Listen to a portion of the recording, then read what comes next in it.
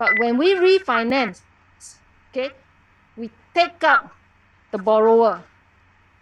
Okay, only one party. You can have two owners, but one borrower. Okay, so you immediately free up that person to take up the next loan at 75%. Can? Okay, so that's the concept of refinancing by removing a borrower from the existing loan because they don't want to sell. Okay, your hands are tied. They don't want to sell. But the good thing is they're willing to pay ABSD. Okay, so in this scenario, you can actually help them to get 75% loan. Can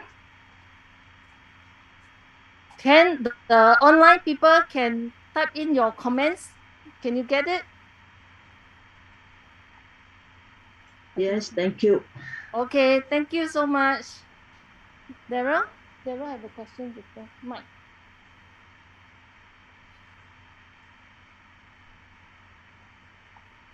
Yes, Daryl. The question I have is on the bank. It seems that sharer also have to go because they want to know the result file. And if they know that it's because they want to rent it now, will they be? Yvonne, Sorry? are you talking? No, Daryl is the one that talking.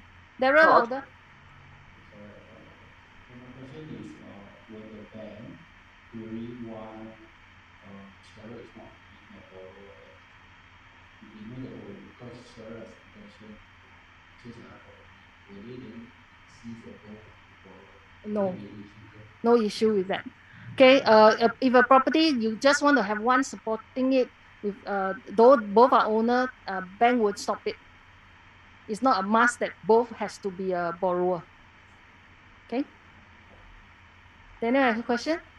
No. Okay. Good. Thank you. Online, any question? Yes. So Yongming here. Just a quick one. Okay, I saw Yeah. the difference in income between Tommy and Cheryl. So in this case, would you advise to take the higher income one for the purchase of the second property and then let Tommy to take out the current loan of 500K? Yes. So I actually stated over here that leave the higher loan ability person or the longer tenure party for the bigger loan quantum. Okay, so meaning to say Cheryl is younger and she actually has a higher salary, right? She actually has a higher salary, so she can actually loan more. So typically we will keep the one that is able to loan more and longer period for the new property that they're going to purchase, since the existing one can be supported by the lower loanable amount party. Yes. What?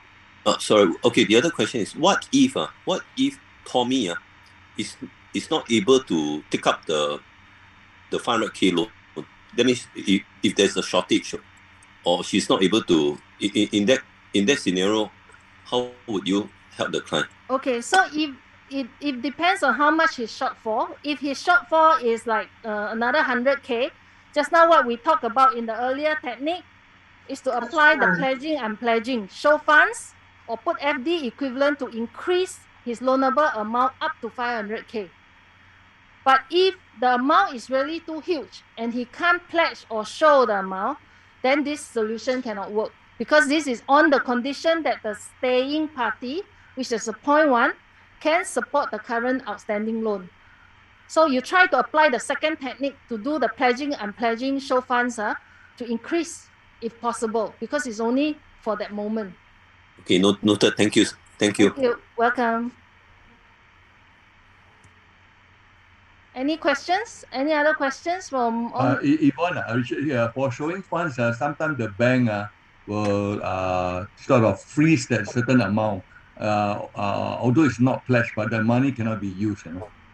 Repeat when you again. show funds, the bank normally will put a lien on the money, the particular money. You cannot use it, take out to do other things. So it's like it's not pledged, but then at the same time you cannot take out to use other purpose. Usually the bank will put something like a lien on it, So what I'm saying is when you show fund is not much different from a pledge, No, it all depends on the client profile and the industry that this person is in.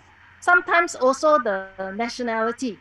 Okay, so generically, if you were to show funds, there is no condition tagged to it. However, in some certain cases, right, for example, you show funds to help a young kid, a 21 kid of yours who is not making any income at all, which is still schooling. Okay, then sometimes the bank may tag that your show funds needs to hold there for 18 months or until certain period. Okay, because the younger is totally not making any income at all, and they want to tie you down to be assured at least for the next 18 months before she start working or something. Okay, or sometimes it can be nationalities such as Indonesians. Okay, that they have lots of money to show. Okay, but Indonesia are still considered high risk country, okay, in terms of money movement and things like that. So sometimes certain bank will also tag a condition to it. But generally, in all cases, if it's a very straightforward case, Singaporean and things like that, when you choose for the show funds option, right, they would not tag a condition to it unless you're working in an industry that currently very badly affected by COVID. In the recent 1 year, with the COVID condition, we do see some variations when people try to show funds or pledge. It's not as so straightforward in the past. Generally, it's because of the industry that is in. If they see that this industry is high risk, then they will tweak. Sometimes they don't allow you to be fully show funds. They will say, okay, I allow you to be 50% show funds, then the 25% is on an FD basis. Okay, so they may come up with variation proposal because of the current COVID situation. Okay, thank you. Okay, we also have situation. Yvonne, sorry, this is Helen on the line. Sorry to disturb. Okay, No just problem. to talk about the show fund thing. This show fund thing, just now you mentioned that actually my mind is that I understand it's show twice, but just now beginning you said that show once only. Yeah. Sorry, why is it once? Is you mention something about overseas currency? Yeah. Okay, the bank recognize that for major currency, they allow you to only show one time, which is at the point of signing the letter of offer. Okay. Okay. Which is US dollar, pound, and euro dollar. Okay. At this point in time, they classify it as a major currency that you can show one time. So the show one time just show euro US currency lah. Yeah, a quick amount in that full currency. So let's say you have it in Sing dollar, you will have to convert it into a US dollar and show it to them in the account before they will allow you to say that, okay, proceed. So sometimes people do that and they suffer interest, so-called exchange rate loss. Sorry, example, so if let's say 300K show fund or 500K, so in US will be? So you will have to wait at that point of time when you're doing the loan application, right? They will use the exchange rate then, and the bank will tell you it's equivalent to how much USD they have to put in. So that would be much more, it's like the example. Exchange rate there and then. Based on the exchange rate. So if we use euro or use USD to show, it's only show one time show fund. At the disbursement of the loan, no need to show.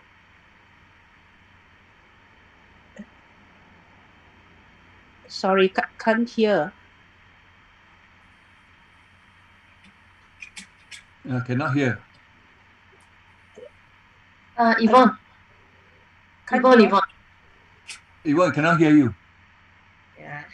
Just give us a while. Let me check. Let me check if I'm.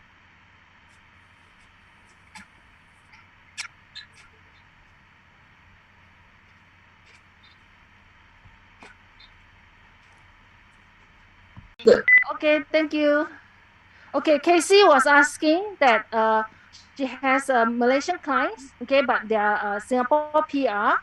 When they show funds in their Malaysia ringgit, does it has to be converted? The answer is no. It can still stay as Malaysia ringgit in that account, okay, but the bankers here will do a conversion of the equivalent value based on the exchange rate, then they will say, okay, how much your this is worth? Is it enough to show as the amount that is equivalent in Sing dollar? If not, they will have to top up. Okay. Sorry, just check with you. Go ahead. The fund has to be in Singapore bank, inside Singapore bank? Doesn't have to. It can be in the country where the money is in. Okay, thanks. Yeah. Yvonne, Richard, I have come across the last time when you show fund, the bank specify the fund must be in the account for the last 3 months. Yep. Yep. Depends on banks. There are some banks don't need that. There are some banks more conservative. They said it needs to be last 3 months. There are cases that I handle where the money is actually from parents, okay, and it was just credited a day before. And when the bank's balance was being printed out, the money is there, the bank recognize it. So it all depends on which bank you work with. Some are very strict, some are just show me the balance statement will do. Hi, Yvonne. Yes. Angela. Okay, Angela? just now you say the SPR case, the Malaysian ringgit, the bank will calculate if convert to US worth how much. That means they don't have to actually convert the ringgit to US. No, that one is on the case that was talked about was a Sing dollar basis. But if it's on a US dollar basis, the major currency, right, you will have to show it in that currency. That's why even for Singaporean where they have the Sing dollar, if they want to show only one time, they will have to convert it to US dollar. Okay, major currency, the conversion needs to happen and show in the actual currency amount. They can show once. The case that Casey was saying is that it's already Malaysian ringgit, but they want to borrow an equivalent amount, the major currency, but show funds in Malaysian ringgit, then they will do the conversion. It need not be converted to Sing dollar in order to do that. But show twice. Okay, show twice if it's the thing. If it's a show once, then it has to be major currency. Convert even for the Malaysian case. Okay, so that's exception. My case was we need to show twice during LO as well as disbursement, and typically that is a standard to show twice. Once is not the major currency, standard is show twice. Okay. Yvonne, Yes. Helen again. Yes. Sorry, just Hi. now because we couldn't hear your answer. Okay, I just want to go back to the example. Singapore money 500K. We just want to show fund one time only. So you saying the US, that means US we show also 500K, is it? No need, because if it's unless depending on the currency exchange rate, so it can be slightly lower in terms of the USD. No need to be 500, depending on the exchange rate, maybe 400 plus. Yeah. Okay. But You have answered need me. to Thank you. physically convert it. Understand. Physically convert it and then put in Singapore bank, right? In a US dollar account. Okay. Understand. Thank you. Thank you. Yvonne, Richard, just now you talk about the loan switch to restructure to one person loan. Some bank, they see if the owner is two owner, they may ask for the other person to sign guarantee as well. As a guarantee, I guess it depends on the profile of the individual that is stay behind, whether it's earning income and things like that. If it's just purely show funds, right, in order for that person to get this loan, sometimes as a guarantee to the bank, then they may say, okay, even though you are getting out, we need someone to be a guarantor. So with cases like this, that father is the guarantor for the child, okay. So because it's purely show funds, so sometimes banks just want to have that assurance. It may happen case by case basis. So you need to find another guarantor outside this The two guarantor is just someone that, okay, in case it fall off, that bank can go to that person. Yes. Okay, thank you. Okay. Yeah, but not always. It all depends on the individual profile. Usually no need. Okay. Yvonne. Yes. Yvonne, okay, so Yes. say for example, if Cheryl becomes the guarantor and Tommy remains as the borrower, so Yes. can Cheryl able to go and get a 75% loan at elsewhere, another bank? Yes, because guarantor is not a borrower in the credit, but because you're already a guarantor for someone, sometimes bank may do your assessment and do a haircut. For example, based on your salary, you can actually loan $1 million. Okay, but because you have an existing guarantor to someone or some funds, okay, they may reduce it to say they will only loan you 800K. That one is subject to bank assessment.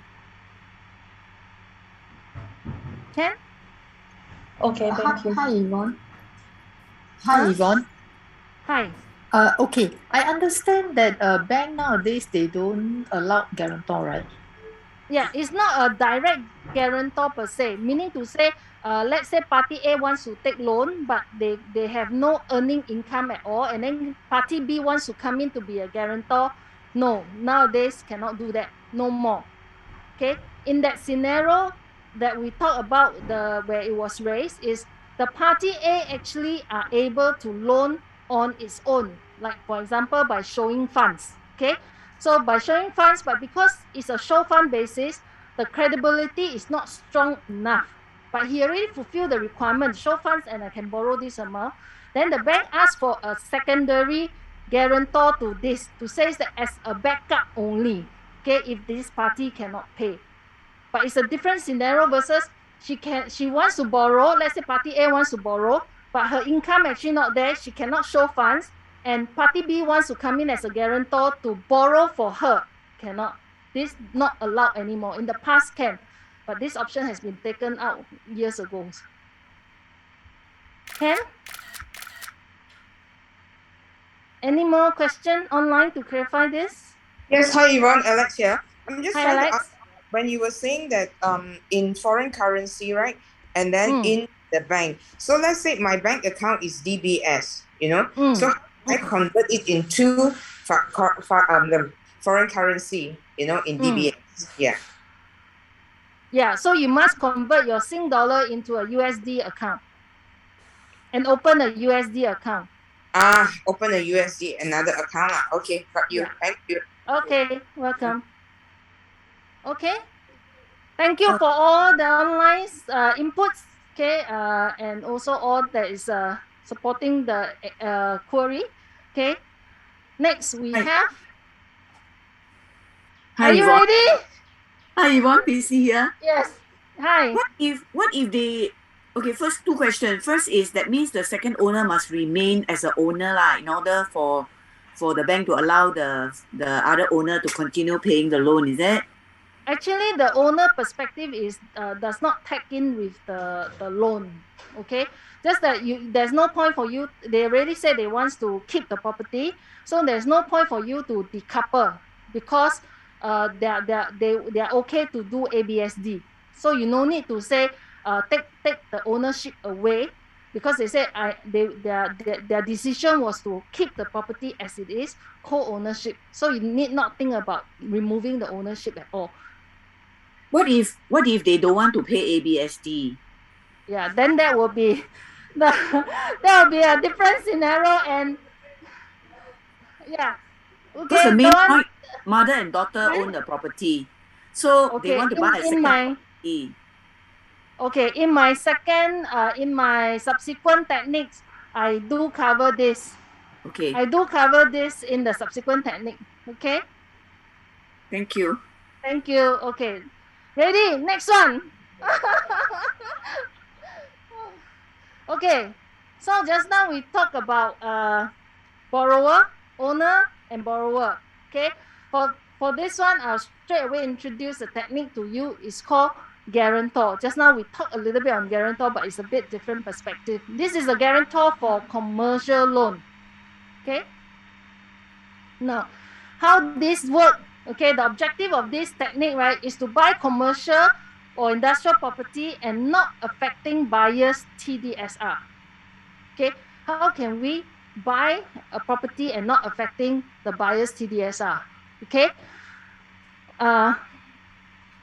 must buyer is buyer must buyer under must buy. Okay, this called late night work. Okay, sorry. Must buy under company name. Okay, why? Investor holding company or private limited company, they do not need to have trade records, okay, to support the loan. It is based on the guarantor's income. So let's say you set up a company, okay, you need not have past 3 years trading profit and loss statements in order to loan. They were based on the guarantor's income, okay. Guarantor TDS are not affected in credit bureau. Okay, when you are the guarantor, just now I mentioned, credit bureau can't see it. But because when you apply for loan, they will ask you, are you currently a guarantor for anything? You still need to declare in some way. Okay, so I'll touch on that subsequently. And then must work with commercial bankers for the company, for the commercial loan. Okay, I specifically highlight here, not with UOB residential banker who can do personal commercial loan. Okay, UOB is a very special one. They're residential banker. They can also do commercial loan under personal name. Okay, UOB is the only one that can do this. Okay, so they will have that visibility on commercial loan exposure. But generally in other banks, right, the residential banker cannot do commercial loan. A commercial loan, you go and talk to my commercial banker. They cannot touch. Only UOB residential. Just take note of this subsequently because the case study will tag to that. Okay, so how this work? Let's say you have a XXX private limited. Okay, take up a loan from UOB. Okay, take out a loan from UOB. Okay, so XXX private limited is the owners of the company and also the borrower for the loan.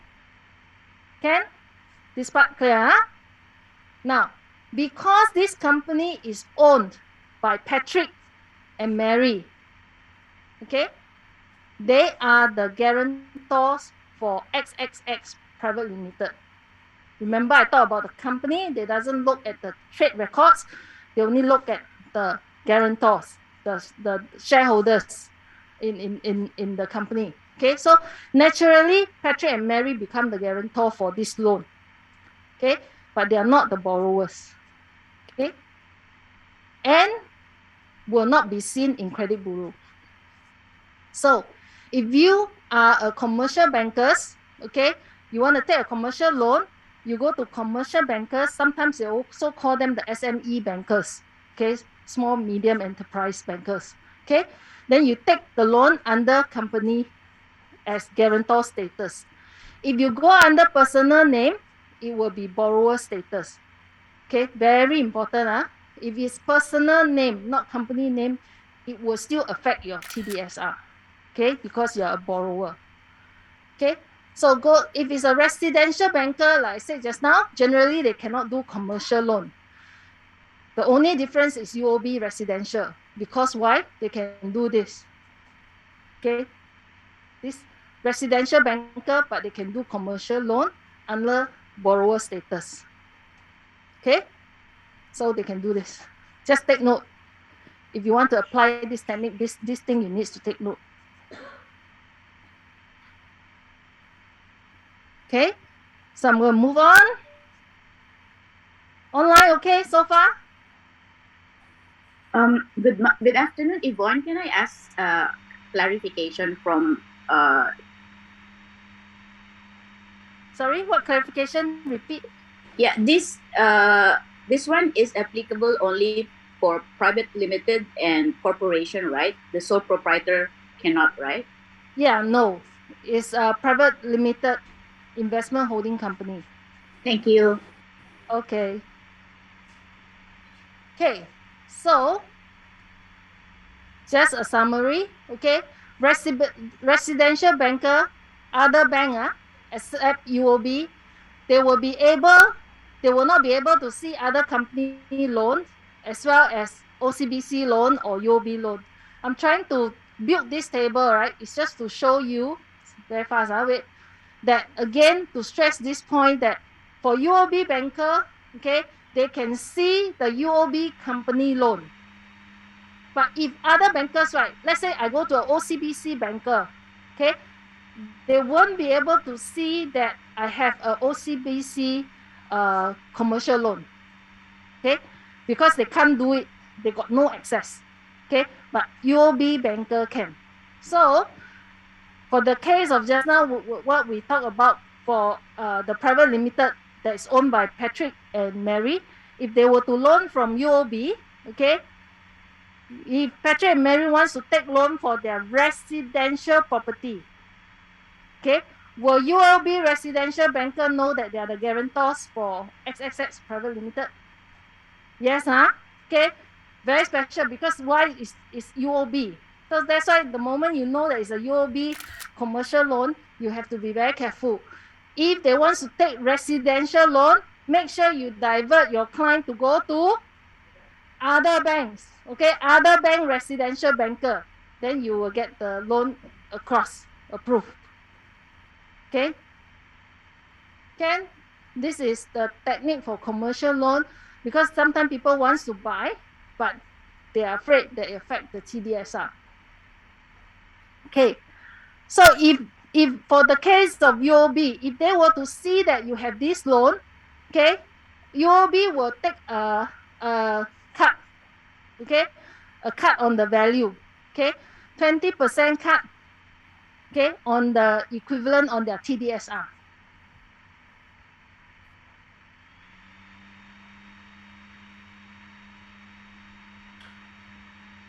Okay. Yvonne, why is there a cut? And secondly, does it mean that if you want to do this, you don't borrow from UOB? Exactly. The thing is, if you want to go to do a residential loan, don't go to UOB, because they will be able to see that you are currently a guarantor for a commercial loan. They can see, but other bankers cannot see. So if you were to go to them, unless your TDSR is very good, very high, even with the card, right, you can still borrow, then it's fine. See, Casey was sharing her experience that she has a case like this, that the case almost burst, right? Because of this, UOB banker was able to see the commercial loans that this person has, so did not proceed. But if she's aware of this, she goes to other bank, no issue, will get the loan approved. Okay.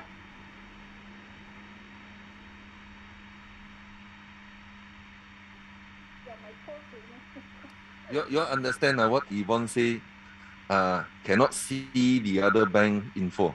Is that what I'm saying, right? You understand? Yes. Meaning the information behind, meaning the so-called the customer, whether they have another loan with the bank or not, right? It's the loan information will not be seen, because credit bureau don't even capture that, so they don't have visibility to that at all. Okay. Commercial, don't go for UOB. Buying commercial, don't go for UOB. You can go for UOB, not issue. Just that if you want to take residential, don't go back to the UOB bank because they can see your commercial loan. Just make sure you go to other banks. Okay, then no issue. Okay. Any questions? Online, okay? Can I move on? Next one? Okay. 还有啊，他说吃饭了啊，so he watched the time, I just go on. Okay. Next. Okay, case study 6, which is reference to that actually. Yeah. Yes, and in fact, they should approach other bank if they want to get the full, unless, like I said, the TDSR is very strong. Even with the haircut, they can still proceed. Then they choose to stay on with UOB, it's fine. We have situation that they can't. Then it's better to go to other bank to be straight cut, to be able to approve. Question? Okay. Hope I addressed your question. Okay, so case study 6G. Okay. Paul has a maximum TDSR of 1.4 million loan. Okay, loan up to 1.4. He wishes to own a residential property at 1.6. And at the same time, own a... Oh, I only touched one key. Okay, so sorry. Okay, at the same time, own an industrial property at 800K with maximum loan. Can it be done? Confirm yes, very strong yes, very good. Okay. Yes, can be done. Okay, if he wants to own two. Okay. Does it matter whether Paul buy his residential first or buy the industrial unit first? Important. Does it matter? Yes. Residential. Yeah. Wow. Some even already answered the next question. Okay. Yes, it matter. Okay. Which one to buy first? Residential? Resi. Very good. Resi. Okay. Why? Quantum higher. Quantum higher. TDSR. TDSR affected. Very good. What else? Limited banks that you can borrow from. So then we do have industrial. Okay, so let's see. The answer is yes. Okay. The answer is buy industrial first, not resi first. Why? Because the moment you buy your residential first, your TDSR is down, right? Your TDSR already come down because when you go and do your industrial, okay, industrial, like I said, is based on what? Your guarantor TDSR. Okay, because if your TDSR already down, then by the time you go and buy the industrial, your borrow limit is dropped. So you should actually do industrial, and the industrial is not seen by residential bankers. So I go and buy the industrial first, my credit still stay here. Then I go and borrow and buy my residential. There is impact, but the answer is industrial first. 知道吗? Okay, good. I thought the other two banks cannot see. No, because remember the concept. Let me reverse. Reverse this slide.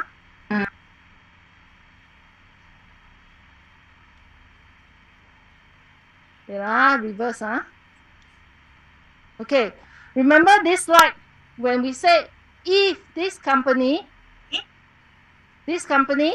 okay, they are the borrower. Once if it's owned by Patrick and Mary, they are the guarantor. Okay. They naturally, how they get this loan is based on Patrick and Mary's TDSR, because this company doesn't have, let's say, trade records, and they don't even look at the trade records. When they borrow it to the private limited company, they actually based on the owners, okay, the shareholders TDSR. So if you have gone ahead and used your TDSR for your residential, it will drop. It will drop. So by the remaining TDSR, then you go and buy your industrial, you may not have enough. But if you were to go and buy your industrial first, your TDSR are not affected as long as you go to a different bank. Okay, go to a different bank. Then you will not get your TDSR affected at all. Yvonne, for this industrial loan, sometimes the industry that you put yourself in is also very important, because some industry not favored, they will not give the maximum loan. Correct. Industrial loan is really very subjected to bank assessment, and then what industry that is in. Okay, especially lately, for the last 1 year, with the COVID situation, some of the industry, they really do haircut. They still loan you, but they don't loan you to the maximum. Yes, some industry, I have personal experience on some, that credit record is very, very clean. Just because of the industry that they're in, bank do a haircut. Don't want to loan to the maximum. Okay, thank you for your input. Okay, so sorry. Yes. The TDSR is only applicable to residential property. You buy a commercial, you mean you still need to work out the TDSR? Yeah, because if you are using the same person as the borrower guarantor for the commercial loan. Okay, if strictly you are taking under a company, okay, and the company have trade records to support the loan, okay, then the TDSR may not be a big impact, but they will still access. Okay, in the industrial sector, they look at both. Okay, if the company has been there for a long time, your trade P&L as well as the guarantor's TDSR will be a combination that they access.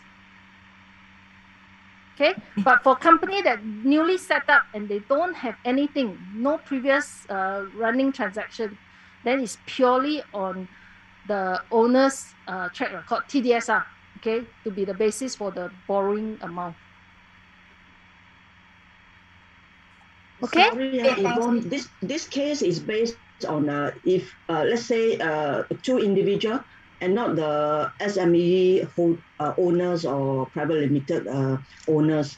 If the case is a couple, will the answer still be the same, buying the industrial first? Yeah, if confused here. Okay, if it's a couple buying your whether you didn't set up a company, if it's a couple that is buying a residential and an industrial, they're all using the one TDSR under you, so it will be affected. Whichever you buy first, it will still be the same. Your TDSR will get affected because you're buying under personal name. Once you're buying under personal name, you are the borrowers for the loan, okay, and your TDSR will get affected. When this technique is introduced is when in a situation that you don't want your TDSR get affected, then you go and buy under a company, okay, and then you are actually a guarantor and not the borrower. Okay, so then you apply this technique. But if you intend to borrow under individual name as a personal borrower, then it's purely based on your TDSR and you will get affected either way. Which one you buy first will get the TDSR minus up. Even Richard again, for this company loan, the other problem is not a big problem, but you still need to prepare profit and loss audit. The next 2 years, the company got to continue to show accounts all that. So there's an extra work which once you use a company, the IRAS will always chase you for your annual return filing, all that. Yeah, it's a standard. The moment you want to set up a company, then annual filing of your P&L is a must. Okay, so these are things that you will consider. But people that have been buying commercial and industrial property, right, they're quite familiar with this process. You know why they buy under the company. See, our RSM Daniel is knocking head very strongly. Okay, people will do that because it won't impact their TDSR and they can buy multiple. Okay, we move on. Victor, let me know if it's lunchtime. After this slide will be lunchtime. Yay, one more. And then the online can also take a break. Okay, one more technique to go. Last one. Okay. Huh? Oh, actually one more slide on the same one. Okay. Keith currently already own 2 commercial properties and have an outstanding loan of 300K and 500K respectively with UOB, with a monthly mortgage of 3,006. He doesn't own any residential property and has no other residential loan. If his fixed income is 10,000 and age is 42 now, okay, can he still loan for his residential property? Yes, go to another bank. Huh? Online say what? Sorry? Yes. Go to another bank. Don't go to UOB.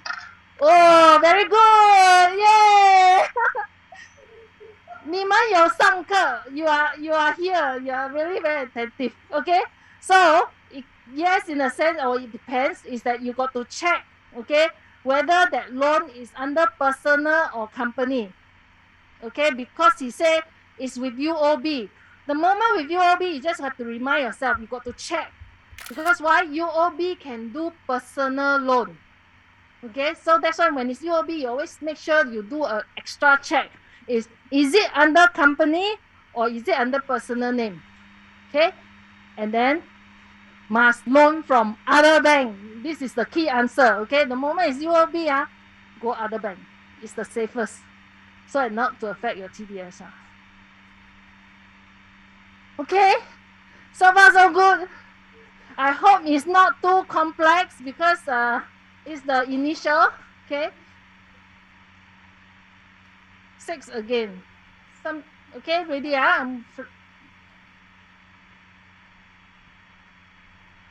Welcome.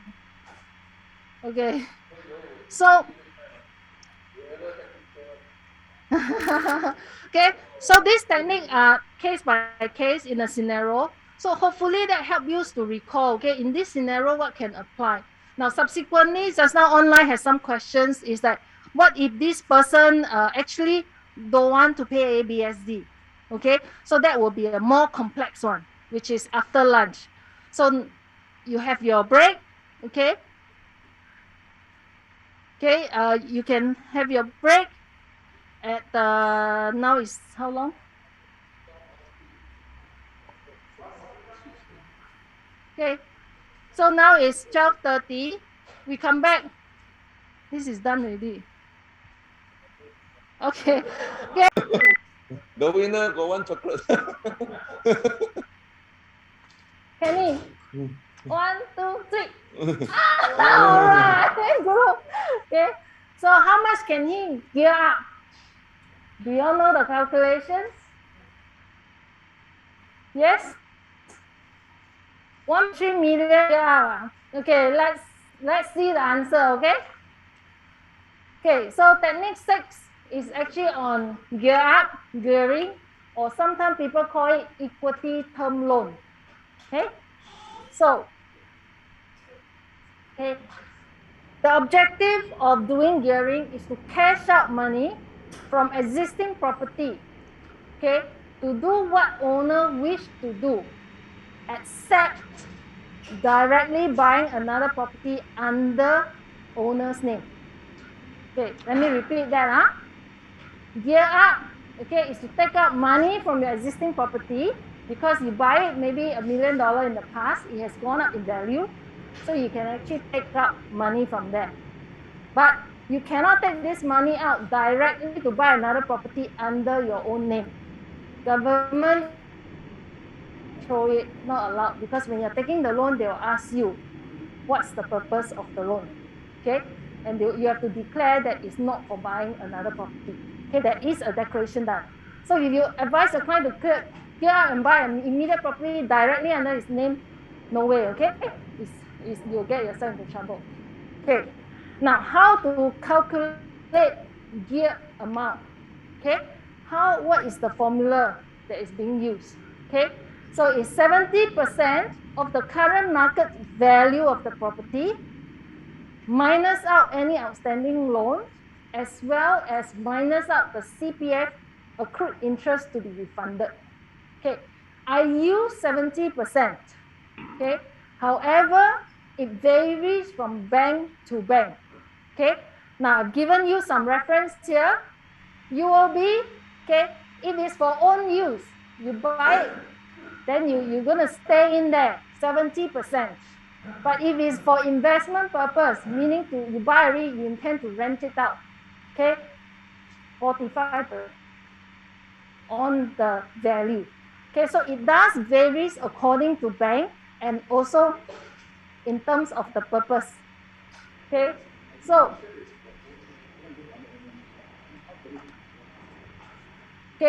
if let's say you didn't.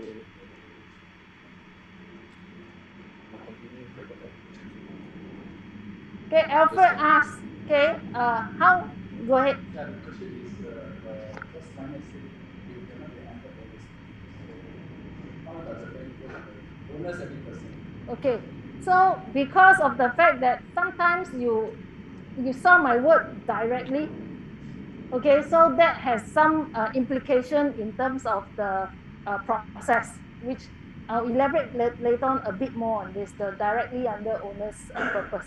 Okay, so OCBC and UOB is quite close, okay, at about 70%. So, but Maybank is quite high, up to even 75% of the current value. Okay, so if you are using it to calculation, generally we use 70% is quite safe. Okay, and also for our exercise later on, we will all use 70% as a calculation. Okay. Now, terms and condition. When can you actually do gear up on an existing property? Okay, it can only be done after the project is TOP. Okay, during BUC, let's say it has increased in a bit of value, bank doesn't recognize that. It has to be upon TOP. Okay, only one property and owner occupied can gear up to the max of bank guideline.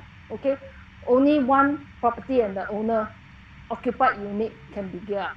Okay, if have existing mortgage loan, because it's a second loan, right, then the gear up is only at 45% value because of existing loan. And TDSR is applicable. And do you know what? For equity term loan, the installment cannot be financed through CPF. Okay, that's also one of the setback, or sometimes people has concern with all equity term loan has to be financed with cash. Okay, so something to take note. Now, so we're gonna use this technique and apply into Bob's case. Okay, so in terms of Bob situation, he is gearing up to pass it to his son to buy. So it's not directly buying, even though it's property ownership. Okay.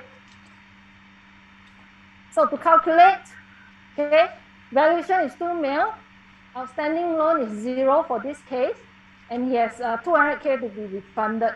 So to calculate the gear amount, 70% of 2 mil minus 0 minus 200K.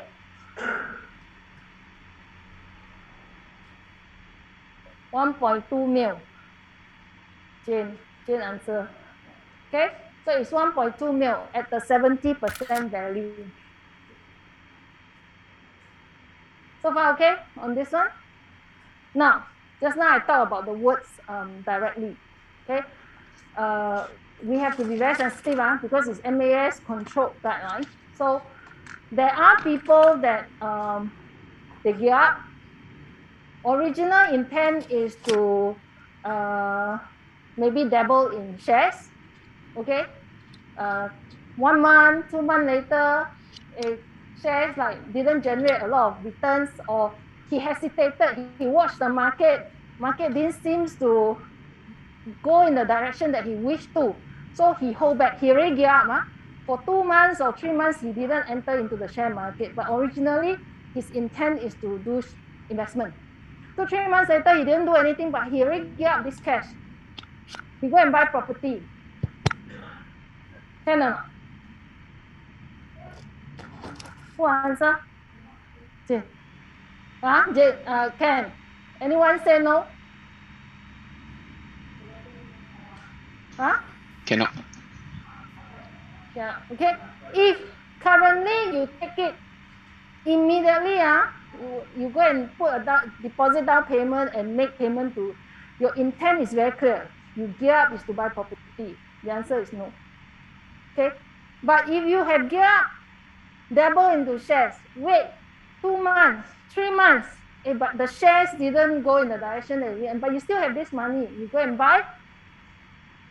So far, people do that. Okay, so that's my answer to you. People do that.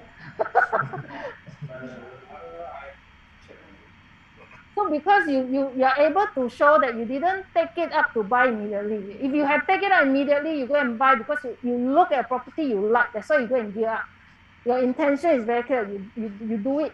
But if your intention is others, for example, someone that I know of gear up, he lent this money to the sister, okay, who intended to buy a property. But the sister, after going through IPA, blah, blah, blah, and things that has a little bit of complication and end up couldn't loan to the maximum value that they want and couldn't buy the property with the sister. Okay? This money get out already. So, but sister didn't buy. 3 to 6 months later, can he use that money and buy property? For that case, he went ahead. And also no issue. It cannot be seen as a direct purchase. Immediately take out, go and buy something. But over a period of time, if you actually have other intention and you can justify your other intention, then people still proceed to buy. Okay, so that's something I can share, but it's something that you have to get your own buyer to assess whether he wants to do that or not. But for such cases where you gear up and pass to someone else, it's definitely okay. All right, so in this scenario, it's perfectly fine to gear up and help the sons to own the property. Can that one straightforward. Rina, okay? All right. Everyone else okay? Online, okay? Okay. All Hi, right. Yvonne. Hi, Yes? Yvonne. Alex here. Hi. Okay, your gear up is only for private, right? HDB cannot, right?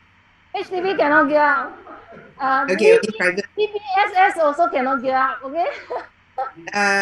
Okay, understand. Thank you. EC can. Can they gear up commercial property? Can. Oh, good question. Okay.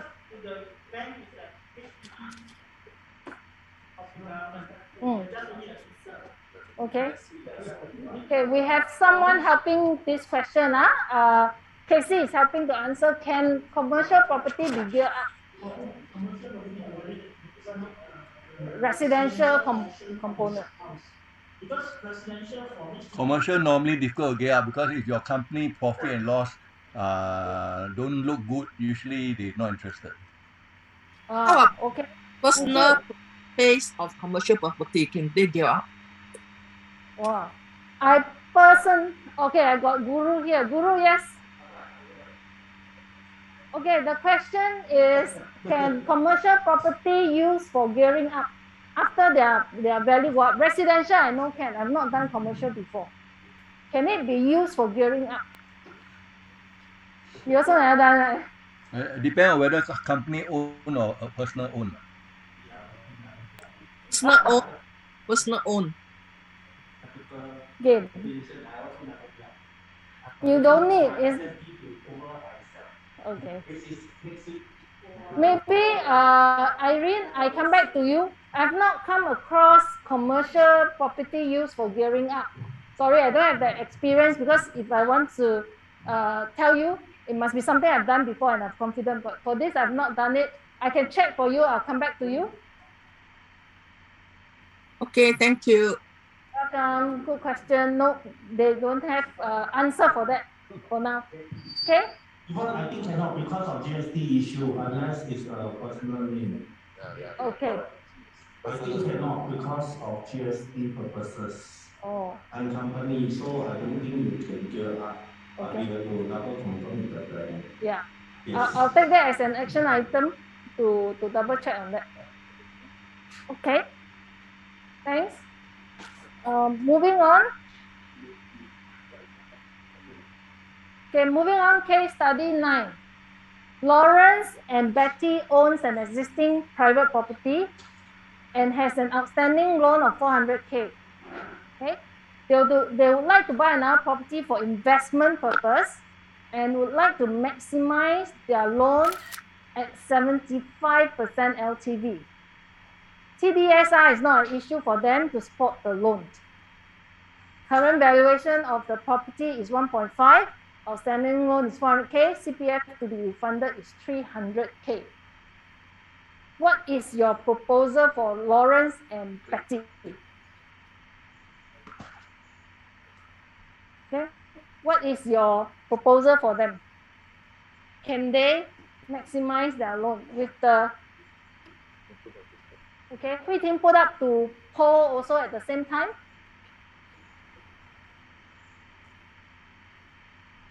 Okay. Is it possible? Yes. Refinancing 2-to-1. 2-to-1, okay, great. You learned just now from earlier, right? Fantastic. Do refinance and then gear. Okay, so the answer is possible. Okay. Okay. Poll result. I can't see. I can't see the poll result. Yeah, you cannot see the poll result, right? Yeah. Cannot see the poll result. Okay. Because I can see. So yes, we have to refinance. Remember just now the two borrower, two owner. So if you want to do that for the other party to actually loan up to maximum, so you can refinance, take out the borrower, right? When you take out the borrower during the refinance, you can actually gear up the value under one person's name. Okay, so then the other free up party can take a 75% loan. Okay, a lot of time we are stuck. We always say that there's existing loan we can't. So we always need to think out of the box. What can you do with the existing loan? Can you restructure it? Can you refinance it so that it become one borrower and free up the other party? Okay, so that's the intent of doing this. So how to calculate the gear up amount? You remember the formula, right? 70% of the bank value minus outstanding loan minus fabulous. Okay, so let's calculate the amount. Next slide. Next slide. Okay, 1.5 mil, 70% of 1.5 minus the outstanding loan of 400,000. Okay, minus the CPF to be refunded. The amount is 350K. You got it? Online? Can follow? Yes. Yes? Thank you. Okay. Supposed to do whoosh, is it? Y'all got it? Easy or not? Easy. Let's do something. Y'all got it? When you say got it, you say, whoosh.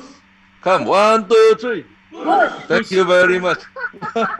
Okay, so whoosh. Thank you. Online.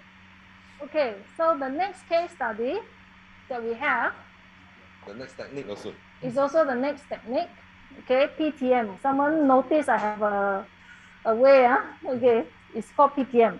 Okay, currently Michael's loan entitlement in terms of his TDSR is at 1.2 million. Okay, which means his maximum purchase price is 1.6. How do I get that? 75%, okay, of the value. So if you know that he can loan 1.2, meaning he can buy up to 1.6. Okay, Michael proceed to purchase the property A at 1.6 mil. Okay, and with an outstanding loan of 1.2 million. Assuming the property value increased to 2 mil after 2 years. Okay, how much can he gear up?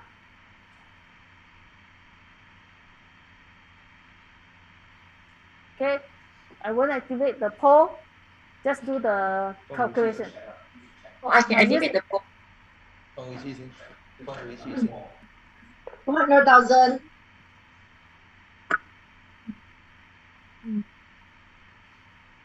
Victor, I can activate the poll. I can send you the result. You can activate the. Okay, you can send result, huh? Okay. Yeah, WhatsApp.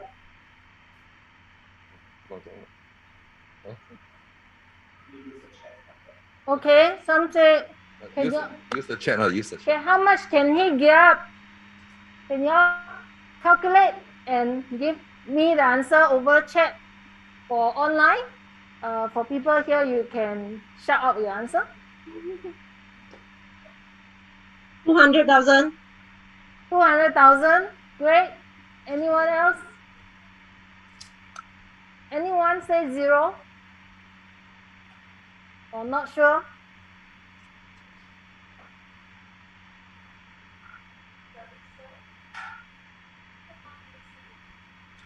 resale. He already purchased it already. Okay.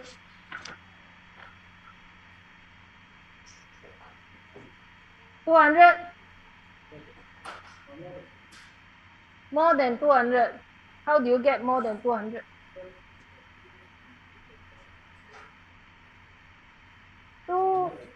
You're saying that the outstanding loan would have reduced because of it, but we use it as a fixed number to count. But in reality, things change, right? But we use it as a fixed number to count that the outstanding loan is 1.2. But his TDSR is already 1.2, right? So cannot loan. Who's that? Huh? Catherine. Catherine, fantastic. The answer is 0. Okay. Now why? Why? Okay. Purchase property is 1.6. Valuation after 2 years is 2 mil. Wow, how come it show up immediately? Okay, sorry, reverse. Okay. CPF refund is 0, but because of his max TDSR, okay, so even though you go by calculation, 70% minus 1.2 minus 0, right, you actually get 200,000. Because of his TDSR is flat, already maxed out, he can't gear. Okay, so sometimes why I call it PTM, it's called proactive tenure management, okay, or TDSR management, because if you max out his current TDSR now, even subsequently when his property increase, he cannot gear up. So you rather upfront buy a lower property so that he can get cash. If you are doing asset planning, you are doing a long-term process, then some of this you have to take into consideration. That's why it's called proactive TDSR management. It's like, okay, don't max out this person TDSR. So in the same similar scenario, assuming, okay, assuming, let's say I move on to the other one, that if you have asked him, instead of buying to the max, because you know that it's his TDSR is 1.2, you only ask him to buy up to a property that is 1.2 million only. You didn't go up because he can actually buy 1.6 earlier. The earlier example was he bought at 1.6 and he maxed up. But had you known that the first property you don't max it up, you buy at a lower value, okay?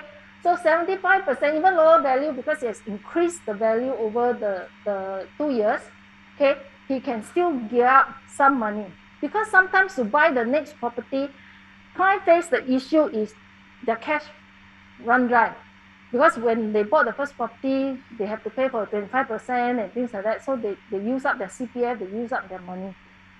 But then at the second round where they are better and they have that money because the current property has already increased, but cash is where they couldn't save so fast.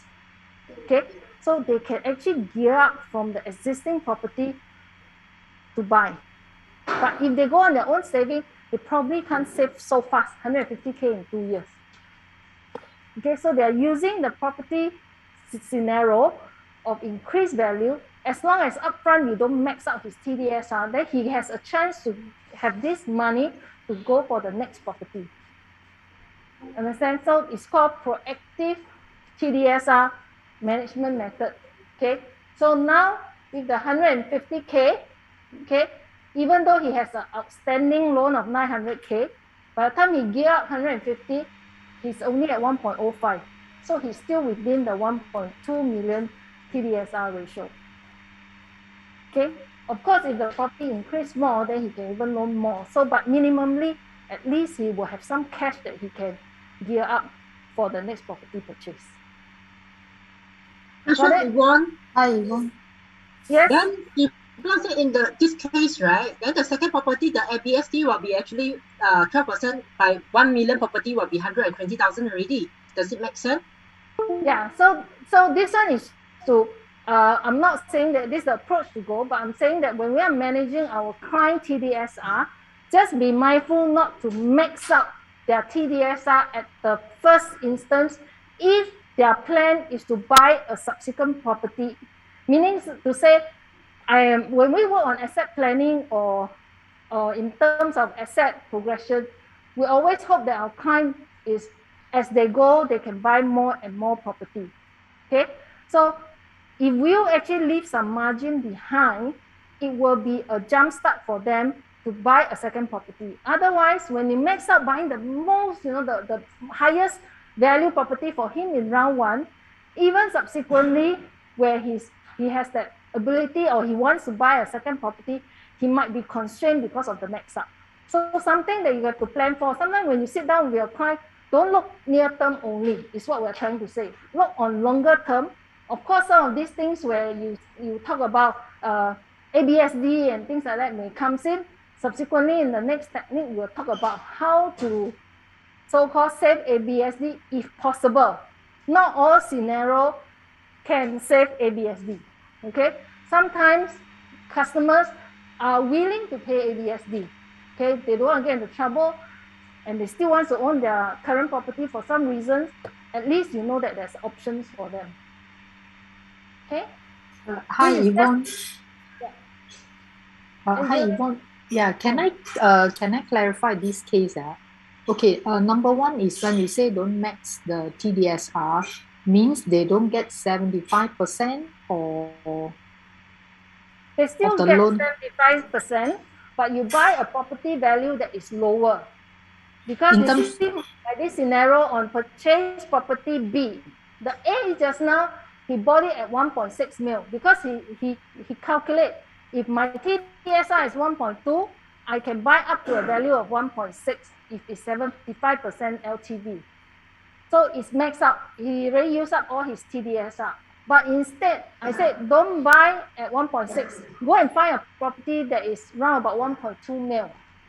He still loans 75%. Okay, 75% of 1.2, which is 900K. So he still left behind a 300K TDSR for potential gear up for whatever purpose. Okay? Okay, then another question is that I thought gear up is only applicable to fully paid up property. No. Gear up can be done on property having existing loan also. It doesn't have to be fully paid up. That's why the formula there has outstanding loans. Okay, 70% of the value minus out outstanding loan, minus out CPF to be refunded will be the gear up value. Okay, you can approach certain bank if it's plus minus certain percent. Some, like I said, some banks can even gear up to 75%. Okay, so, but generally 70% is not an issue. Okay, yep.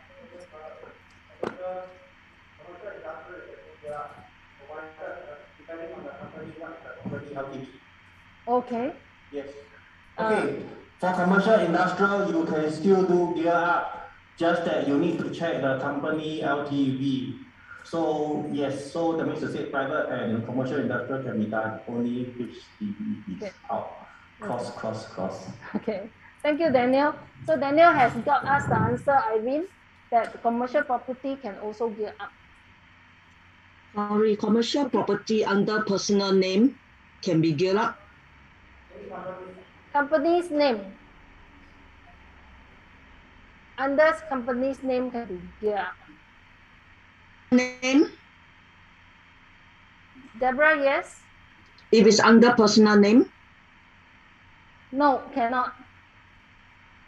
Daniel has actually validated with commercial bankers.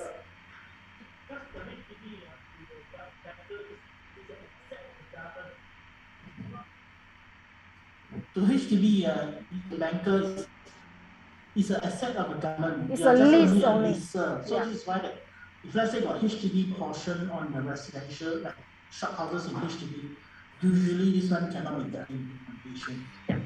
Okay, that's quite clear. As long as there's a HDB component, it cannot be geared up. Yeah, on the residential value, usually 40-60 is the split. The portion will not be able to be worth calculation for gearing. Okay, next. Okay, so This is where the proactive TDSR management, okay, in terms of objective is to help clients to own two properties by proactively managing the TDSR so-called ratio. Okay, and do not use CPF for the first property if possible. Later on, I'll elaborate with some examples. Okay, and do not max out the TDSR loan amount, meaning buy at a slightly lower purchase value, and then it's called a reverse strategy approach. Okay, later I'll elaborate more with some examples that I have. Okay, why do not use CPF for the first property if possible, if you intend to buy a second property. Okay, for gearing up. Okay, Ken, I'll move on. Okay. Mother owns an existing private property, okay, has lots of cash and CPF, and is a high earner. IPA approved for 75% loan for a 2 million property purchase. Daughter age is 21 and has no income and still studying. Wants to own another property. Next private property purchase is at $2 million. How can your client owns the second property without ABSD? I think this questions that was asked in the morning, okay, about okay, a property where the individual wants to own a second property. So how can you help the client to own the second property without ABSD? Can here? Huh?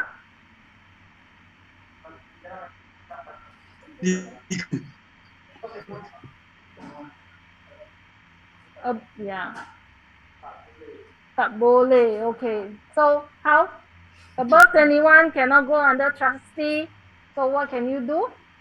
99.1.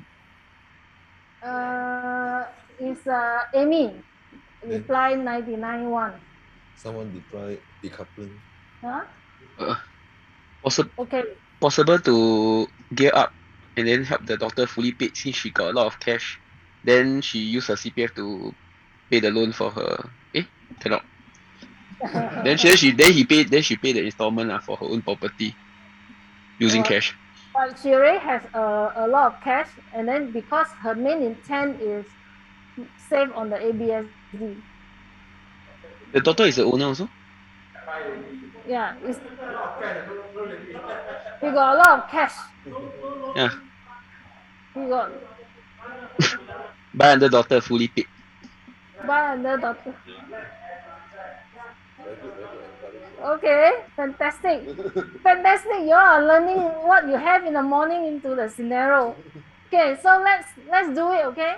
This scenario that was recommended to the client is called legacy planning.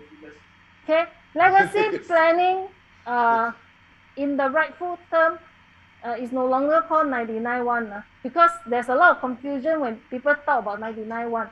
Okay, 99.1 sometimes is an upfront ownership, okay, that you go in, one party own 99%, the other party own 1% when going in as a tenancy in common, okay, because why? In preparation that subsequently one party, the one that's holding 1% will get out to buy another property, so by paying lesser amount, okay. 99.1 now in the general term refers to tenancy in common because sometimes lawyers get confused. Okay, people use 99.1 very openly and then people don't know what is it for. Okay, so in this legacy planning, it's actually now called 101, no longer called 99.1. Okay, yeah, it's called 101 because it has to buy under one person's name first, full 100%. Then you sell 6 months, okay? After that, you sell 1% to the other party, okay? It's a 2-step process. And why 6 months? Okay, Yeah, because it's 101 is still seen as a avoidance of ABSD. customer is still trying to avoid paying ABSD. So when you do it too upfront, right, immediately at the very first juncture, then IRS may still see this case as you have an upfront to actually avoid ABSD. So that's actually not allowed.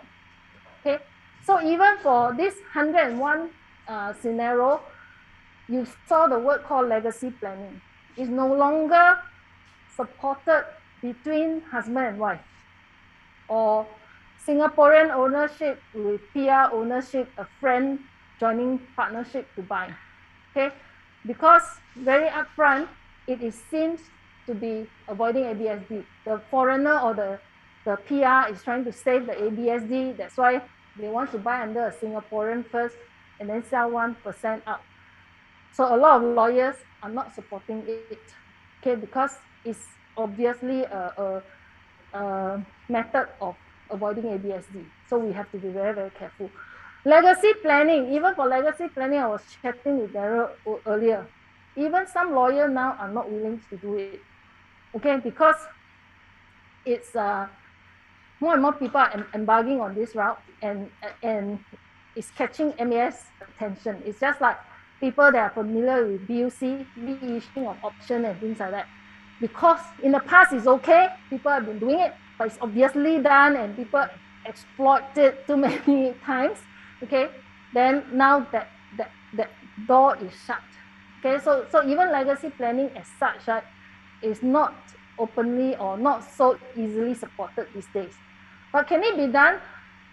There are still lawyers doing it, but must be with good rationale, reason, okay, good intention, because the kid itself, you want to give a jump, and maybe the kids has some illnesses, existing illnesses, so you want to buy that as an insurance and things like that. So case by case basis, you need to talk to lawyer to assess, and you're not the one to talk to lawyer. Huh? In all this scenario, you have to stay out in the advisory role. Okay, we cannot be seen as the one to advise our client to do such method or approach. You can say there are people doing it, but if you're keen to explore, please consult legal advisors. Okay, then the lawyer will actually advise them what are the implications, what are the risks, and if they so want to proceed, then they'll take on the case. Lawyer at that moment will also see their rationale of buying. Okay, because if the case get up, who will also kena? Lawyer will also kena. If it's seen that they're helping to avoid ABSD. So they will be the one to interview your client, understand the rationale of the purchase, and if they feel that the reason behind is good, can be supported, then they will do it. Okay, if not, even now, many are being rejected. Okay, so it's called 101 legacy planning. Okay, now just to help you, why people do that? Obviously, it's a lot of savings. Okay, so this one you don't have to count. I'll show you the calculation. Helping clients to own 2 properties with a child age 20 and above. Okay, it has to be above. Oh, click too fast. Okay, without incurring ABSD for legacy planning, as well as leveraging clients' TDSR if subsequently loan needs to come in. Okay, usually why the parents will come in to take the 1% is because they want to use the CPF, they want to take up loan for the subsequent bank payment. That's why you will do 101. Okay, so condition is child must be above 21 and do not own any property, otherwise you pay BSD anyway. Then it must have sufficient cash for the initial minimum 20% down payment. However, if it's a BUC, okay, and it's already at, let's say, stage 5, okay, then all those payments will need to be cash, meaning you will have to pay first. The loan will not be in time to do the title, so-called inclusive of the 1% buy-sell between the 2 parties. So whatever due payment needs to be cash. Okay, if you want to subsequently do if you want to subsequently do this process, you got to take care of what's the stages of payment that your client can comfortably pay first before the other party comes in. Okay, and then client TDSR must be able to support the second property. Okay, and usually this approach is on BUC only. Okay, because of the title has not been issued and the SMP can be reissued by developer, so the name can be included. But usually there will be a charge of about $500 by the developer to reissue the SMP second time for the two names. Okay, that one lawyer usually will take care of it. They will charge into. Sorry? Can that be done? Yes, can still be done. 101 can still be done, but I said provided there's good solid reasons and lawyer willing to support it. I mean, honestly, I did have cases that go through even recently. Okay, even recently, but it's with good reasons. Okay, with good reasons. Okay, so it's a two-step process. Okay, I'm going through the process with you. So first, party A, the child must be above 21. So buy a BUC. So pay 5% in deposit in cash. You exercise and pay also in cash. At this stage, the initial stage will always be in cash. And then you pay the stamp duty. The stamp duty can be cash or CPF if there is, but lawyer will also usually advise you to do cash. So in this stage, you intend to do a party A, B kind of thing. You always have to preempt your lawyer, okay, to prepare what they call a part sale agreement from party A to party B. Okay, it's called a part sale agreement. Okay, then party A, the child will sell 1% to B, which is the parent, okay, after exercising the SMP. Child will have to pay SSD because within the first year, you already sold. So there will be a 12% SSD payable on the value, 1% value of the sale. Okay. Then party B, which is a parent, will pay BSD and ABSD, but it's on the 1% value again. Okay, only 1%. Both will pay the buying and selling conveyancing costs, and then can use party A and B to pay for scheduled payments subsequently. Parent can also take loan after the part sale agreement has signed. So in the scenario, okay, so in the scenario where this mother, she already has an existing property, has lots of cash, so she can actually help her daughter, okay, by doing so. So the buying price is 2 mil. If the mom has bought it as a second property, okay, she would have paid an ABSD of 240,000 on top of the BSD, okay, then plus legal fee, total stamp and legal fee would have been 307, okay. However, if she has done this step, okay, daughter buy first, daughter pay 47,280, legal fee 25, okay, then step 1, total legal fee incurred is 49780.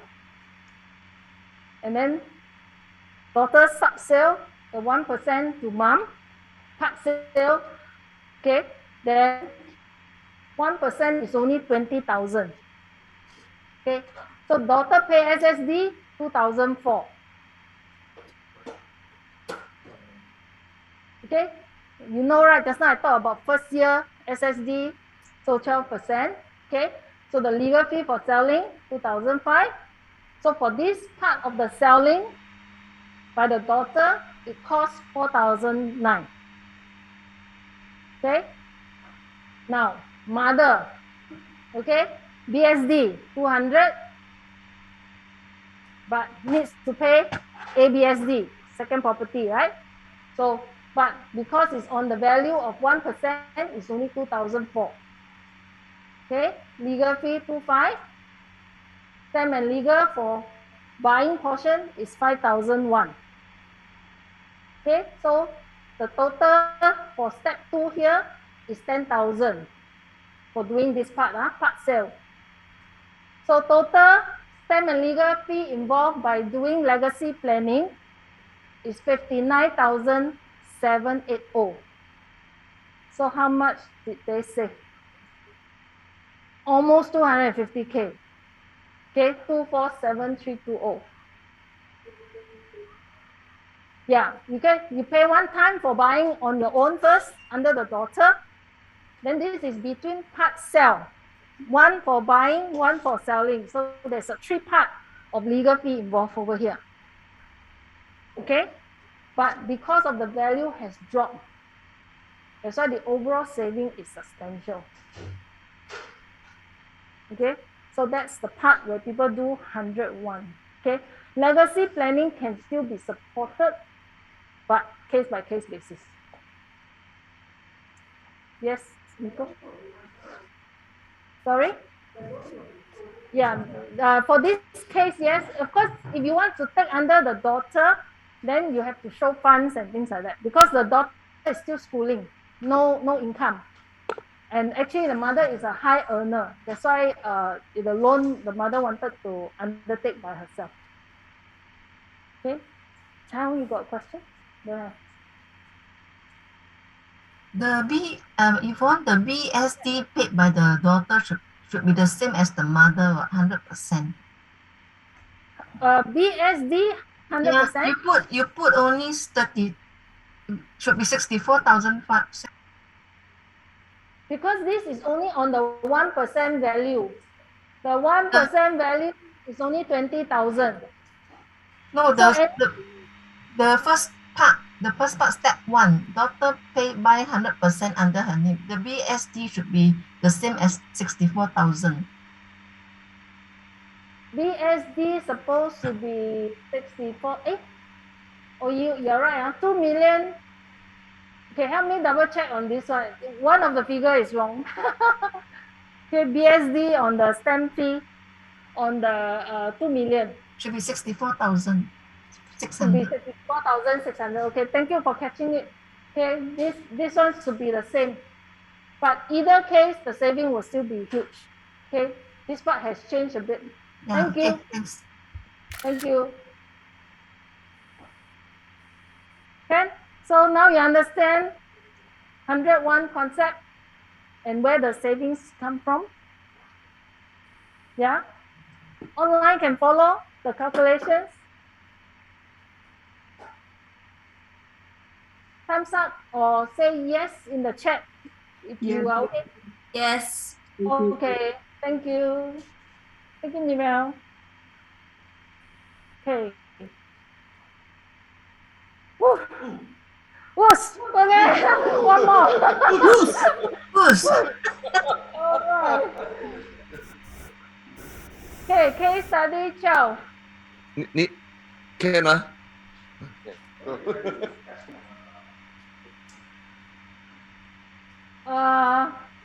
Okay. Okay, so we shall do some calculation using your Instant Pro for those that are not very so-called. Let's do some hands-on. Okay, Mary is a Singapore citizen. Okay, and Adrian is a PR. Okay, they are married couples. They have just sold their HDB flat and wanted to buy 2 properties. Okay, so upfront you already know their goal, sell and then buy 2 properties. Assuming they both have sufficient cash and very strong TDSR to buy 2 properties at 1 million each. Okay, both can buy. Okay, what would you suggest to them so that they can save more on ABSD? Okay, I do have a poll question. What do you think? Okay. And then for people, you can also type your answer into the chat. Okay. What would you suggest? Yes, buy 1 each. But what would you suggest to them? Okay. Buy their first property at 1 million and then marry only, then buy the second property jointly, or buy their first property at 1 million under Mary only and buy the second under Adrian, or buy their first property at 1 under both name then buy second property under Mary SC, or none of the above.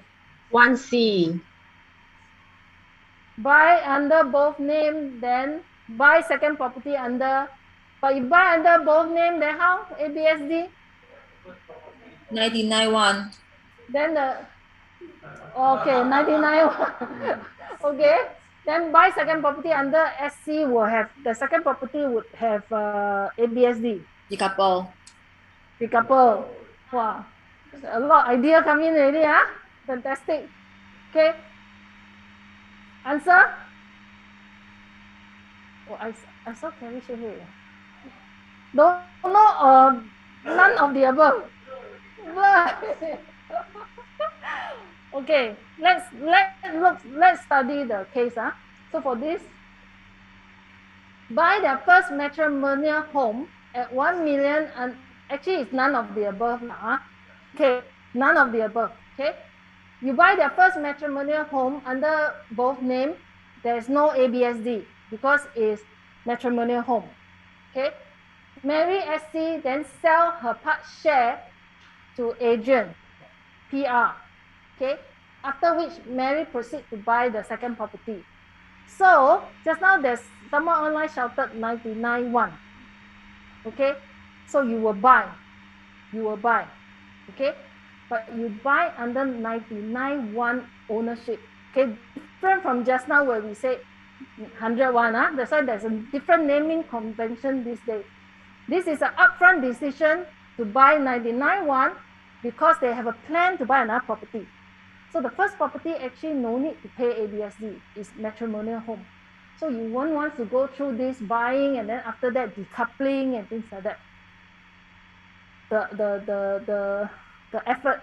But if you, of course, you still need to do decoupling, okay? But you must make sure you take care of what we call part share decoupling. Part share decoupling meaning the ownership upfront, 99.1.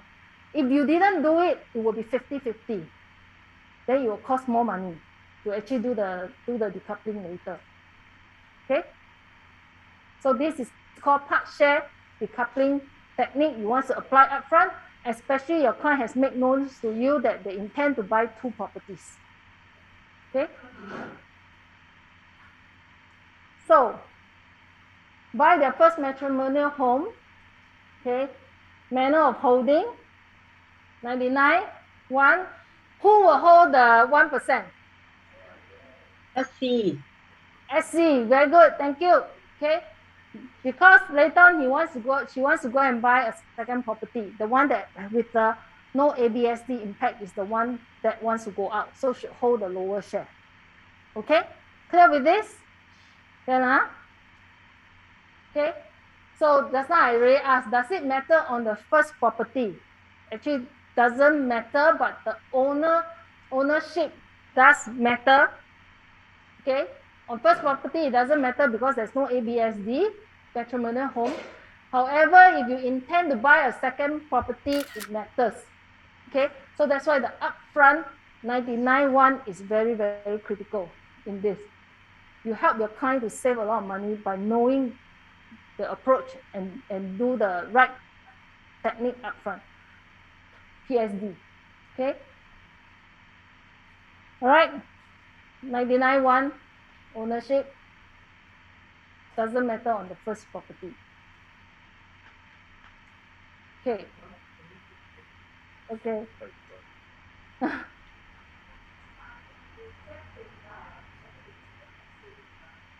Repeat.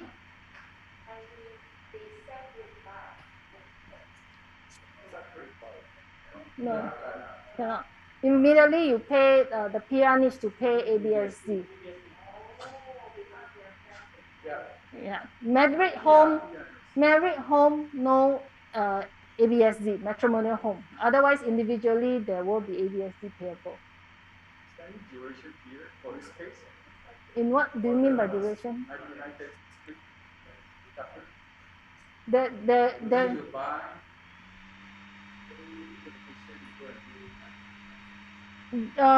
generally, right, a lawyer prefer you to at least have a 6 months window.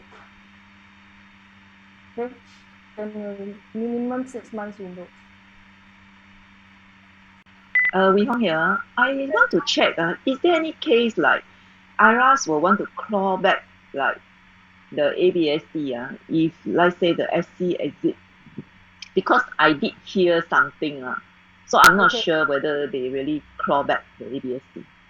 Okay, even for a lawyer that is willing to do be it 101 or part share 99-1 joint tenancy, they always tell you there's a caveat.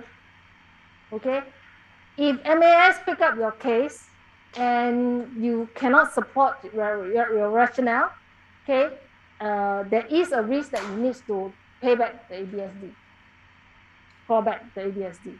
The answer is yes. Even lawyer doing the case, they will have this escape clause to tell you that there is still this risk of MAS check on it and ask you to call back ABSD. But some client will still willing to do it. If they can save, they save.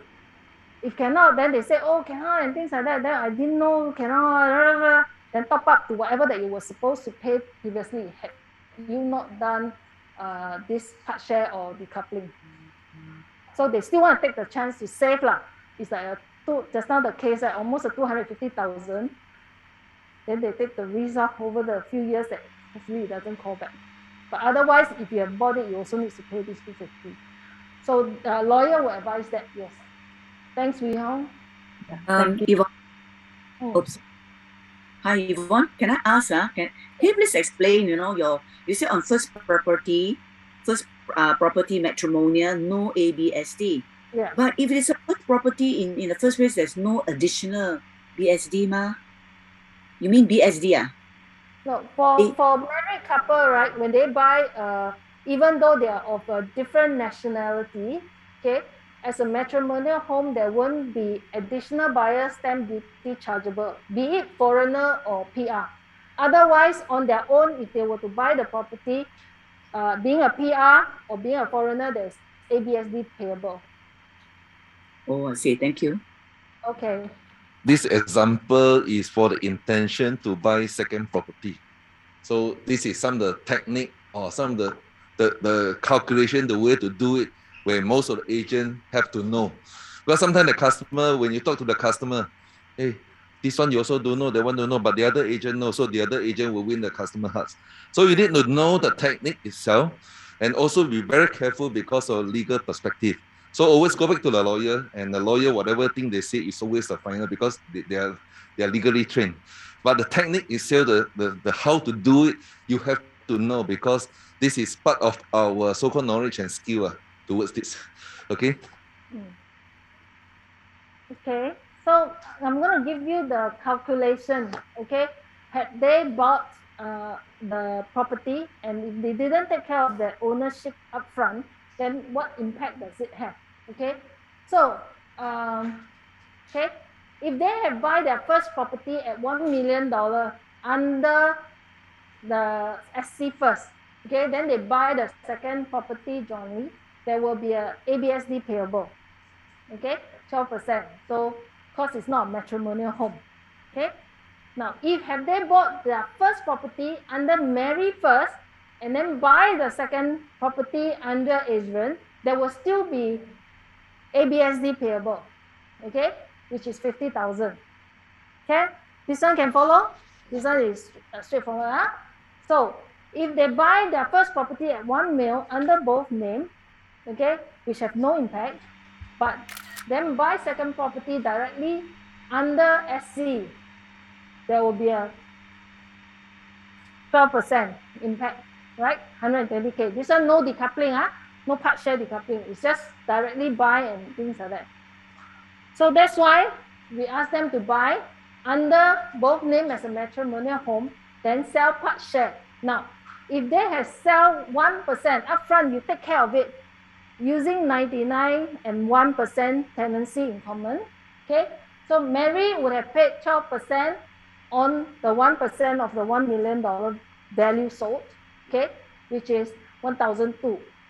Adrian pays 1% BSD and 5% ABSD because he's a PR, okay, so that will be 6,000. Then the legal fee on both selling and buying is 5,006. So in this scenario, if they were to go for the 1%, 99 and 1% ownership, they would have incurred only 7,004. Okay. However, if you didn't take care of it upfront, it's a joint tenancy, just buy. Okay. The share will be 50-50. If it's a 50-50 share, then by the time you go and decouple it, they would have spent 95,600. Okay, so that's why being an agent, okay, your value add to your client is very important. If you are aware of their intention and they've told you they intend to buy 2 properties, your advice to them, if it's correct in the upfront basis, then you only incur 7,004. Otherwise, any other options can be close to 100K kind of impact. Okay, so that's why. Yes. Hi, Yvonne, Angela. Okay, can we just confirm for matrimonial home, must one of them be at least a Singaporean or not necessary? Yes, have to. Okay. Matrimonial home, one of them have to be a SC.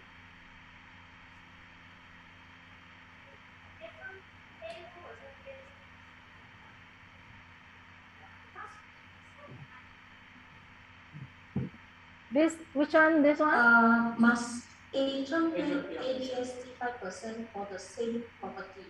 This one, 1B, right? This one. Yes. Okay.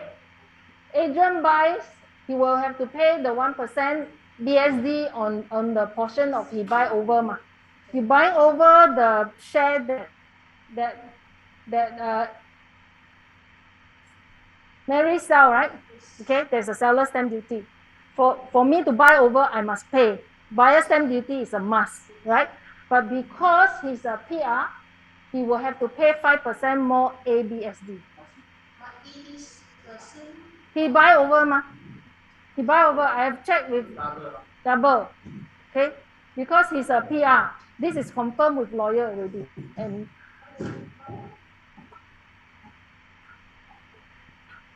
And the value 很少 嘛. The value of 10,000, you can't use 3% on 1,000. First 180K is what? If the value is less than, yeah, it's 1%.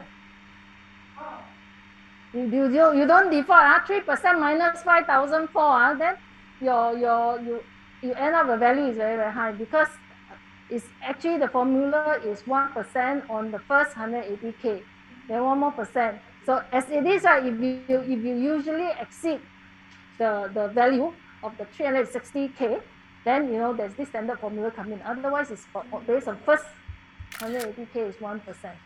Okay? Yeah.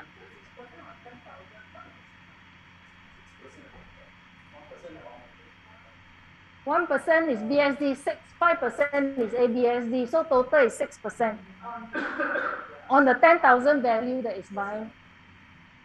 The 1% value of the 1 million. Okay. Go ahead. 这个题目叫我放你头上。Sorry, I'm like.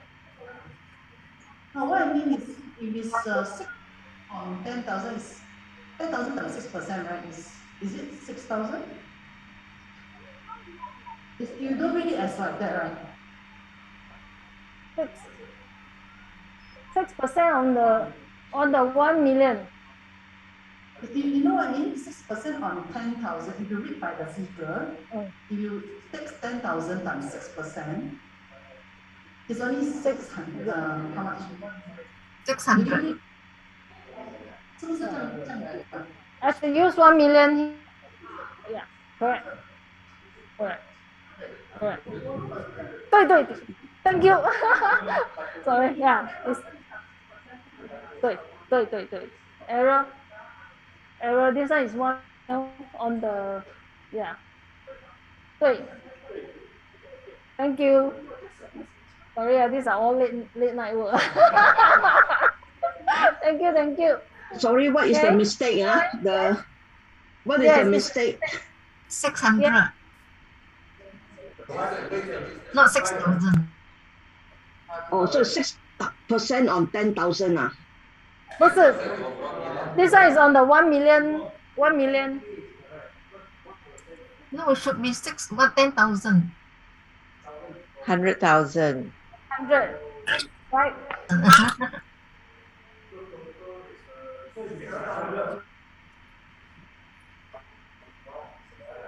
This value is wrong 啊 it's 600块对吗 okay 600块 wait 啊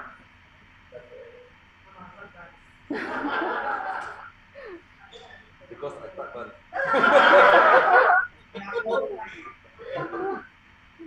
我这是会讲的。改了吗诶，我 change 呢你 didn't change this one 6,000 this one it should be 600 your comma gone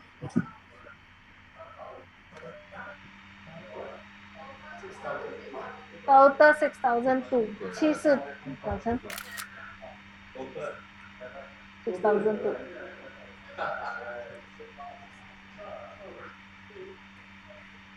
对啊，不懂啊。呀啦，这太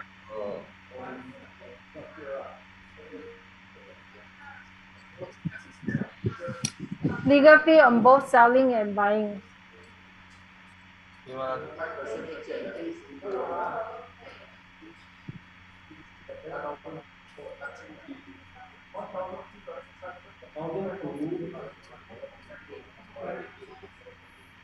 ？600 is correct. so how much 1% of 1 million, 6% of 10,600. That's correct.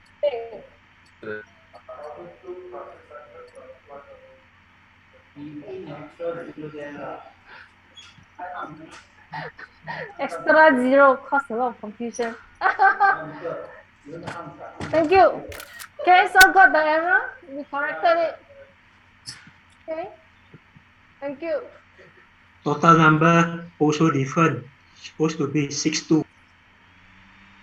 no this one is the total including 1,002 right 1,002 plus 600 plus 5,006 so it's 7,004 Yes, correct. okay thank you Aaron okay next push one more gone now the list 串了 case study 13 The mistake is intentional to see whether are you awake. Wow. thank you for saying the trainer 只爱困了的走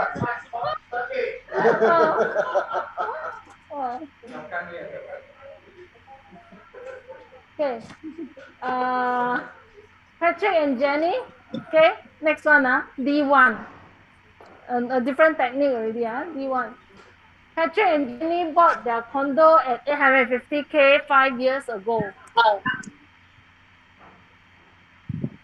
Patrick and Jenny bought their condo at 850K 5 years ago. The latest bank valuation of their property is at 1.4 mil. Okay?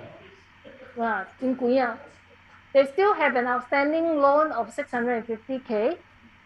Jenny's CPF to be refunded is at 100K, while Patrick is 0. Okay? They both are working and have strong TDSR. They hope to save ABSD if possible if they buy their second property. What would you suggest to them, assuming loan is not an issue for either party? Decouple. Thank you, Annie. Yes, decoupling. Okay, so do you know how to calculate the decoupling loan amount needed and cash proceeds? Okay, let's calculate the decoupling loan amount needed and the cash proceed for doing the decoupling of this property. Okay, let's run through the scenario. Okay, so valuation is at 1.4 mil. Outstanding loan is 650K. Okay, so let's work out the decoupling payable amount and loan for the stayer first. When we decouple means one party is staying, one party is going out. Okay, so let's calculate for the stayer first. Okay, so 50% share because he owns 50% share. So of the current valuation of 1.4, it will mean he owns 700K. Okay, so far. Okay, so of the 700K, 25% down payment will mean 175K. Okay, now here the 25%, you see that there is various combination possible. We know, right, in a resale environment we can do 1 plus 4, we can do 1 plus 9. Okay, in the scenario of decoupling, okay, some people even do up to 1 plus 19%. Okay, what's the rationale? Okay, because if this money, okay, you can see that I circle it. Okay, check and cashier order or CPF. Okay, if you, this 25% is where people, when they do decoupling, needs to know the intent. Is that they want to draw more cash out, or they just decouple for the sake of removing the ownership only, so that they can then buy the next property. Because people will play with this when the first amount is on a check basis, meaning it's a left pocket, right pocket, right? If I issue a check to husband didn't encash it, actually I don't have money. Transaction in a way I've given you a check. Okay, but if the subsequent payment, okay, of the 20%, if it's a 1 plus 4, then 20, this go with this, go with this. So if upfront they say 20% is a check, okay, left pocket, right pocket is already taken care of. I only need to come up 5% as a cashier order. So that's where people play with it, okay, in this sector, in terms of decoupling. If they want to have a lot of money upfront, okay, then they will say that this thing, I can buy it as a cashier order upfront, okay, I pay you this money. This money, once it's transacted, this money can go back to husband. If let's say husband is the one that is going up, he can then use this money to pay for down payment for the next property. Okay, because the transaction is already done. Cashier order is a money there, but instead of I immediately use it to buy property B, okay, I said I buy it from you, I issue cashier order, then the cashier order, I bank back into the bank, then use it for the next property. Okay, so when you have a cashier order, right, physical money needs to be there in order to buy. Check is the one that left pocket, right pocket, no need to encash. Now in this area, right, depending on lawyers, some lawyers are very strict. Everything cashier order. Okay, so it means that your client must really have the money, then can do the decoupling. But there are some lawyers that say initial can be checked. 看不到. Okay, then the next step here is where you can use cashier order and CPF. A comfort zone for lawyer will be 10%. That's why it's 10%. Okay, 10% you ask lawyer to do as a check, generally it's okay. Okay, they can accept. Then the 10% is cashier order.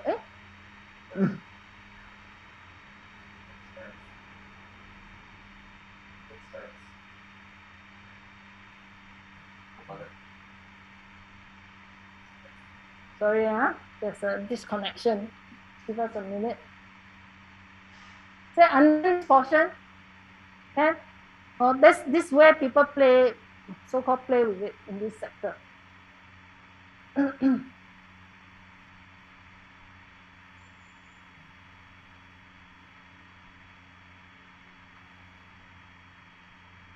Okay. So to complete the process, you have to pay stamp fee, okay, legal fee for the buying 3,002. So refinancing the existing loan, sometimes bank charge you the admin fee of $1,000. Okay, so the total amount needed to do this decoupling will be 194,800. Okay. Yeah, cash or CPF, it depends on the combination that they use. If this part they use CPF. So new loan to be undertaken by the stayer. Okay, I'm staying behind. How to calculate the loan? Is 75% of the 700K. Okay, we always can loan up to 75%. Then you take over the outstanding loan because there is an outstanding loan of 650. So if you own 50% of it, 325 will goes to you. Okay, overall loan will be 525 plus 324 equals to 850. Okay, so a lot of time people make a calculation error on this. They take 75% of 700K to do the loan ability, how much loan the stayer can take, which is wrong. Okay, the rightful calculation is 75% of this value he's taking over plus ownership of the outstanding loan of the 50% that he should be undertaking. So all in all, the bank can loan him 850 because if you do a direct calculation, it's less. Adjust the screen. Sorry? We cannot see the full screen. Lester, cannot see the whole screen. Can see. Can see? Can see? Yeah, can see. Unless you have enlarged it, reduce it back.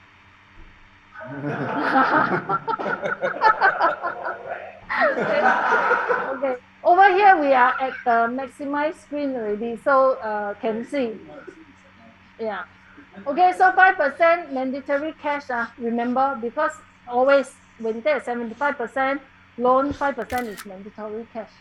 Okay, so this is how you work out the decoupling payable amount and the loan to be taken for the stayer. Clear on this part? Yeah, so you know how to calculate for your client. Okay. Yvonne, decoupling is always 50-50, right? It depends on your upfront share ownership. Like just now, the earlier case that we talked about, if you upfront put it into tenancy common 99-1, then it will be buying over the 1% only. But in general, most couples right upfront, they always say will put it as joint tenancy. If it's a joint tenancy, it's default 50-50. Okay, it's default 50-50. Thanks. Yeah, thank you. Welcome. Yvonne, Yes. can I check? If the loan is taken up by one person, but the ownership of the house is 50-50, when you break the loan, the 50% of the outstanding loan, the second party who take over still have to bear it, right? You will have to take it that he can take that 50% loan of that value, but currently it's all undertaken by the like one borrower.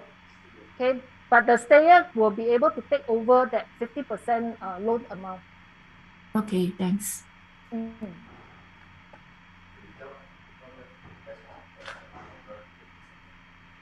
Okay, so 20% for you to run through this. 20 seconds, all the percentage coming. 20 seconds for you to run through this. Yeah. Okay, it's not easy financial, but this is where your client get confused. Okay, and if you can help your client to calculate your adding value, then they feel confident. Okay, to move ahead with you. But if you leave this out, then you can never help your client to find solutions. Then it's always stuck. They like, but they cannot proceed. Okay, so hey, hi. Sorry. Hi, Yvonne. Yes. Hey, can I ask you a question? Okay, your scenario is the valuation is 1.4. So example, if this couple had bought the property at 1 mil, can they at the same time gear up? if they were to decouple. So what I'm saying is in this case, right, if their loan is lower, their purchase cost is lower, can they gear up when now the value has gone up? Purchase price is lower than the valuation. No, that means if they bought this property 5-10 years ago. Yeah. Because now the value has gone up. Yeah. So what I'm saying is, increased value.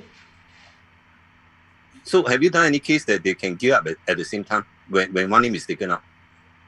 Which is what exactly you're doing. You're gearing up. In a way, you're gearing up at the same time because you are using 1.4 mil to be the calculation. So all this extra money, right? Later on, if there's a plus minus when you minus out, there will be a cash component that you can take out because the value has increased so significantly. Okay. By the time you buy over the share, there will be a portion that will be coming out as cash. So it's actually gearing up included inside already. So the bank will pay the party in cash. Are you saying, and then they can use the money to buy a second property? Correct. Okay. Correct. Thank you. So that's why just now I did say, I think sometimes the intent can be just taking out ownership, but some people actually use it to take out cash. Okay, because your house is now worth so much, so you can actually call cash out here. This can be a lot of opportunity for those EC owner. So they can decouple after 5 years. Then because the profit margin, the EC usually raise up about 400,000, right? So that is a jump also. So that, in fact, some of my jet skate buyer did that for all the EC. So I just decouple for them, then they buy a jet skate 2-bedroom. But today they can sell and make another 300 PSF. Because so this is how you increase people asset value and so-called asset progressions. So this is one of the methodologies that we use. Okay. Thank you. Next. Thank you. Sorry, Yes. Yvonne. Hazel Yes. here. I got a question on the CPF refund. If, for example, there is only one borrower and he has used all his CPF, and he's also the one who is going to be out, so the person who stay back, does he have to put back all the CPF into his account? Yes. Yes. Okay. Yeah. Thanks, Janet. Marjan disappointed. Thank you. Have to. Okay, so now next part. Okay, we settle the stayer. How about the outgoing party? Okay, the withdrawal. Okay. Cash return. This is where the question was on. It's part of gear up. 50% share of the current value, so it's worth 700K, right? So 50% outstanding loan he needs to pay off is 325K. Okay, so cash returns for Patrick. Okay, if 50% sales value minus 50% of the outstanding minus CPF to be refunded. Whatever that is used has to be refunded. So it's 700K minus 325 minus the 100K to be refunded. Okay, each to be refunded. No, Patrick is 100K, Jenny is 0. Okay, so the calculation. So total cash for Patrick will be 275. With this decoupling, he can get 275K up. Okay, cash returns for Jenny. Okay, 50%. Minus outstanding loan, same minus CPF to be refunded. So 700K minus 325 minus 0. So that is, if Jenny is the one to withdraw, she will get 375. Okay, I'm calculating both for you to see which one go out, get more cash, because reference to the CPF to be refunded. Okay, so who to stay, who to go, it depends. Okay, depends on what your objective of decoupling. Okay, if it's just remove ownership only, then it's okay. But if you are trying to decouple at the same time, have more cash so that you can buy your next property, then you will choose Jenny to be the one to withdraw. Okay, because when she withdraw, she get more cash. Okay, the one going out will be the one to have the money. Right? The The one staying is the one that hold on to the loan and everything. Okay, so that's where you decide who is the party, okay, to stay or to go. But know the calculation so that you can advise your client which will be a better option. Can? Do you get it? Online, okay? Can follow? Yes. Okay, that's why for some of you that know, this class I've mentioned to my team is an advanced class. If your basic is not there, right, then you'll find it very, very hard to follow this class. Okay, in fact, now this class I call it intermediate. The advanced class that was planned for the team was even more, because there's no teaching component. For them was solutioning. Every case thrown on them is this couple, this scenario, what can you think of? This couple, this scenario, what can you think of? Or this individual like that, like that.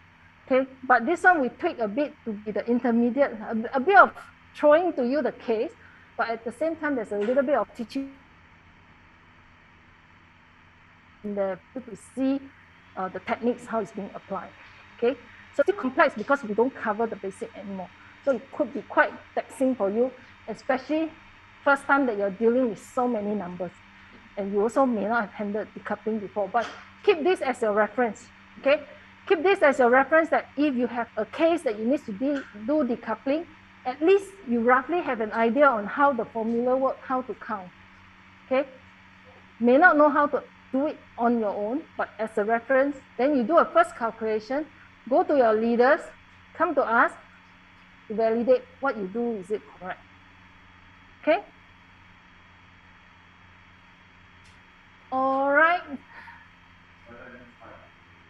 Because the part that actually have the Instant Pro one was on the other scenario that I have, which is not inside there. So I don't have the calculation for this, because these are like sharing. Sorry, Yvonne, the slide you just remove, what's the bottom line? There's one liner. The case study 13. Who can support the loan better? Oh, okay, thanks.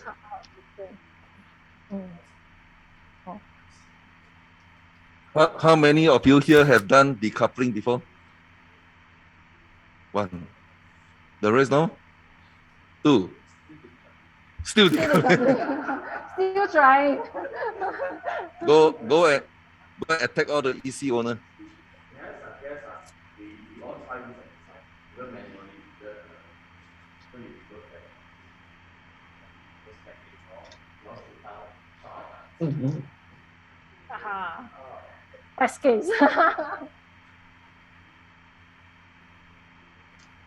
Okay, so from here. So when it comes to decoupling, first thing in your mind is always two things, right? One S, one liability. One stay, one withdraw. So the whole objective is what? To determine who stay, who get out. Then in order to do that, it depends on certain factor. One person, how many loan they can take, how many cash they can take back and things like that. Who can sustain the current loan? Who can sustain the other loan? That's called decoupling. Okay, so the first one is called stay. Tony. So now you must count. I won't give you answer. Let's go through the motion very critical.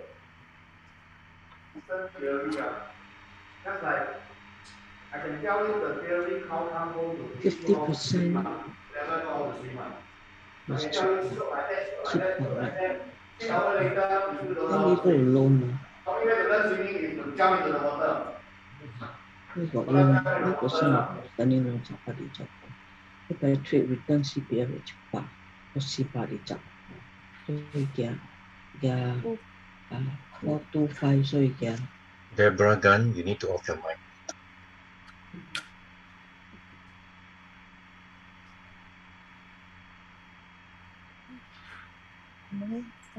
Okay, 50% of the current valuation.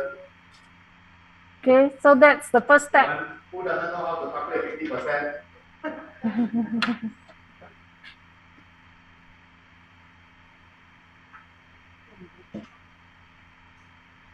Okay, next.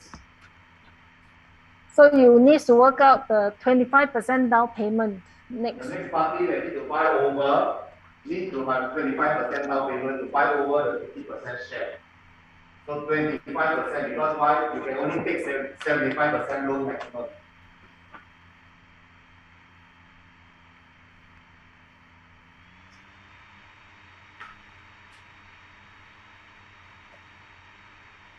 Okay.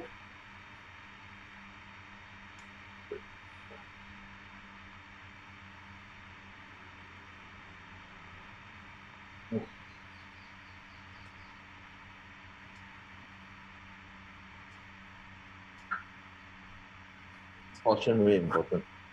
Right.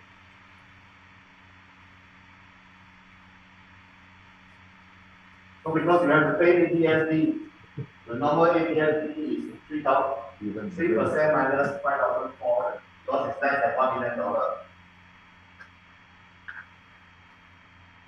But if it's more than $1 million, the stamp duty will be different. But luckily, Instant Pro got ABSD calculator or PSD calculator, so you can use that to get a more accurate figure. Okay. So remember the stamp duty is calculated only with 50%, not 1.4 million. It's half of it.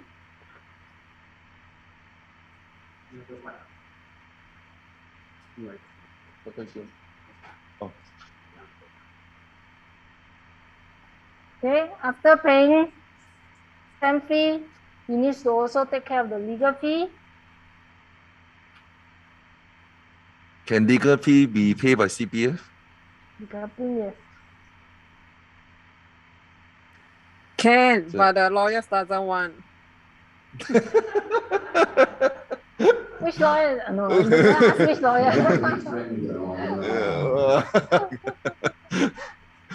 我拎 copy 俾晒你。So also need to taking care of the refinance admin fee. Usually we put $1,000. So all these are some kind of simulation numbers we're putting in. This like a cost. Okay. So the down payment supposed to be 25%. Remember, you can actually put 1% plus 4% to exercise. That's why standard is 5%. So people, we recommend 10% because this one is right pocket, go left pocket. So basically this 10% like no need one, but some lawyer require you to have the cash share order to go through. Lawyer to lawyer varies, so you see how strict your lawyer is, okay? So this will work out your initial cost. Yes. So your initial cost is 194.8. Did you all get that? No, 194.8. Comma. Sorry. Make sure you all type the same amount. Let's go through the motion. For those online, please follow. Like I say, listening to theory all day long on how to swim, you will never know how to swim. The only way to know how to swim is to get into the water. So we are retracing the numbers so that you can work out and see whether your own answer tally what's on the screen. Make sure you know how the numbers are derived. Check with lawyer. Quite the So far in the market 3,000, 3,005. So it depends on which lawyer go through. You need to make friends with the lawyer, that's very important. Yes.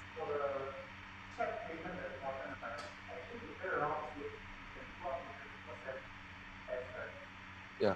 Maximum 20%, but some lawyer not comfortable, too obvious.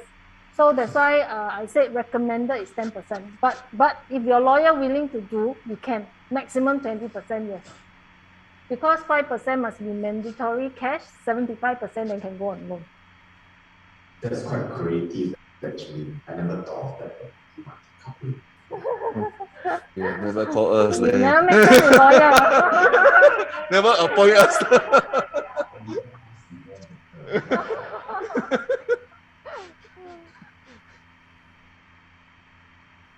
This one is important because it helps you a lot of customer become a lot of money on hand. You see, the idea behind this is sometimes the customer say, oh, I only have 25% cash. Like my wife, I asked my wife to couple with me, she had to pay me 25%, don't have that cash. So we have to Left sometimes pocket, use right credit pocket. method, provided you can find a lawyer that will willing to not require you to get you the check.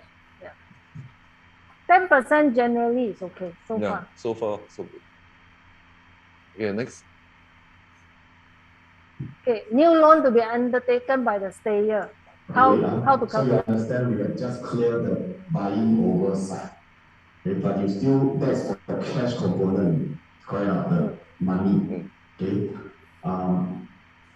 The other part is the loan, because we need to care for the first 25%, then what about the other 75%?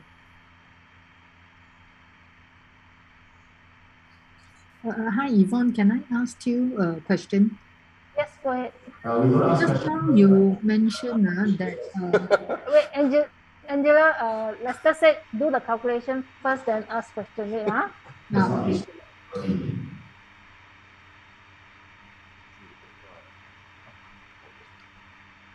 What I want to stress on decoupling, because decoupling is one of the most important strategy you must know.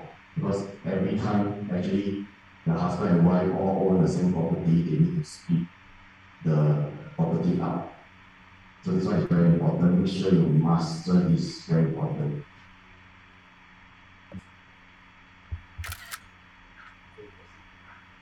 Okay, 75% of 700K. 525, you get it? This part I would recommend you use our Instant Pro LTV to make sure that the customer who is buying over can get 75% loan. Yeah.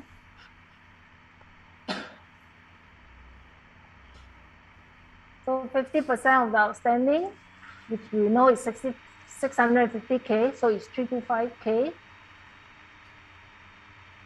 So overall loan to be taken. So when it comes to decoupling, something in your mind, you always remember that you chop everything into half. The price in the half, the outstanding loan also in the half, so that you don't get wrong. The very first time I did, I put wrongly. This one, how come jialat? Not enough money. So I spot my own error. So this is where you can take note of. Because there's an outstanding loan of 650K, which is collectively owned by both parties. Yes. So when you want to kind of like redeem the loan, you have to take on the 50% part of that share to repay out. That's why you need 350,000 more to redeem your loan. That's how you get 850. Yep.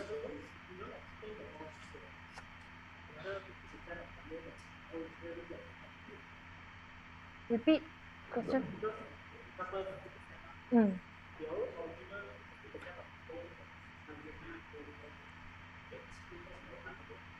No need, because that part is the selling. existing.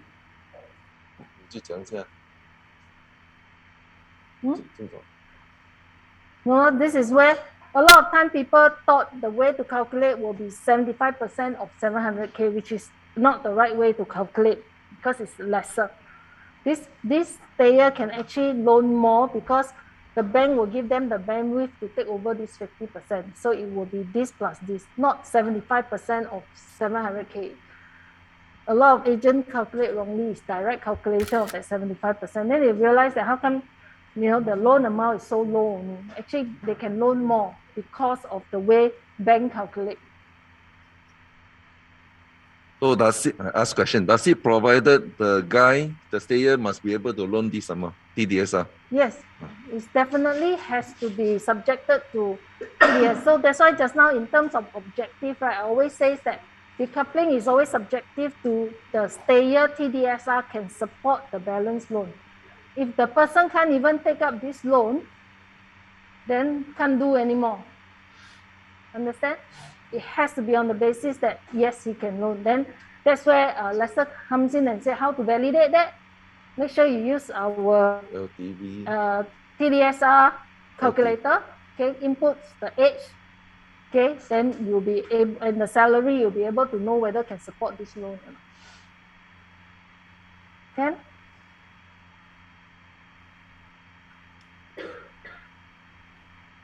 Okay. So no matter what, cash minimum 5%. Okay. No matter how you want to play with this to the maximum, that 5%, it has to be a cash, because that is a bank mandatory to loan you 75% loan, 5% has to be cash, remember?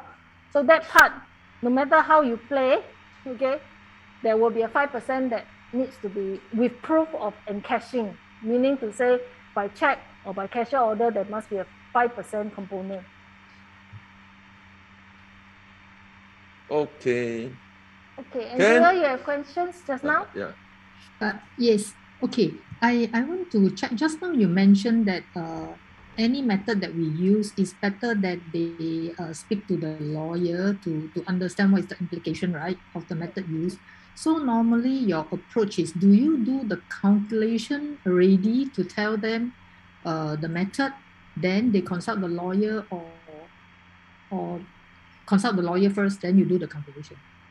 Because usually I will make sure that it's doable first. Okay, I don't push the cases to lawyer, and then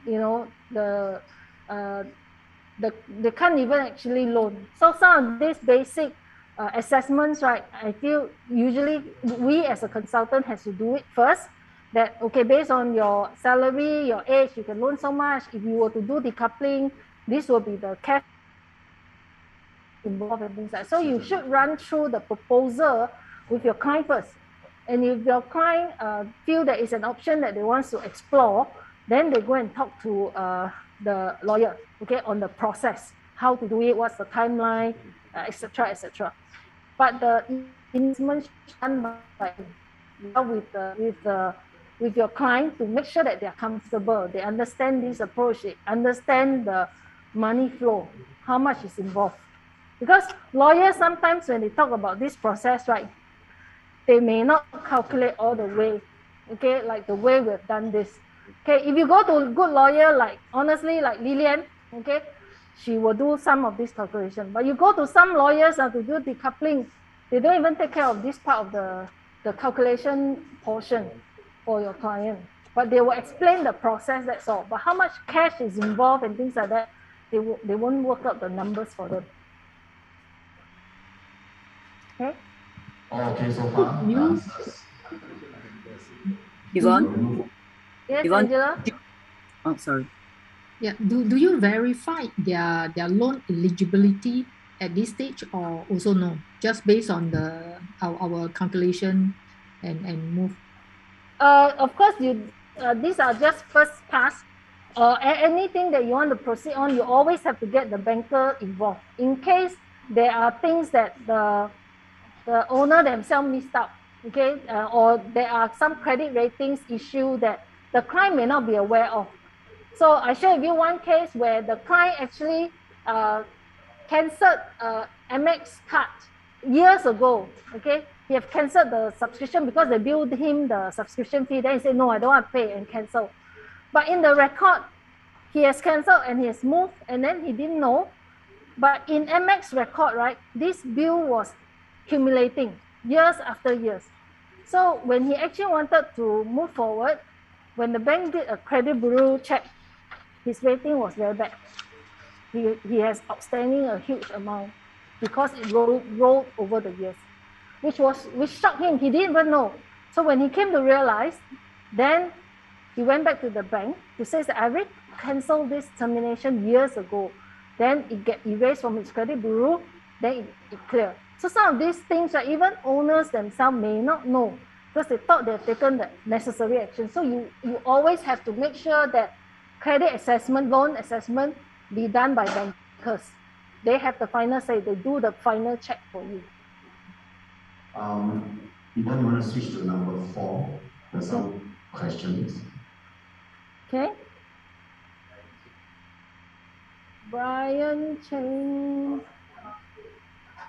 Okay. Can we put Thank you. Can we put 5 plus 20%? Can't hear Lester. Brian, to answer your question, is yes. You can put, in fact, in the last class when I teach the basic financial, I said use 5% upfront. You don't even have to do 1 plus 4. You can do a 5% upfront, okay, then 20% on whatever mode that you want it to be. Where to check the percentage of ownership if we didn't handle the property in the initial stage? Means how to determine is it 50-50?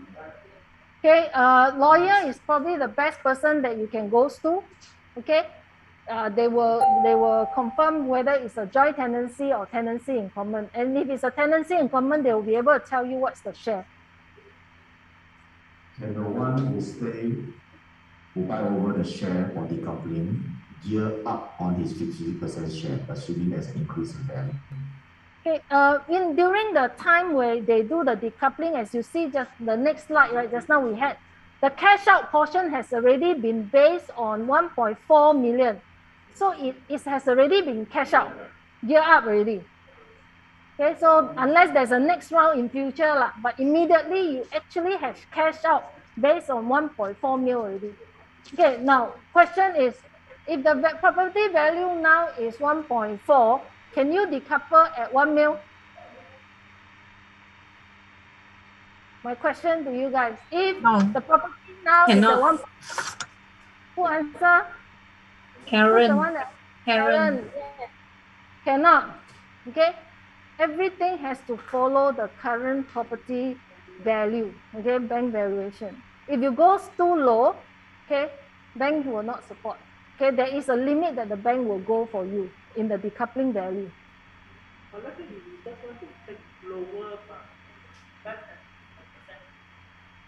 What do you mean by lower? The range of the bank lower valuation by 50%. That means instead of 1.4, okay, he with the purchase price to be lesser by 15%. Okay, generally, if it's a 10% difference, I would say can be accepted. Anything above 10%, you really need to see whether lawyer can support bank will agree or not. Because valuation is still ultimately, when the bank loan you, right, there will still be a valuer. Is there a bank valuer that willing to support at that value? Okay, so your banker should know already. If you say there are people that want to decouple and don't want to pay so much because when the value is high, everything is high, right? So they want to bring down the value, but it's all subject to whether the bank can find a valuer that can support the lower value and they can justify or not, because you cannot spoil the market price. Okay, if otherwise it worth 2 million, but I sell to you at 1 mil, everything can be under table transacted, so cannot.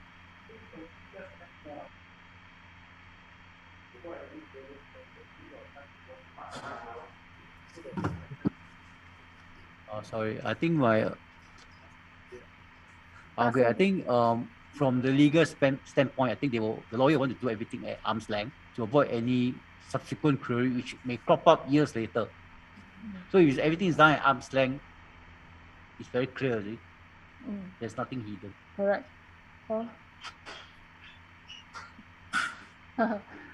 So we answer that question. We have someone? Yeah, Yvonne, usually for the decoupling, usually the owner, when they do decouple, they will check with a few banks and take the lowest valuation. Yep. Unless, yeah. So yep. As long as there's one bank that can support you that value, they say yes. You will tell them your intent that you want to decouple. What is your value that they can support you? Then each bank will go and find that valuer.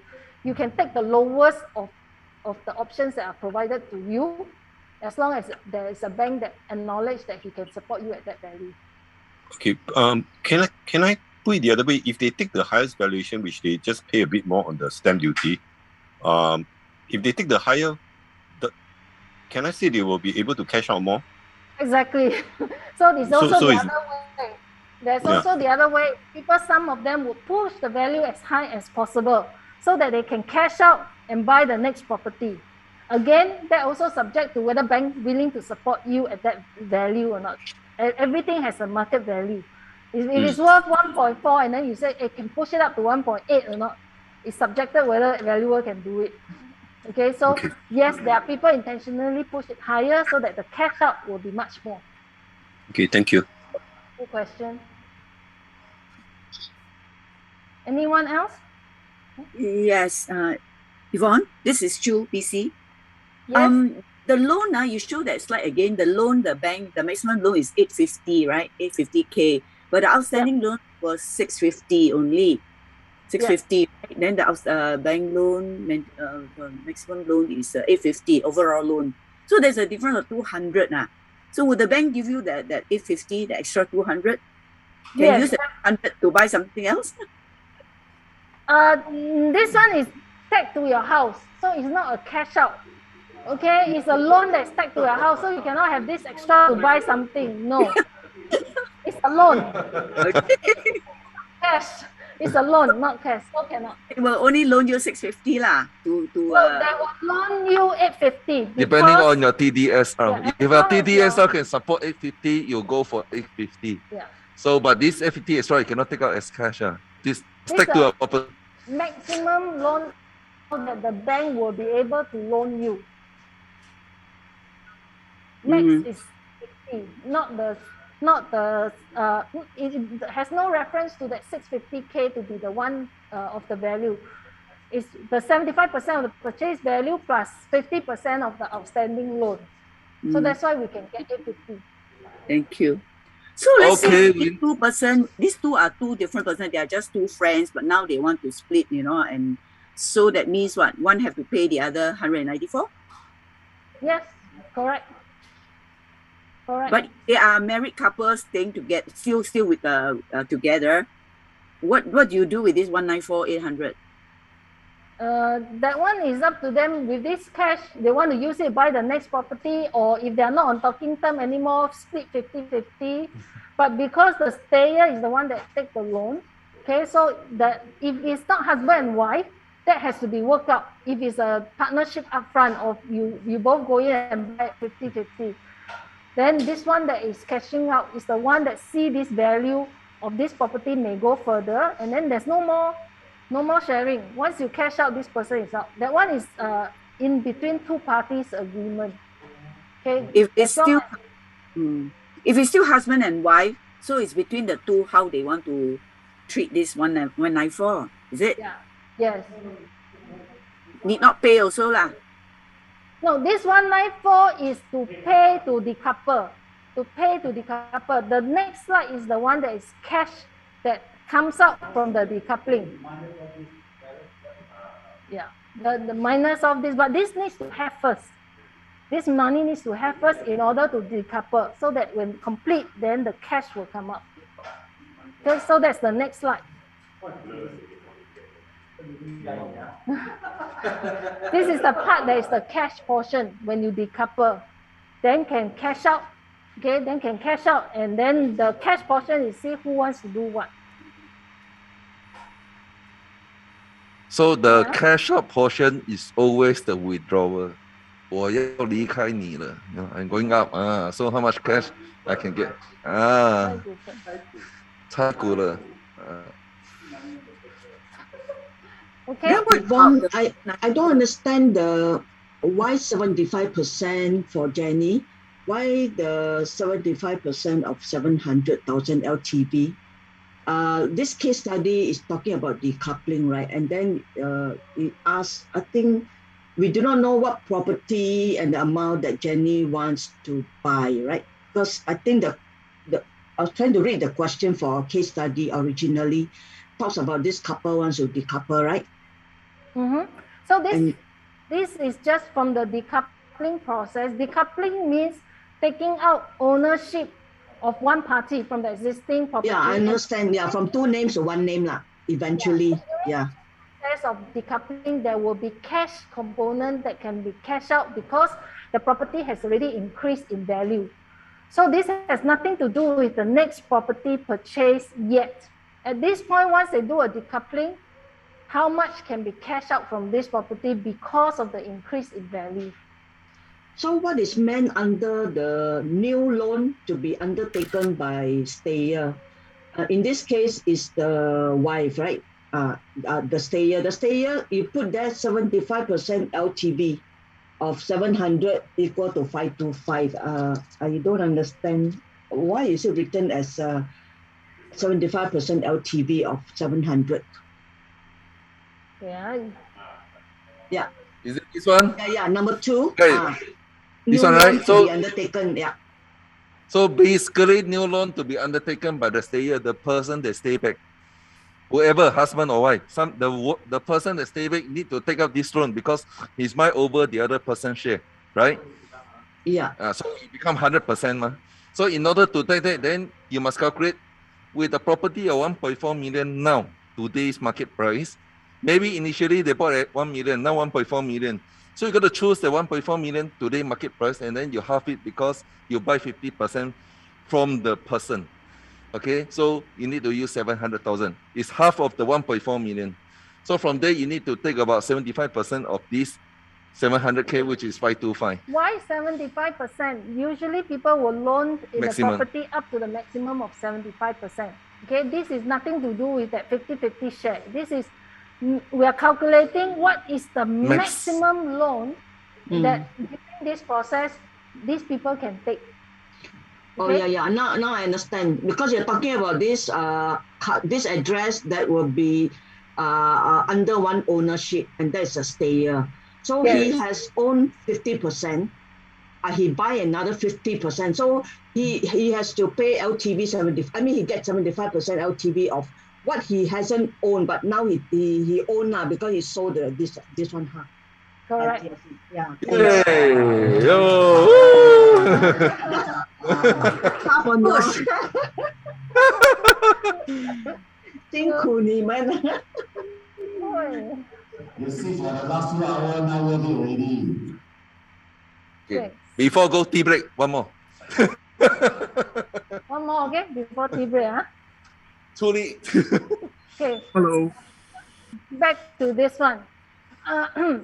Mary, she's a PR, okay, has 99% share. Okay, Adrian, who is a SC, has 1% share.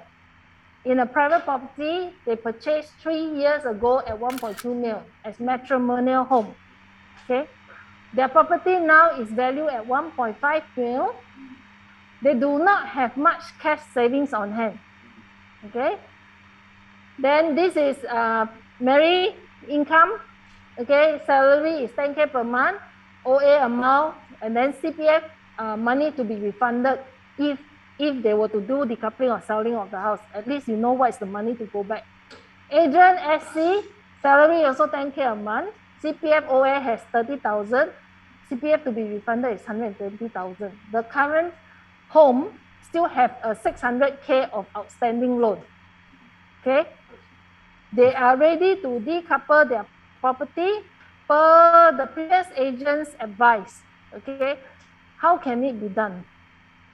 Okay, upfront, no, this party they always heard about decoupling, so they are ready to actually do the decoupling, and then so upfront they decided, right, correct, right? SC should take 1%. Okay, then PR should do 99% so that the 1% can come out. Right? So now they're ready to decouple. So how can it be done?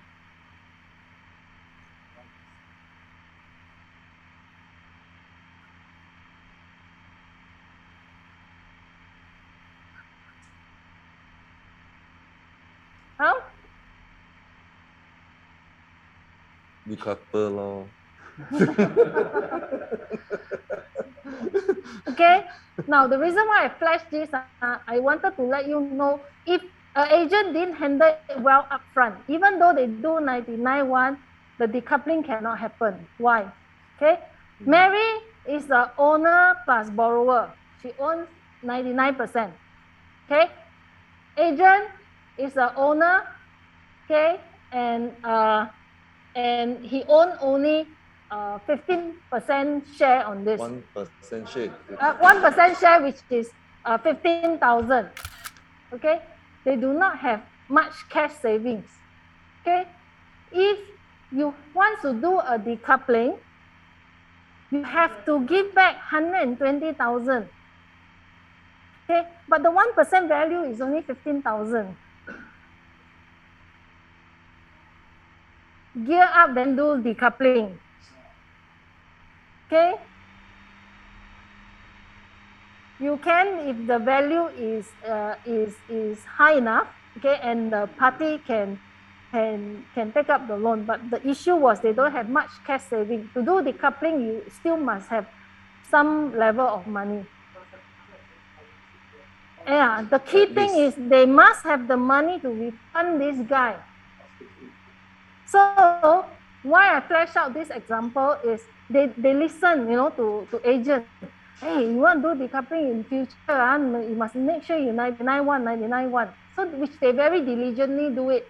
Okay, but now that they want to really proceed with decoupling, they cannot do it. Because why? Of this CPF use. So that's why just now when I was teaching you on the part share and decoupling, I did mention that if you intend to decouple subsequently, don't use CPF.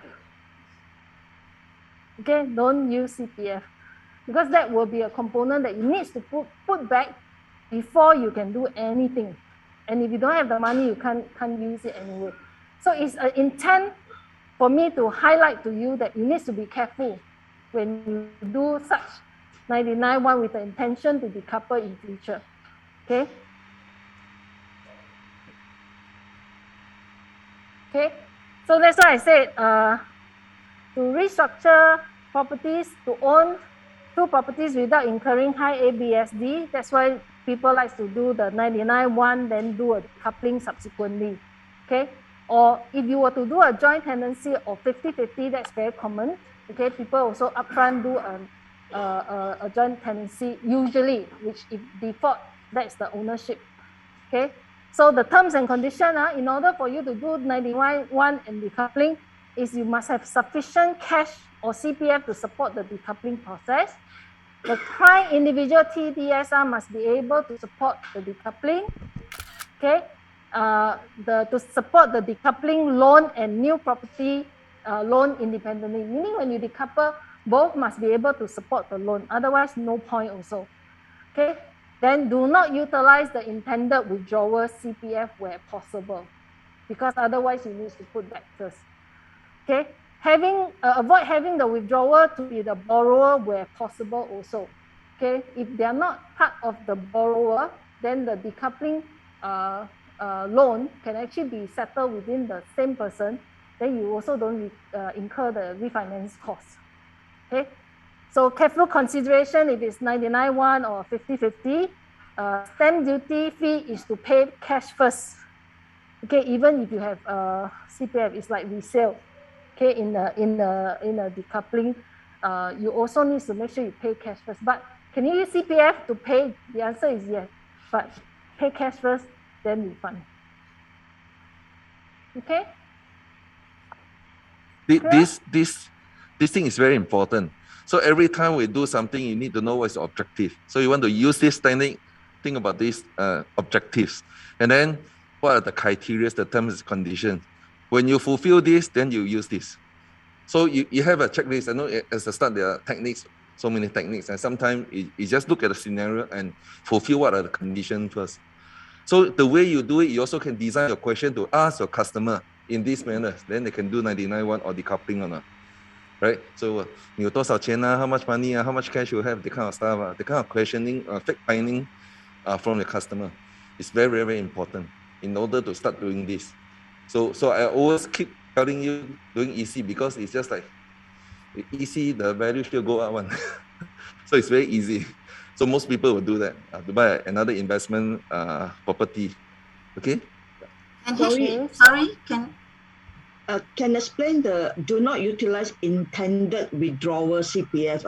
What do you mean intended withdrawal? So who's just the now, intended? Like just now this example, right? So agent who is the SC hold 1%. So he's the one to be intended to go out, because when you hold 1%, meaning to say subsequently when you want to sell, this value is low, and so he's the intended party to go and buy the next property. So the intended party, right, should not use too much of CPF, because once you use too much of CPF, when you're going out, you need to refund it back. You got to put back this money. So end up, you must have a lot of cash in order to do decoupling because too much CPF are being used. So that's why if upfront you can avoid using CPF on the intended party going out, you have a higher chance of doing this decoupling subsequently.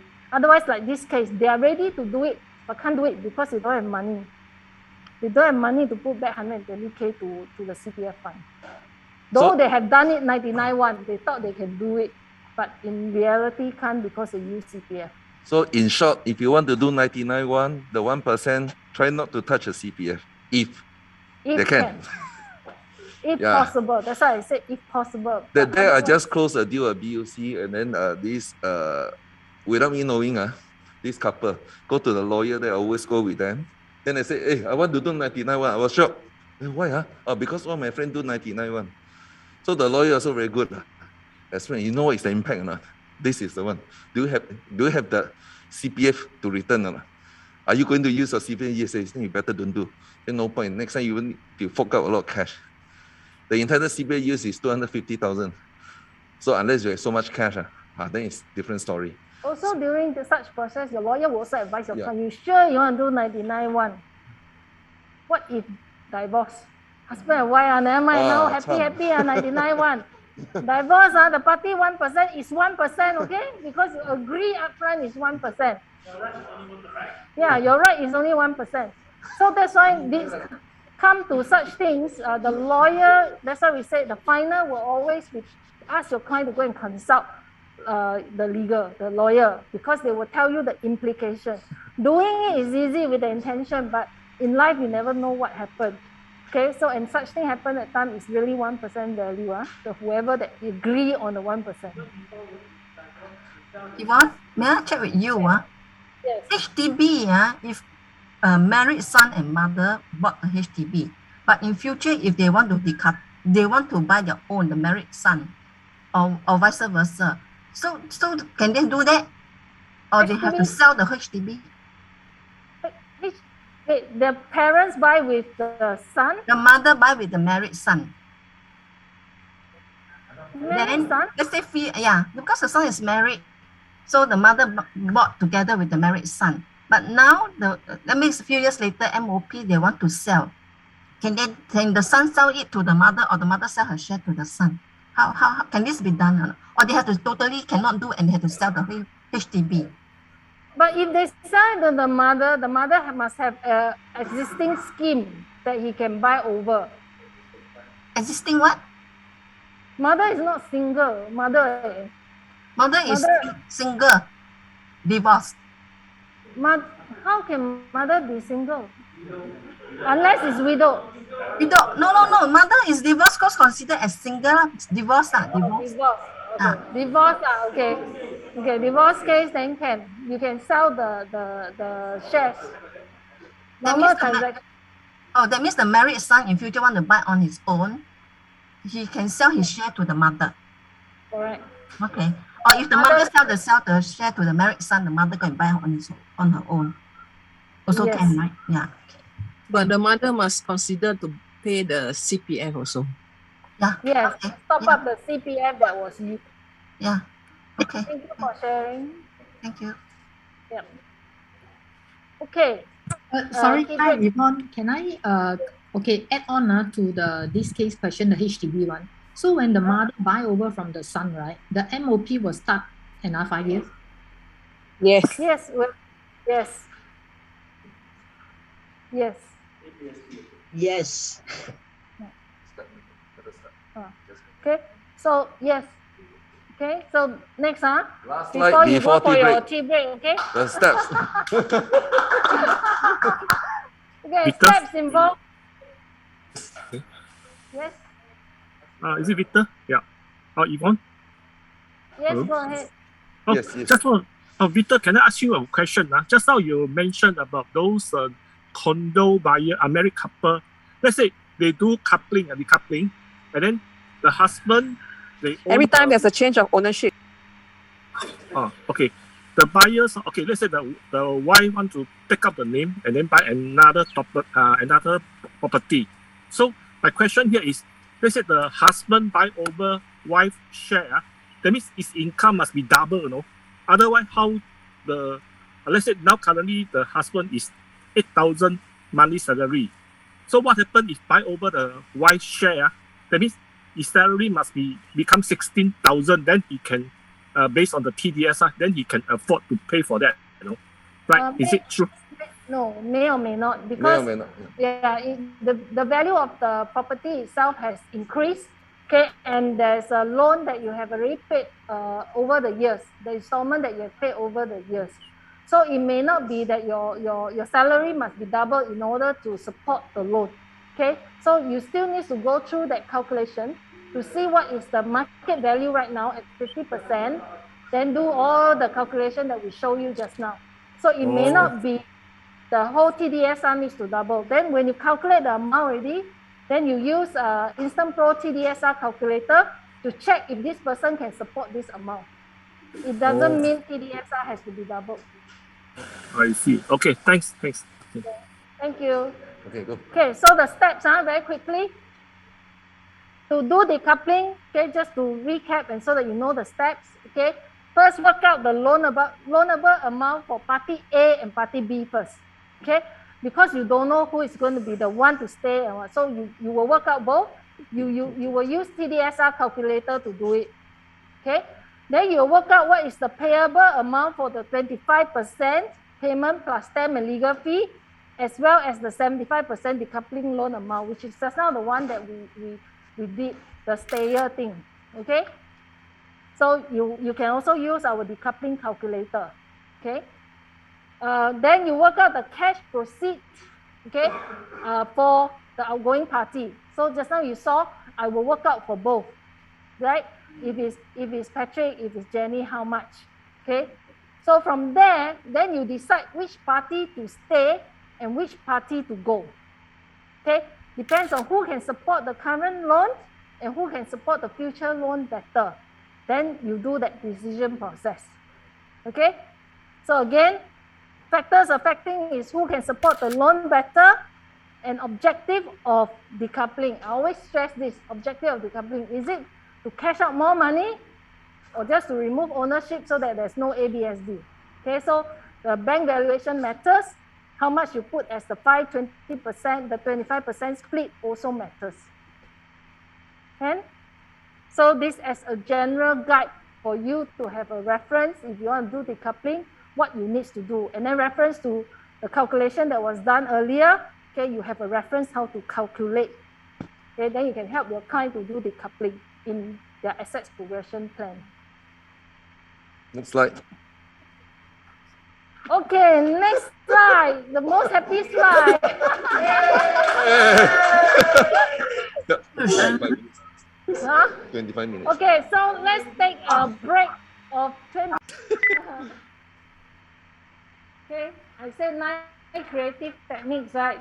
But you all are so good audience, so good supporter. Throw in one more technique.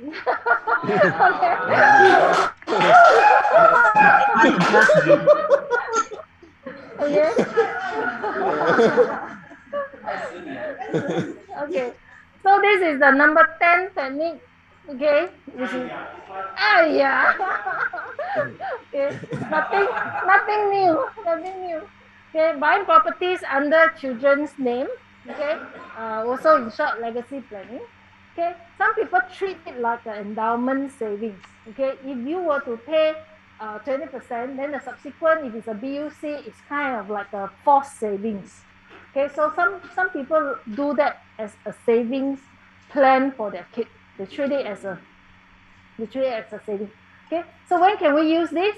Client who has cash, okay, and wants to buy for children with no property ownership, so as to have a jump start. Okay, because they know in future Singapore property is going to be more and more expensive. So you can help the kids to actually own one now at a cheaper price. Okay, is a jump start for them. Okay, money can be used to fund their education and to be left for the kids eventually. Okay, So something to take note, the moment you want to buy under trust, you have already made the decision that this money, you're going to give it to your kids. Okay? In a way, you're going to give it to your kids. Okay? And the money generated, the profit, the rental, whatever during this point in time, okay, you can use it to fund their education. Meaning including their tuition fee, their textbooks, any other programs that they are on, piano lessons or whatever. Okay, you can actually use it on the expenses. That's why some people, some parents, is like, to them is like making a round. This money is if you put it in the bank, okay, you eventually take out to spend the money. But if you roll it into property, okay, and from property you generate money, then this can actually fund the kids' education money. Then and your money is still there. If your intention originally is to leave it to the kids. Okay, now, so terms and conditions, it has to be a full cash when you buy under trustee. No CPF or loan allowed. Okay, so it must be fully cash. But again, this method, you have to consult lawyer for advice on responsibility and risk. Okay, because once this money is in, okay, you must maintain a traceable record of movement of money. Okay, money in, rental, paying whatever, you must have a trace. And if you use it to pay for the kids' expenses, you must keep receipts and records. Because why? It's auditable. MAS will come and check on you, the funds, because it's supposed to be trustee funds, right? It's supposed to be meant for the kids. That's why you have this set up. But you cannot use it and then spend it on other things. That's one. Okay. Two is in terms of the risk. The moment this money and this account is open in the trustee account, subsequently, let's say you sell.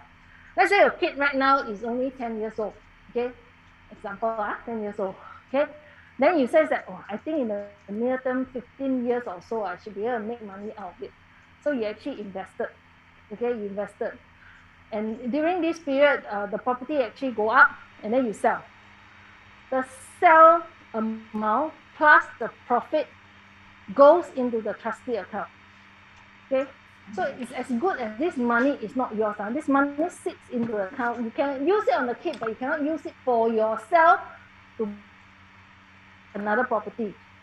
No more, because it's a trustee fund. Okay, now what if your kid grows up to 21 and she knows about these funds or this trustee funds that she has, and she refused to return this money to you? This money is gone. It belongs to the kid. Okay, so that's why when you actually do this, lawyer will actually comes in, okay, comes in and advise you what's your risk if your kid doesn't return it to you. But of course, if your kid is nice and things like come 21, you immediately ask them to sign some documents to say, out of my love and respect for you, you have taken care of me for the last 21 years, I'm going to give this money to you. Sign off. Money come back to you into your account. But that's subjected that your kid's willing to do it. Okay, otherwise this money is gone. So that's the reason why sometimes people still hesitate, and also the accounting that needs to be involved, the tracing and things like that. So make sure if your client interested to buy in trust and arrangement, make sure they talk to lawyer. Lawyer will run through the whole list of implications with them. Okay? So actually, this is very simple. Okay. Now, other creative methods to increase TDSR, I think this is nothing new because most of them would know, is to change your car loan into an in-house leasing. Okay, if you change it into an in-house,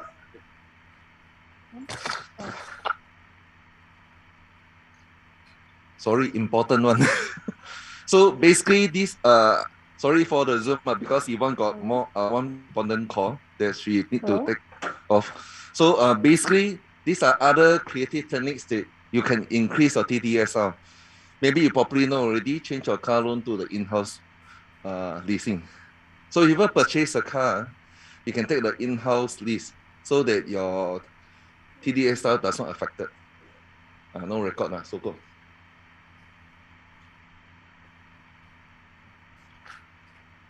Okay. Then you cancel your unused or consolidate credit cards. And this one important. I think one card is about $50 TDSR. So we did this because one of my customers got 20 cards. Because every time last time they always got free gift. Free gift. Then you got a lot of cards. So this one can be very substantial. So usually when we talk to the customer about loan, how much can get, you ask all this, how many credit cards you have, or you see the wallet, you got chance to see wallet, and then jialat. Then you must do this, okay? If they also have those installment free installment plan. This, Yvonne on the line. hello? We can hear her. Okay. Oh, wait.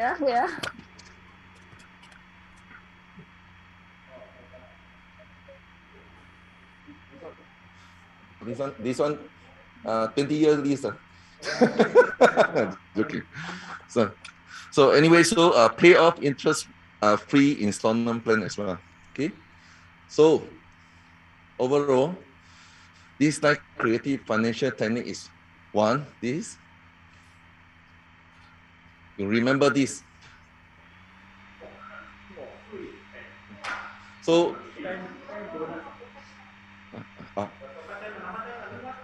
then so these are the 9 so-called creative financial technique we are sharing today. So what to learn, how to apply it, you need to know the objective, why you want to do it. Sorry.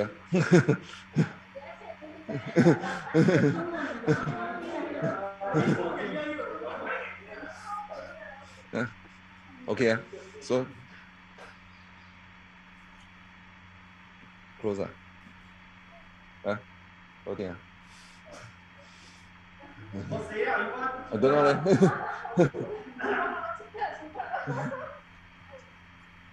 Victor. Oh, yes. Hi, Alexia. Can I ask you a question regards just now the trustee? Okay, so if the daughter at 21 years old decided that, all the money goes back to her after the sale of the property, and if she wants to give it to the mother or the parents, that she needs to go to the lawyer to do the documentation, number one, because you say there will be auditor auditing this, Yeah. Your question is? Go to lawyer? Yeah, does she needs to go to the lawyer? The mother and daughter needs to go to the lawyer for the transfer. Let's say the mother put in 1 million in total, and towards the end, when she is 21 and they sold the place, do they need to go to the lawyer and the daughter say, yes, mom, I love you, I'm going to give you back, I'm going to give you a present, I give you a 1 million, that she needs to go to the lawyer for this, or they can just transfer directly from one bank to another bank? No, I suggest you go to a lawyer. In fact, if you see my slide, right, I put loan agreement. Sometimes lawyer to protect. Cannot hear you, sorry. Sorry. So sometimes you see that I put in my slide, right, terms and conditions, I put loan agreement. Sometimes to protect the parents that are coming out, right, lawyers would actually put in place a loan agreement. Okay, the loan agreement will actually put that when the kid hit 21, is if they do sell the property, is to return this back to the parents. Okay, so sometimes some lawyer take it upfront to have this agreement in place. But because the kids are also too young at that point, this loan agreement sometimes is arguable because I'm too young, I'm 10 years old, some can even start with its baby. Okay, so sometimes some lawyer actually won't put this in place, but they will ask that when she hit 21, there will be a letter of so-called like a gift. The children declare like what I mentioned is out of my love or whatever. I decided to give you this money, and this will be valid because she's 21 years of age already. It's the legal age that she can make decision by herself. And we want you to go through the lawyer to sign that paperwork. It's probably, if I remember correctly, it's $150 or so. But it put out all the legal aspect of it. Okay, that this kid make a conscientious decision to give you back this money, and lawyer were there to witness it. It wasn't something that on the table you try and move the funds yourself without kids knowing. So yes, goes to the lawyer to make sure that there's proper documentation, there's lawyer witnessing the process. There is conscious decision made on the kid. Right, noted. Okay? Thank you. Welcome. Okay, sorry, I don't know what was covered earlier, but I want to touch on this. Sorry, okay, cancel unused or consolidate credit cards. Okay, now this part is something that I want us as an agent to be proactive. Okay, we have a very powerful Instant Pro calculators. Okay, make sure each time you refer your case to your bankers, you also do a TDSR assessment on your client. Okay, I have a case where I use the TDSR calculator, the client was actually able to loan, okay, to buy the house. But when the banker comes back with the IPA, the value was very, very low. But if I'm not trained or if I didn't use TDSR calculator, usually default agent is what? Whatever banker give is the right number, right? Would you do that? Yeah, usually bankers do is always correct one. So you end up always taking the number that is from banker. But what if banker make mistake? Right? That's one. What if banker make mistake? And I have cases where banker are new, they make this mistake before. Okay, then you can go back and say, hey, why so low? Can you help me understand? My understanding should be around this. Oh, sorry, I key in wrongly. You know, that kind of thing happens. But if you didn't do it, you don't know. I have another case where again I calculated was okay. But when the bank comes back, there's a 200K shortfall. But with that 200K shortfall, the client cannot buy. Hey, I'm closing deal almost done already. Everything okay. And I was so confident. Client wants to go. But IPA come back cannot. So I was shocked. Okay, but because I got to do my homework, I went back to the banker and said, why so low? Okay. End up what? No, this was the thing. The client got a credit card. You know, it's like 17 or 18 credit cards. Okay? And each credit card minus how much? $50. It's a lot. Okay, each credit card minus $50. And then is he actively using it? No. Got free gift, so must spend certain amount, then get the free gift. This one certain amount, but after that did he spend? No, he keep doing all this. So in his record that he has utilized these cards before, there was 18, 19. So I went back to the client. I said, do you really need so many credit cards? No, I really don't need. I said, can you down to 2? Actively, how many are you using? 2. Then please use only 2. The others all cancel. Okay, pay off the rest of the thing, but TDSR went back up. Loan went through. But if you didn't do that check, you take bank's number for it, and bank correct. You go to A bank, you go to B bank, you go to C bank, the number is correct. But if you didn't do the check, you doubt yourself, right? You will say that, wow, really cannot borrow. But if you have done your homework with TDSR calculator, you always go back and ask the banker how come or why. You will learn more things. Really, you'll learn more things. Then you help your client to solve the issue, the TDSR go back. Like just now I was sharing again, there's one was MX card, canceled years ago. To him, because subscription bill, then he didn't want the card, he canceled it. Then he shifted address, okay? No contact. But when do the assessment, based on what he tell me, can. But when go to the bank, again cannot. So I do my homework and ask, realize that this MX card was pinned over the years, roll. And he was given a very bad credit rating because there's outstanding amount.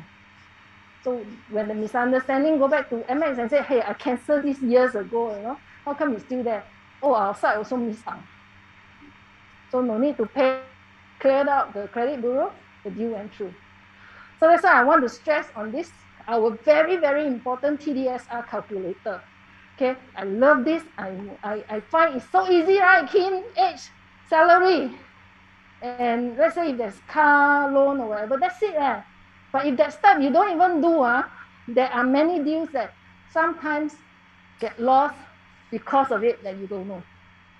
How about use our tools to the max. It's the most powerful tool. Yes.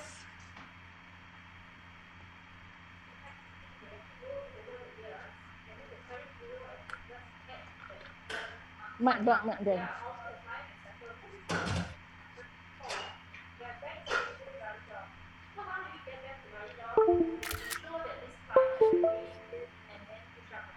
Okay, this client that I have actually went down to the bank. Okay, went down to the bank and said, hello, this card, I don't even use it over the years, and you can actually see in your record, I don't even use it. I've canceled it long ago, and things like that. Then bank will know whether you're using that card or not. So bank said, okay, agree on their side to clear out this. Once the bank clear that off their record, right, your credit ratings will go back up. Wow, that time I took, the following month, that time was almost 2 to 3 weeks. Yeah.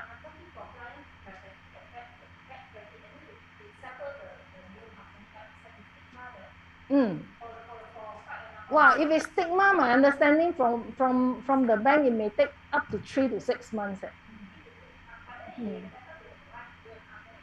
Yeah, if it's 3 to 6 months, right, sometimes actually when you're very settled, they will still observe whether you have that bad habit or not. For example, some of this is actually late payment. You always pay late, okay? So they will still observe you over the next few months. Did you clean up your practice, okay? Or you put up like a process to manage it. There are some banks insist on credit card people, if always late, right, that they actually set up a secondary bank account. If you don't pay, they will auto deduct, things like that. So if you can show them proof that certain things has been done, then it can also get cleared up easily. You can get your banker to go and appeal. Okay. Okay. Divorcee, if a divorcee has to pay maintenance for his children, will it affect the TDSR? No, it's not a credit card. It's not a committed something that is seen somewhere. But the deduction is like quite a big sum from the salary. So far, banker don't ask for that as a sum to be netted out. No. Yeah. Okay. Can hear right the questions? Okay. So also pay off interest-free installment. Sometimes people don't know auto one, because you pay already, then this bank is auto break it down to 3 months or 6 months. All this affect your credibility, okay, your loan amount. So if you are knowing that you're going to buy a property, advise the client to say some of these installment plan pay off. Immediately call the bank, say I want to pay one time off. Because sometimes it's not you ask for it, it's the bank give you one. Auto give you like 3 or 6 months kind of payment. Just go and clear that off. That will also bring your TDSR up. Okay? Hello, Yvonne. Yes. Yvonne? Yes. Can I ask a question? We don't hear. Can I ask a question? Yeah. You are saying that TDSR, right? Even though the credit card which we have been given, but we never use it, you also take into account of the $50 deduction. But I never use it since the credit card company given me, but has not been used. I only use 2 card which is very actively use it. So the other 8 card also going to minus $50. We need like $400 off. Is it the case? Okay, sometimes it actually depends how experienced your banker are. Junior banker, very inexperienced, they'll just say how many cards they see they will deduct $50 per card. But there are also experienced banker, they will say how many are active, meaning the one that you have statement. The rest of it, if you don't have so-called active activities on it, right, they can minus it off themselves. But the best way, if sometimes it's very huge, right, the differential is very huge, then they will ask you to go and cancel the card so that in their record don't show anymore. So it depends how many cards are we talking about. But yes, the default, if someone is not careful in exercising in terms of what are your active cards, each card will minus $50. So don't hold too many credit cards. It's really no good for your own so-called TDSR assessment. Okay, thank you. I got it. Okay. Hi, Yvonne. Yes. Yeah, can I check, do you have cases whereby, because I have client with a particular bank, they want to access a loan, don't talk about loan, even they want to apply credit card, they keep on rejecting, but then the rest of the bank, they manage to get a credit card, except this particular bank. And when they ask for reason, the bank will never tell them why. Do you have cases like that? How to go and find out why this particular bank sort of blacklist them with no reason given? I came across cases that I heard was credit card that have old, and then always have this so-called rolling habit. Okay, rolling habit meaning to say they take bank A money to pay bank B, and then they take bank B money. So if certain banks, right, came to know about all this, then they know that you have a tendency to be so-called default in your funds management. Then they will make a remark in their own record. But all these things, if you go to banker will not share, because it's considered is P and C. Okay, but if it's particularly with a banker, right, sometimes you really walk in, ask your client to walk in to say that I'm only affected by this bank. I demand to know why. Okay, then it depends on how much escalation and whether they give you the attention or not. Okay, but so far what I know of is usually if only one bank, right, is usually in their instance with you that they have encountered with you that they are unpleasant, and they've already started in their own system that this kind you need to watch out. Okay, otherwise it wouldn't happen, right? Because credit bureau will be everyone seeing it. It cannot be one bank versus the other. Why cannot? It must be a specific instance that has happened that caused the bank to blacklist you or blacklist your client. But can go and understand why. Can go and understand and escalate and keep escalate, then they will probably talk to you about it. Okay? All right. Okay, so Victor has covered this. So summary. Okay, so we talk about interest plus option.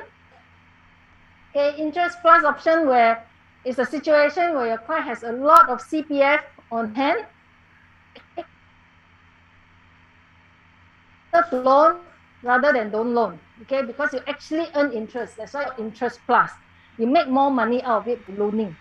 Okay, pledging and unpledging is in an environment where I think I actually got another slide that talk how we apply. So okay, this one is just sorry. I think there's another slide. Okay, so just to run through, we have covered total 9 techniques. Okay, and the bonus is the trustee one. Okay.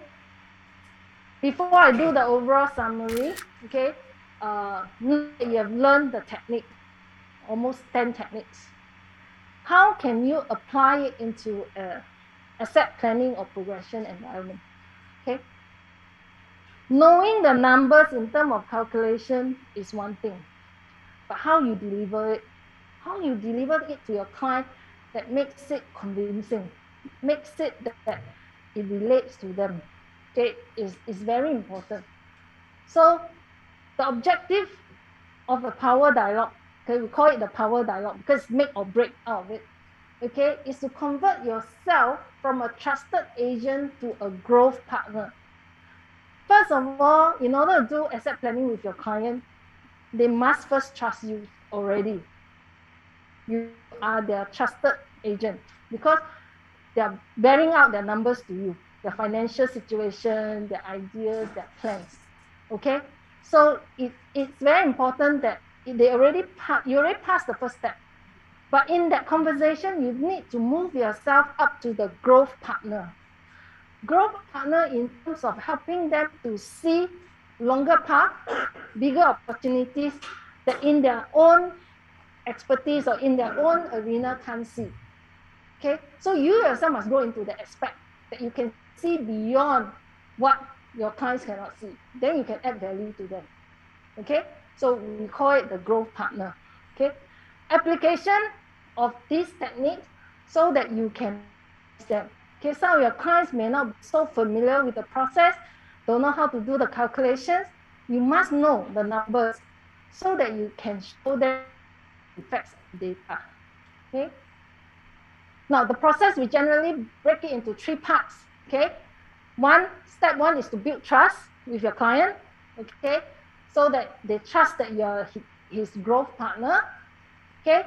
Then the second step is to treasure hunt, okay, in terms of where are the opportunities, where you think could be an asset planning process that you can work with him, or governize the territory, meaning have a strategy plan, attack it, how to do it, okay. So to elaborate this, first of all, in the building trust arena, you yourself, you must be enthusiastic. Okay, you must have that, wow, it's the right thing to do. If you yourself don't think it's the right thing to do, how can you convince your client, right? So you yourself must be enthused about it, okay? Your self-belief and the confidence must be there. Imagine if you keep saying that too expensive, price too high, cannot buy. How can you advise your client to take the action? You must know the market yourself so that you have that self-belief and confidence. Now, I have been sharing with a lot of agents out there or friends that this is currently the best time to enter the market.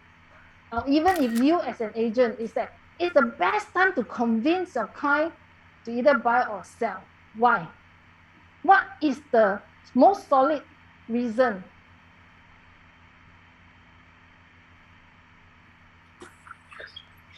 Low interest, yes.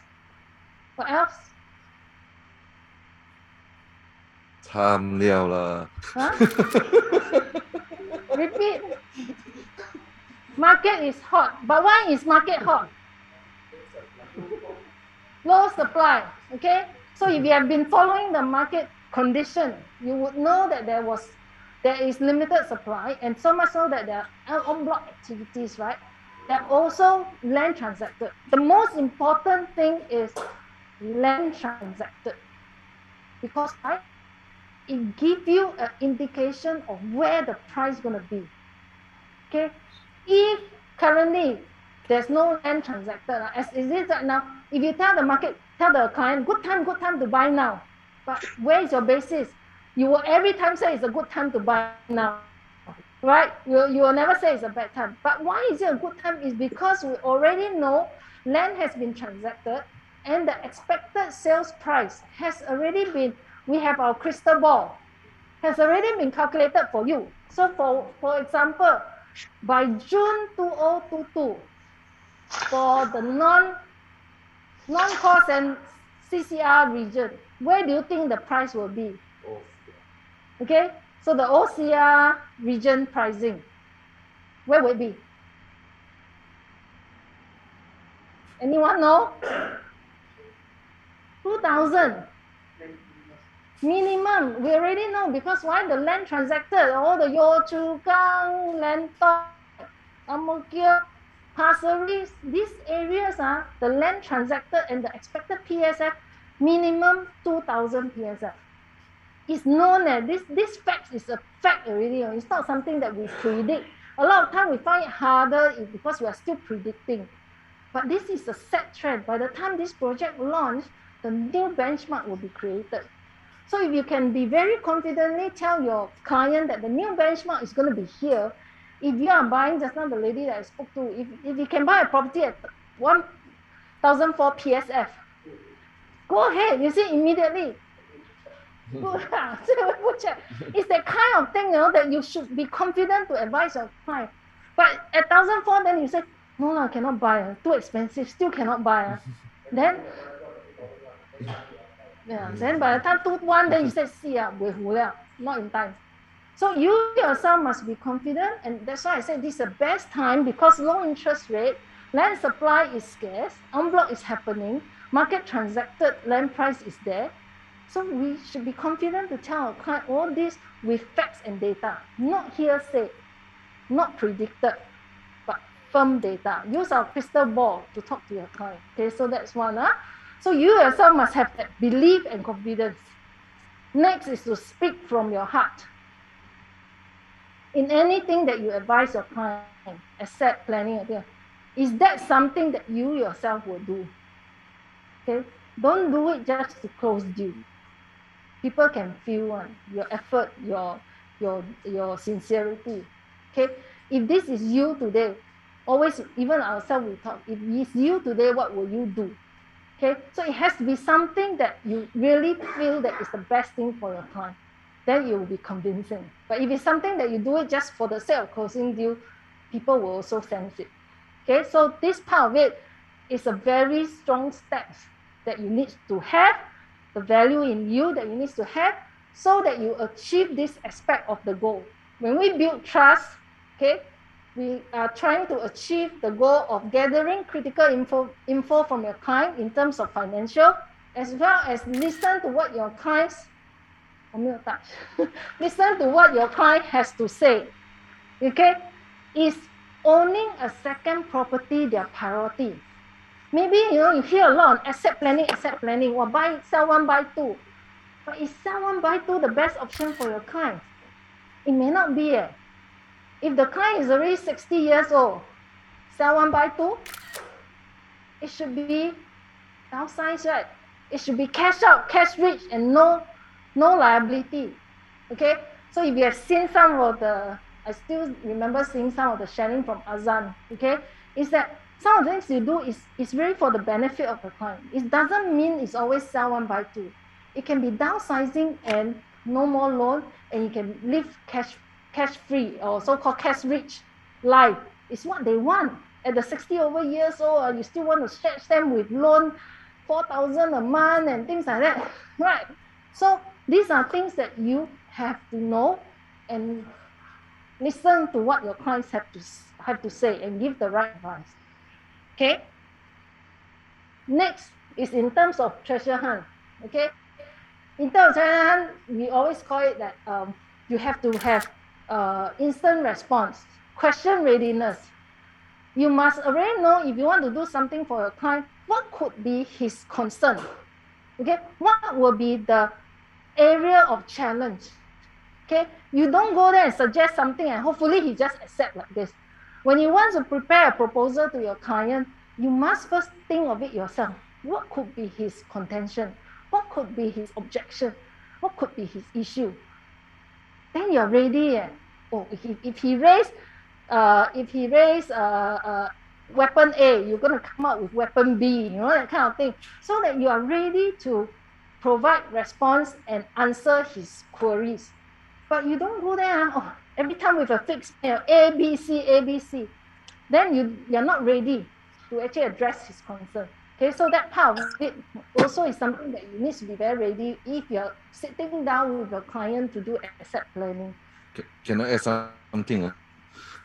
This portion is very crucial, especially the word called responsiveness.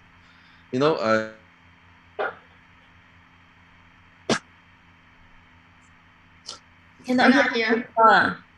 Because your response is very, very important. So that kind of stuff. So usually when the customer has a chance to talk to you or message you, there is a chance they want you.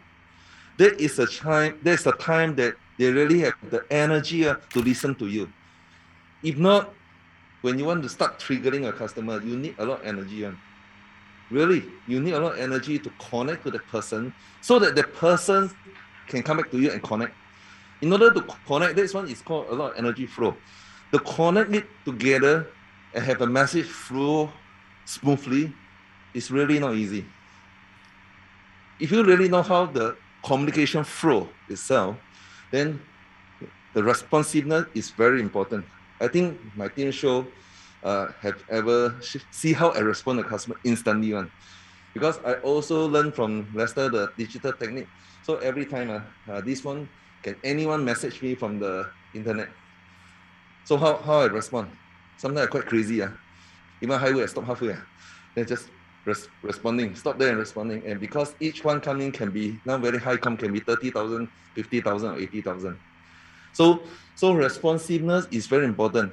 And you put your phone as an agent, every time you go home, put on a table, put silent or whatever, you don't pick it up, the phone call. I think this is also right, because your phone is your window of the so-called your abundance wealth. So usually you can practice answer the phone call within 3 times. Oh, 3 rings. 3 rings. So that's what I always do. It's possible unless I was engaging on the other line. Okay, so take note of this because this is something that we designed this is because there's a reason behind it. In fact, these are all the things we have been doing it day in and day out. Okay? Okay. So that's where the high alerts comes in. Okay. Each call is an opportunity. And honestly speaking, even as we speak to a lot of clients, right, sometimes we do hear clients saying is that when they call on phone on our property guru listing, sometimes agents just don't respond. Agent don't answer phone. Okay, it's a waste of your money if really you put a listing out there and when customer ready to engage you, you're not there to respond. Okay, because you always must remember, if they're free to talk to you now, doesn't mean that when you're free to talk to them, they're free. Okay, it's very hard to get customers' time. So it's always their priority that you answer their call as soon as you can or reply as soon as you can. Okay, so that's the thing. And in the treasure hunt arena, we try to give you some guidance. By the time you come into these steps, what must you do? What must you have? Okay, so by the time you come into this treasure hunt, you should be able to do up their customized financial plan, meaning using TDSR workup. You see all the scenario that I throw to you, right? I will always tell you age. I will always tell you salary. I'll tell you how much CPF that they have. These are standards. If you want to work out whether he can afford a property or not, these are things that you must find out. You must know. Then you can propose to your client or you can see their affordability. So you must be ready to achieve this objective of customized financial plan. And then at that point, able to apply all these techniques that you have learned today. Okay, hey, he said he wants to keep the property and then he wants to save ABSD. How can I do it? Or he said it's okay to pay ABSD, but I want to loan 75%, but I'm concerned with my monthly installment. You know, things like, so remember all these cases that we have? So you start to see his scenario. What could be the issue that he has? Then you're ready with your techniques to advise him that, wow, we can actually do this, we can actually do that. Then he see a solution. Then the chances if he like the house, he will buy. Okay, but if you have not even done this, okay, then you don't know. You're always hoping that when you go and meet with the client just somehow fall in love with the project, somehow just want to buy. But how many cases can you do on a somehow basis? How often can you close on a consistently basis on a somehow basis? Very difficult, right? Money is for us to generate, earn, but it takes our proactive steps that we want to achieve it. So the homework is a must that we need to do if we want to close a case effectively. Okay? Of course, you're talking to those CCR customer. Those are very rich one. You ask money from them, want to take loan, you become you offense them. So you need to have a different technique of communication skill to talk to them. But when I'm talking about, let's say 80% of the people in the whole Singapore, 80% of people stay in HDB, right? Mostly you need to take loan one. So that is the biggest pool of people also. But for the other side of people, you need to understand how they buy what kind of property portfolio. So this is still a very, very crucial step. Almost every deal I do before I go show flat, I go this first. So usually I go 3 to 5 show flat, that maximum. That's our style. If not, you keep traveling, very tiring one. So this is something that you need to take note and master it. Okay. Okay. Then galvanize the territory. We call it plan for success. Okay. It's called checkmate planning or show stories. Meaning to say is that sometimes to convince a customer to do something, you got to show them that people has done it this way. People generally does it this way because they don't like to be the person that, the first one to try. But if you can show them success story of what you have done for other clients, then they'll feel more confident to move the same step as others who has been successful. So the cases that you have closed, use that as a reference. You know, share with your client, not because you haolian, not because you try to lawa, but it's a proof of your capability that you have helped the client to do this. You know, sometimes you just chit chat on a share story basis. Not everything is about their deal closing. wow, I'll share with you recently there's this case, wow, quite challenging, you know, or I managed to help someone do this. The client also likes to hear story. Then you build that bonding. Okay, then they say, wow, this not bad. The way you approach, and then you are so careful about the client, you take care of this and that. Then they also build that trust in you. Okay, so you have to show them stories, okay, and have a strategy to share with them. What are you going to say first? What are you going to tell them first? So that they can follow your path. Okay, when you are the one leading the conversation, okay, means you're in control. Okay, in always when you want to talk to someone something, you cannot wait for them to ask you questions. Customer asks you, then you answer. Customer asks you, then you answer. You're totally not in control. You should be expecting what the customer wants to know. Okay, sometimes you prompt them questions so that they answer you the questions or the reply that you wanted. You already know sometimes, you know, but you still want to make sure you ask them and then wait for them to reply you. Don't just go on and on. Very important. Okay? So I share something, a real story between us when we started Woodley Residences marketing. I think most people know that during that 10 days, we brought about 100 invites there. So why I choose Woodley during the point of time? Why we choose that? Because we all know from the crystal ball, wow, looks like they're going to sell 1,008 even or something like that. But we also know that the developer want to sell it atas one $2,000, which create a lot of excitement between us. Why? So it's called strategy or checkmate planning. Opposite of Woodley, there is what?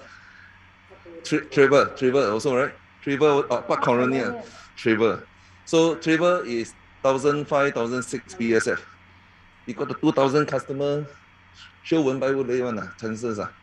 If first day buy Woodley at $2,000, I think it's very challenging to be very successful because during the point of time, you shouldn't call for the kind of price. So you check your crystal ball, you know. Okay, so the opposite called Park Coronia, which is about 200-300 PSS lower. So you know that when you have a customer on Woodley, sure attract people one. When you select a project you want to do, sure attract people one because what integrated everything here. You go China, go Malaysia, no need to bring umbrella one. Why? Got MRT all the way to airport, right? So there's a lot of benefit to start there. Then after Woodley, then how? You also can channel the Woodley people to Jackscape. So Jackscape no more already. So what we do? You see, I close Normanton Park, close Key Residences. Because Jackscape is about 1,600 at the beginning. Now all sell 1,900 sub-sales because Ang Mo Kio 2,000. So we bring to 1,007 Normanton Park. Stay 59, a lot of 1.6 million one, around 1,700 PSF. So if you need to plan all these things within you first. So that when the customer comes, you check the financial, you know that 1, 2, 3, 4, 5. Go to this one, which one you want to close, you already decided. So properly, then you plan for it and then you work with your partner. You must have a good partner, means your tagger, your friend, whoever, your close one, don't sabo you one. So you bring them along and then you partner and you probably can close the deal. This is what we talk about the checkmate planning. Okay? Okay. Okay, so as we mentioned, you need to be the authority figure, meaning the one leading the conversation. Okay, gain alignment on the goals. That's the part that I say. Is it buy one, sell one, buy two is the option, or is he wanting to retire? So all this you got to gain the alignment with your client, that what's best for him, for the family. Okay, then confirm the next actions to be taken. So if he said yes, he wants to buy a BUC, and then what kind of price range he's looking at, then you go and look for suitable units and arrange viewing, etc. But that alignment needs to be happen in that meeting before you bring people to see show flat, because otherwise it's very tiring on you. Also, you also don't know his affordability. Okay, then you ask the tagger to actually do all the presentation, but actually he no money to buy one. Okay, so that's why some of this pre-work is on us to do, so that you know your client better and then you give the best recommendation. All right. Okay, so to recall this case study just now, we have done this, okay? That's why it's called R, okay? We talk about this in terms of gearing up. Okay, remember this case, Lawrence and Betty owns an existing private property and has an outstanding loan of 400,000. They would like to buy another property for investment purpose, okay, and would like to maximize their loan at 75%. TDSR is not an issue to support the loan, okay. So, and we talk about how much they can gear up and things like that. So, what is your proposal for Lawrence? Okay, and then we calculated, right, that he can gear up, they can gear up 350,000 based on the value that was given. Now, if you are the one right now, okay, he has achieved his goal, so-called, have 350 cash on hand to go and own a second property by doing gear up, okay, refinance and gear up, and then he can able to loan at 75% for the next property. Right now, if you are the agent, do you feel this is the option you can, or is there something better? In asset planning, it's always challenging yourself. Okay, what other possible options can you offer to the client? You know, that they don't see, because for them sometimes it's quite straightforward. Okay lah, I have enough money now, okay, I just buy one. And then you happily also do, example, in this case, gear up 350 and buy the next one, case closed. But could you have done something better for them? Okay, so you always need to challenge yourself. Now you won't see the opportunity one, because you'll go by the flow. Okay lah, buy, follow what my client wants. So my client is happy, I'm also happy, I'm closing one more deal. But in asset planning, it's not that way. It's always about longer term. It's always about what best, what's next. Okay, not just the immediate, but longer term, what's next. What could you have advised them to do better? Okay, so in order to do this... Hello, come here. Yes? 喂，Captain 吓死我，各位。So I say, okay, so is it good enough? How can you help client to achieve more? Okay, so now what I want you to do, right, is reference to the case earlier. Okay, maybe someone, okay, if I can have your support, someone come up and share with me, what do you think you can do if I say I want you to convince your client in that scenario just now is to sell one property and buy two instead of the original intent. The original intent is just to refinance, gear up, and buy one property only. Okay, buy one more. It was the intent, and we calculated it can be done. So that's applying one technique. But if now I say, I give you the challenge, I want you to ask him sell the property and buy two instead. Sell one, buy two, 3 transactions. Buy one is only 1 transaction. Okay, but how? How can you convince the client in the similar case just now? Okay, how to do it? Okay, so before someone come up, or maybe I should let someone come up. Can someone volunteer? Okay. Daryl kêu Kenny, then Daryl got here. Someone for sharing purpose so that others see. Because you learn more when you see someone in action, in practice, then I can correct you or tell you, then you learn much more. Okay, how can you tell this client that instead of doing this, it would be better that you sell and buy two?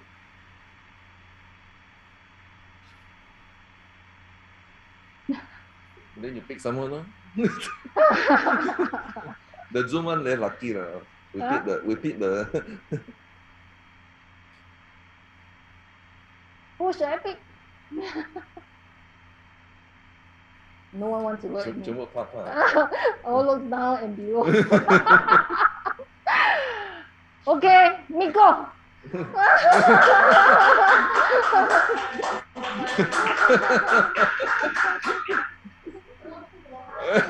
Because center of attraction 嘛，你在 center 我就 choose 你哦。Yeah, try. 可以 try 啊，try 啊。你看现在的就是 registration number 了，到这个。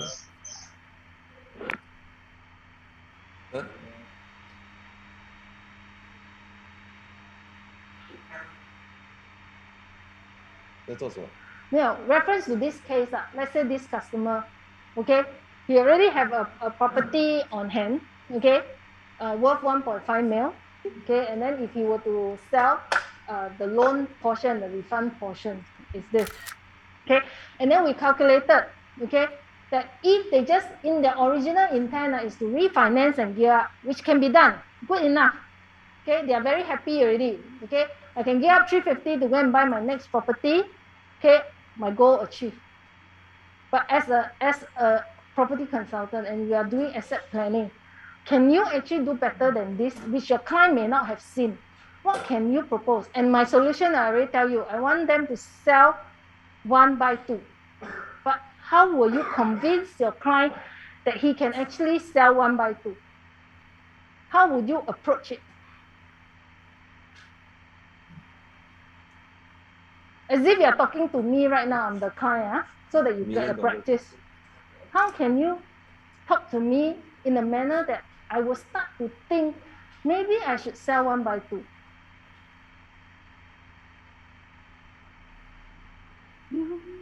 Have you tried?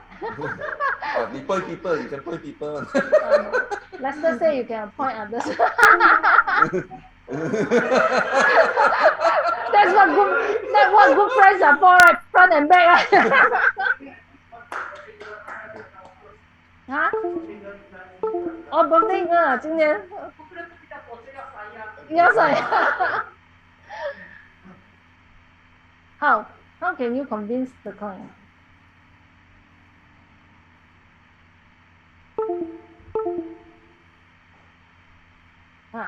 Daryl arrow Kenny. Kenny want to try? And then Kenny also arrow Daryl. So both come out lah. No harm. It's no right or wrong answer. You just do your best. Now I'm the client. You try and convince me. Yeah.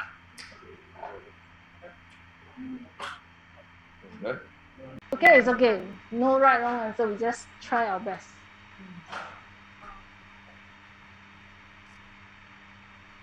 Hi Yvonne. For this current property that you are owning, okay, so you have owned for quite a number of years, okay. So do you have the plan to continue staying in this property? Yeah, I actually intend to stay, but because I think I have a bit of extra, that's why I wanted to buy one more. Okay, by gearing up, because my value has already gone up. So I think it's a good chance to own another property. What do you think? Okay, as you can see, the value have go up. In fact, do you ever consider that you sell it off? Then if you sell it off, right, then you can have even a greater gain. Then from the gain itself, right, then you can consider, to... Why sell off? I have a better gain. As you can see from the variations, from the variations that the bank have give you, okay, so you sell off, right, then you can, after you clear the loan and the CPF refund, then you will have more, then you can consider to buy into another one, then you can another area that you always want to stay in. But then I don't need to sell. If I now buy, I still can make my money.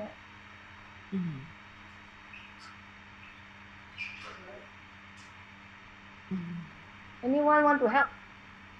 What can you attack the customer? Why sell? What can you think of? Why sell? Yes.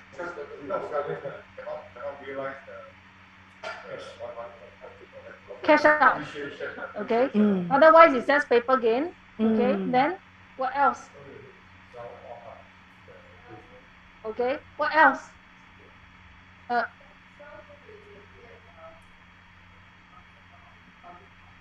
Mm-hmm.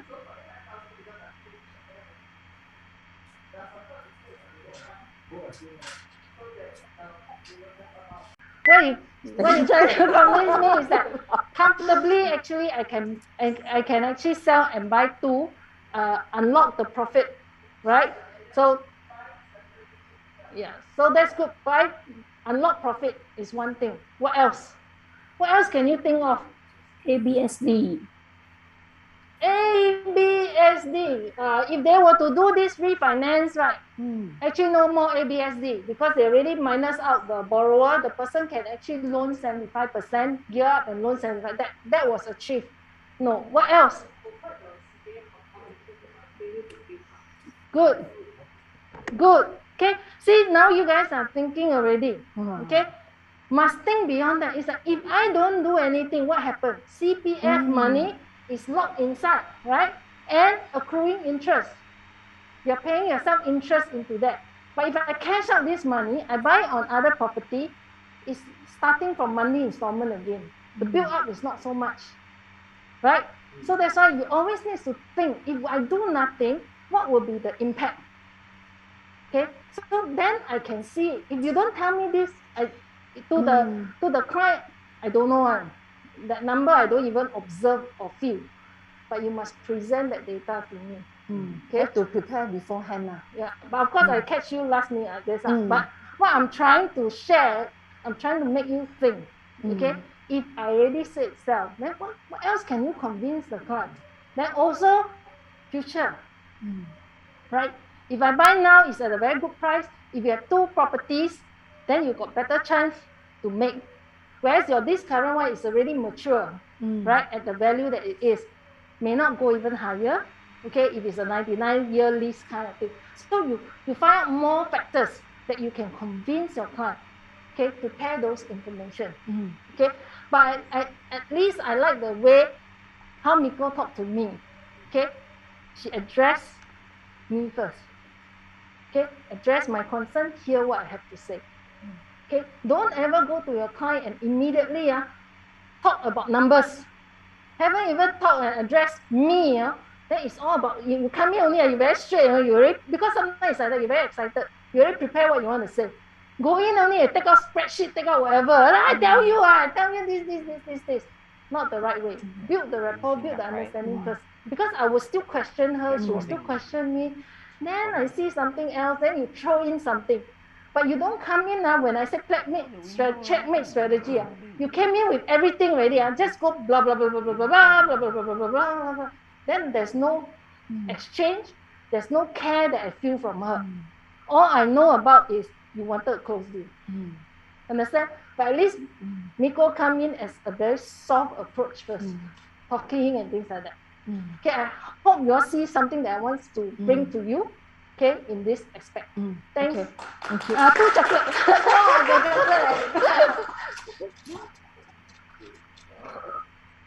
Your front and back buddy. Yes. Thank you. Okay. So let me show you. Let me show you what we call the critical dialogue elements. Okay. So of course in that short demo, I can't do a lot, but just to share with you, okay, don't just give facts and figures, is what I've mentioned. Okay, make them feel for what you're going to share. Okay, they must feel the pain or feel the joy. Either one. There must be some feeling to it. If whatever that you share don't excite me, don't pain me, you think I'll take action? No. So you must give me something that,会痛or yeah, I look forward to it. Okay, so always in your speech, in your engagement, have that components inside it. Make your customer feel whatever that you want to share. Okay, sense of love from you.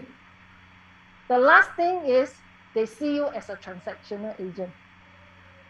The moment they see you is just want to sell and buy two more, over, war over. There's no sense of love, care from you. So you must always ask me how, why, what you think. Let me speak up. Don't come in and just attack me. Okay? Remember that, because a lot of agents don't do that. Even when I show flat, I don't see that kind of care being demonstrated. Okay? Caring, let the clients know why. Why is it better? They are not up to market like us. We know. So your responsibility is show them facts and data. Okay, don't just say market is hot, market is hot. Why hot? Support with facts and figure why hot. Then I can believe. Just pure saying is your saying only. So if you want to engage a client, you've got to come in prepared. Okay? Let the client know again, let the clients know that you care. Okay? Connecting. This part. Two ways communication. Just now, you see, I tried to ask back Nico and make her ask me something, and I answer, and then I ask her back something. What do you think? Same thing. In your conversation, it's always with the client. What do you think? And then wait for answer. Don't say what do you think, and then you just blah, blah, blah. I think you should do this. I think you should do that. Never instruct your client what he or she should do. Okay? So pause and have eye contact with your client. Sometimes it's good to just short while stop. Let's see what your client say. There's a lot of body language in them. Read the sign. Are they happy with what you're saying? Or are they, block off already, don't even want to listen anymore? Then you must know when to stop, when to move on to another thing, because it's not getting in anymore. Okay? Then ask questions, varies your tonality. When you talk to a client, don't go blah, blah, blah, blah, blah, blah, blah, blah, blah, blah, then go on and on. Then after, actually it's facts, it's very good numbers. But I listen already, I drain off. I maybe can absorb the first few minutes, after that, out already. But if you've got varies of tone, happy, stop a while, then ask me questions, I will stay engaged because there is two-way communication. So varies your tonality, okay? Last is visual impact, is to draw or write down numbers. Sometimes if you, let's say, like just now, we talk about the saving, 247K, right? After we work out the numbers, I'll circle. Wow, big savings. Why? He lose attention, but by doing this, tap softly on the area. Oh, 是哦 number 很大. Or you make this. So sometimes no choice, but it's to engage your client. And visual helps a lot. When you write down numbers, write down something for them, it stuck inside here. Versus you keep saying. If I stand here, keep talking, at the end I walk out, I forget. But when you write and draw for me, I walk out, I can look at it again. Understand? So when you present something to your client, you must come ready with some presentation chart, draw out something, or already a prepared spreadsheet or whatever that it may be. Okay? I already say, not and say, you must see this, it's really, really important. Wow, you're very excited. He must feel your energy. Really, very important. You must listen to this. This one is important. Then he will say, oh, okay, important, I listen. Like boss always say, important, then we will pay more attention, right? So you must have that kind of connection words with you. Don't just present. Don't one way. Varies, okay? So that's the element in the power dialogue. Okay, so for example, address the person.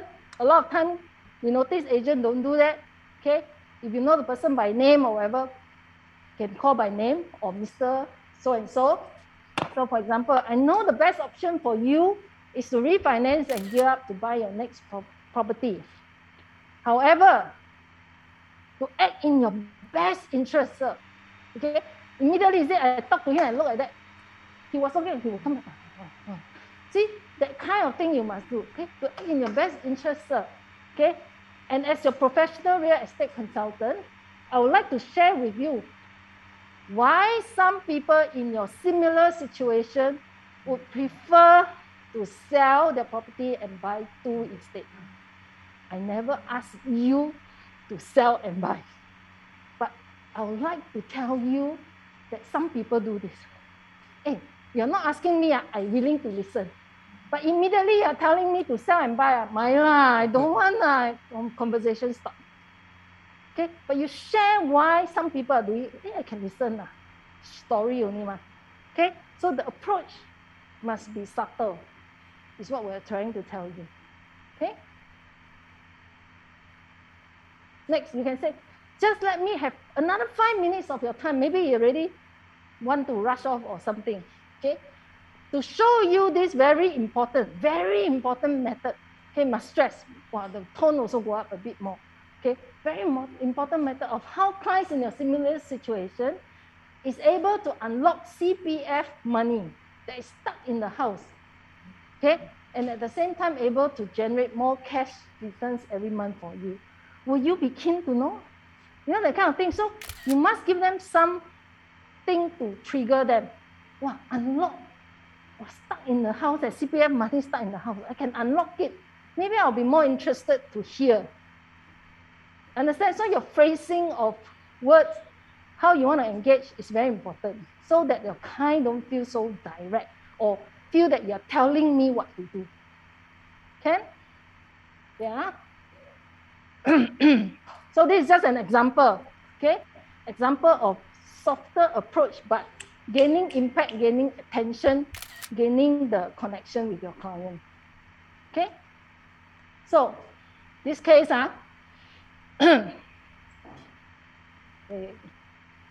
now, so let's say today I'm doing it with the client. Okay, I'm going to just show you. Okay, sir, I know that your intention, this is a house that I draw. Sorry, I'm using software to draw, the best I can draw. A house. Okay, today your house, sir, if I were to draw it, sir, your house is actually worth 1.5 million. Okay, I know your intention is actually refinance, gear up to buy your second property, right? Then you would have not hit, right? Like Daryl said, yes, you would not hit. Okay. So we have calculated, you can actually gear up 350. You can easily buy your next property at $1 million, which you wanted. Okay. And then with that, assuming you can take the loan, you still got balance 100K in your account. Okay. Your rental is 2006. Okay. Your monthly installment for the second property will roughly be about 2002 cash. Okay. Because you take a gear up, your equity term loan, I'm sure you know you have to pay in cash, right? Then again, you will not hit, cash. Okay. So you must have that kind of conversation. Don't just blah, blah, blah, blah, blah. Stop for a while. Say, yeah, correct. Yeah. Feel the pain. Gao ba call, everyday cash, right? So cash, 900. Okay. So with that, so do you know, if you don't sell the house, right, your CPF will be locked inside the house. Locked inside the house, dead money, not working. Worse, accruing interest year by year. You know, that kind of thing. So you stop, then you stop. Then you say, oh, see, dead money, accrued interest. So when it's important, as you say, you circle. You tell the client, say, see, lock inside this money. You know, that kind of thing. But today, sir, if you were to sell, what do? You have a cash profit of 800,000. Okay, Jasmine, nice one. You calculated it out. Okay, 1.5 mil minus CPF refund minus outstanding. There's a cash profit of 800,000. What's more, you unlock your CPF, no longer accruing interest. Your CPF now is live, earning 2.5% interest, right, a year. Okay, so your CPF is working for you. Okay, it's earning cash for you. Good or no good? Right? Good. Okay. So buy two. How we do that? Okay. Buy two at 1 million each. Okay. I'm sure one will be for own stay. Right? Sell house already. One will have to stay in. Okay. So you put a 250K down, and then we loan 75% on each house. Okay, which we know that TDSR is not an issue. Congratulations. A lot of people want to do that, but not successful. Again, you compliment the client and the client feel good, willing to hear further. So in between, remember connection. Don't just talk and talk and talk. Congratulations, then he will feel good. Okay, listen on. Okay, so if we rent out one, same, right? 2006. Okay, so your 800K cash that you have, you already paid 250,000 each for the down payment.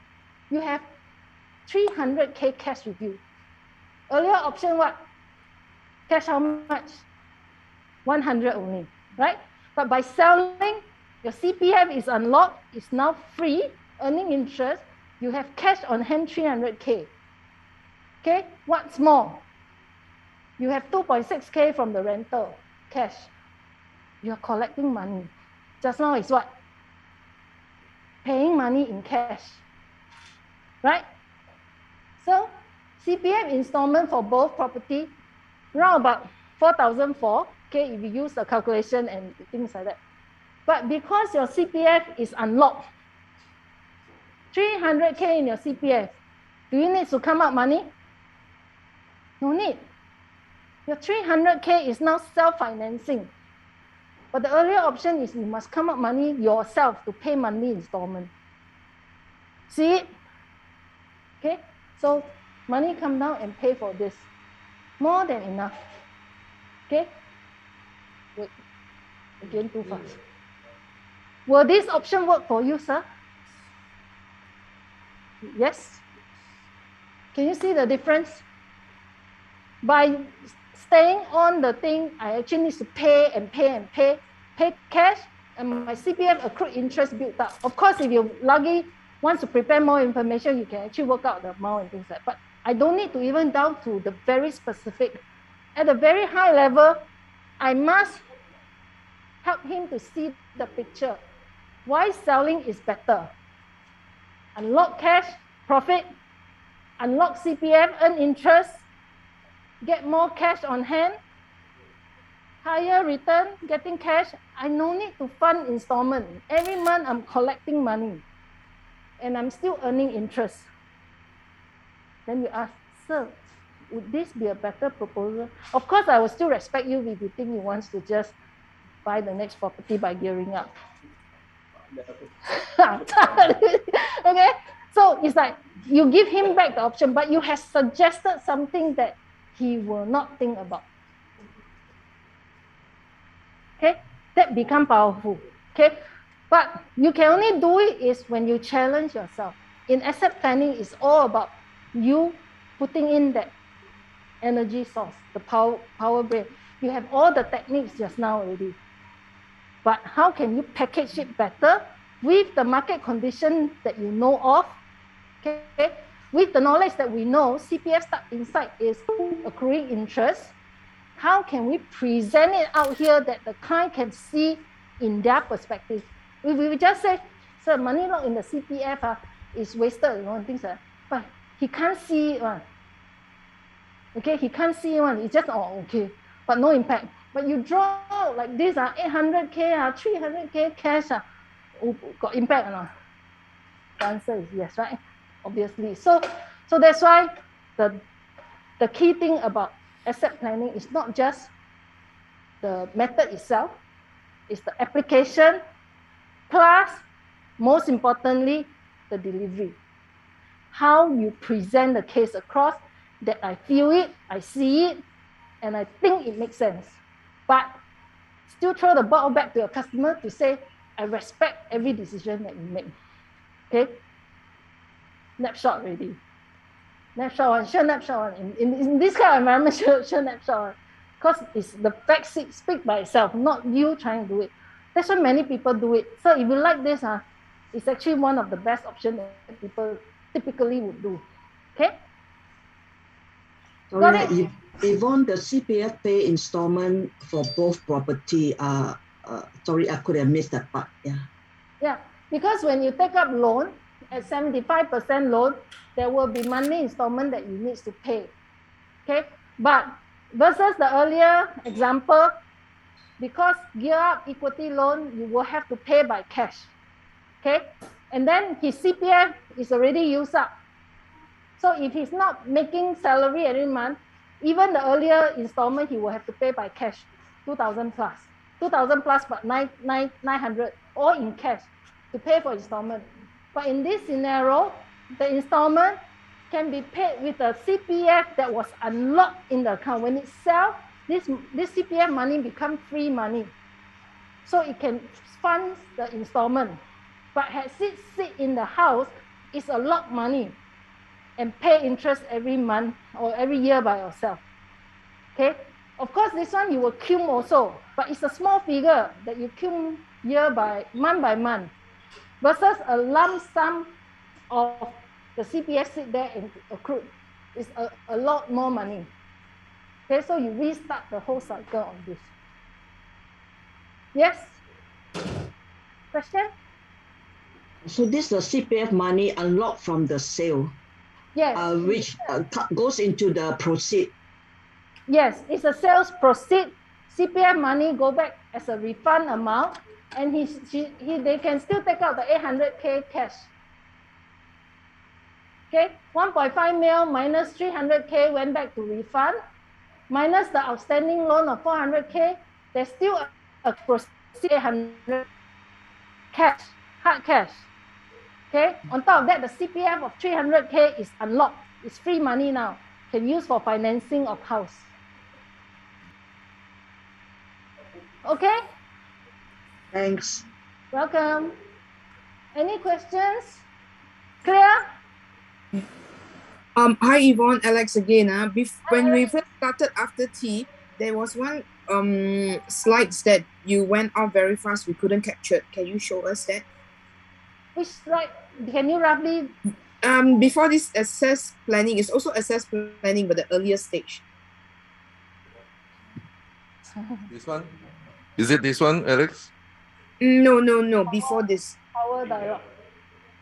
Power dialogue thing. This one? This one? Yeah. That's right. Thank you. Welcome. Any questions? Yvonne? Yes. Yeah, this power dialogue, can you back up the slide with the S1, S2, S3 one? Whether I miss it.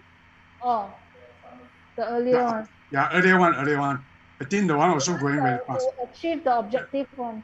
Yeah, objective, the one you got S1, oh yeah, this is the one. Yeah, okay. thank you. Okay. 有价值。 Bear in mind, these are the steps involved. Okay, steps involved to do it. Okay. And what? Okay, Yvonne, I got another question. Yes. Can you show the slide? Case study number 10, PTM.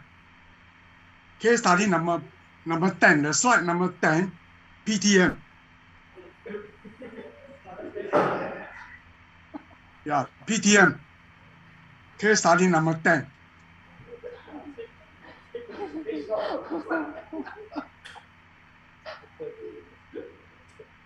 PTM.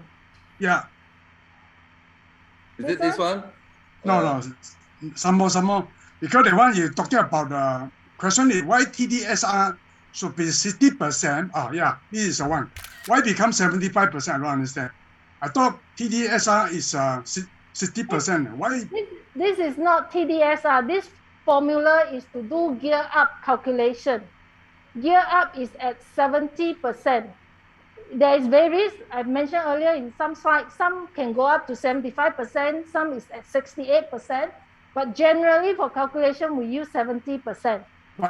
It's not why you call it TDSR? It that been the case, because total debt servicing ratio is 60%. So I don't understand, all of a sudden become 75%.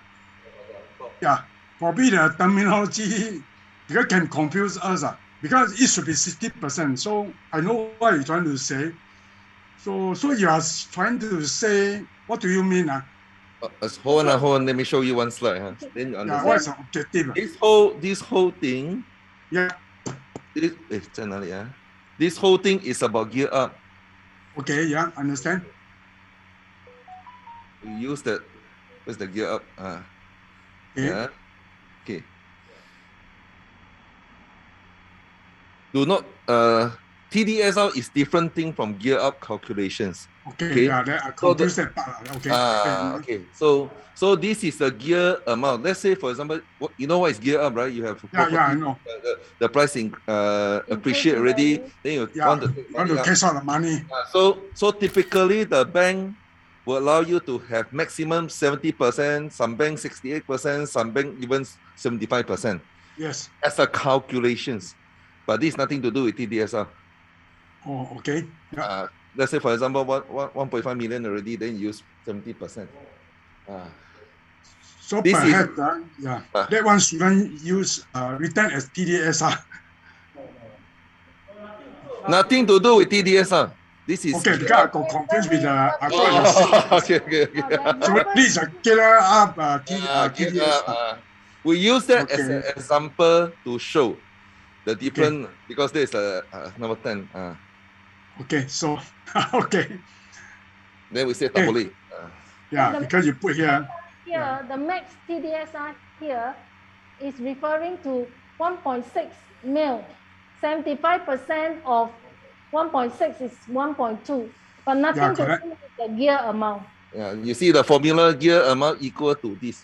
This is formula. This is not TDSR formula. Okay. Very good. Thank you. Thank you. Thank you. Welcome. So, sorry. Very good. Yeah. Misunderstand. Okay. This one, right? Anyone? So Daniel? basically, when you do a lot of things, you can design yourself with a process. So this is one of the process. So we're just sharing with you so that they give you some guidelines, some way to go about. Every time you design a process, there must be a title, so-called the stage. It can be a stage one or strategy one, and then you must say something like what you want to do and the goal. That's all you need to do, so that you don't lose your directions. Okay. Okay. And okay. That's Okay. Okay. Learning summary. Okay. First, we start off with loan versus no loan. Okay. If the person has enough CPF, our recommendation is to loan. Because why? You actually earn interest. The technique to apply is interest plus option. Okay. Please say thank you to Lester. Okay, we will be having what we call an interest analysis calculator. So we still teach you in the class because you need to understand the basis of calculation. Okay, otherwise you don't know how the calculator works. Okay, so the intent of interest analysis is to show the client if he doesn't loan, okay, he actually pay more. He don't earn as much. Okay, he pay for the installment. But if you keep the CPF inside, you earn the interest. The interest earned, you pay off what you need to pay for your loan. You still get a net gain. Okay, so that's why it's called interest plus. Now, if you want to loan but you have shortfall, technique 2, pledge and pledge. Okay, what calculator we use? Asset-based lending calculator, ABLC. Okay, too long, cannot type ABLC. Okay, next, loan, but worry about monthly installment. After which, refinance, right? Stretch the tenure. Okay, maximization of loan tenure. This one very easy to do. Okay, just go back, but make sure it's after loan disbursement so that there's no penalty. Okay, and if you want to know the monthly installment, okay, use the progressive calculator. Okay, that we have. Because there is the TOP and CSC, so you can use that. Okay, so that it has the breakdown of amount. Now, if you want to maximize 75% loan, but on a second property, you want to have 75% LTV, then typically you will do refinancing. Okay, the borrower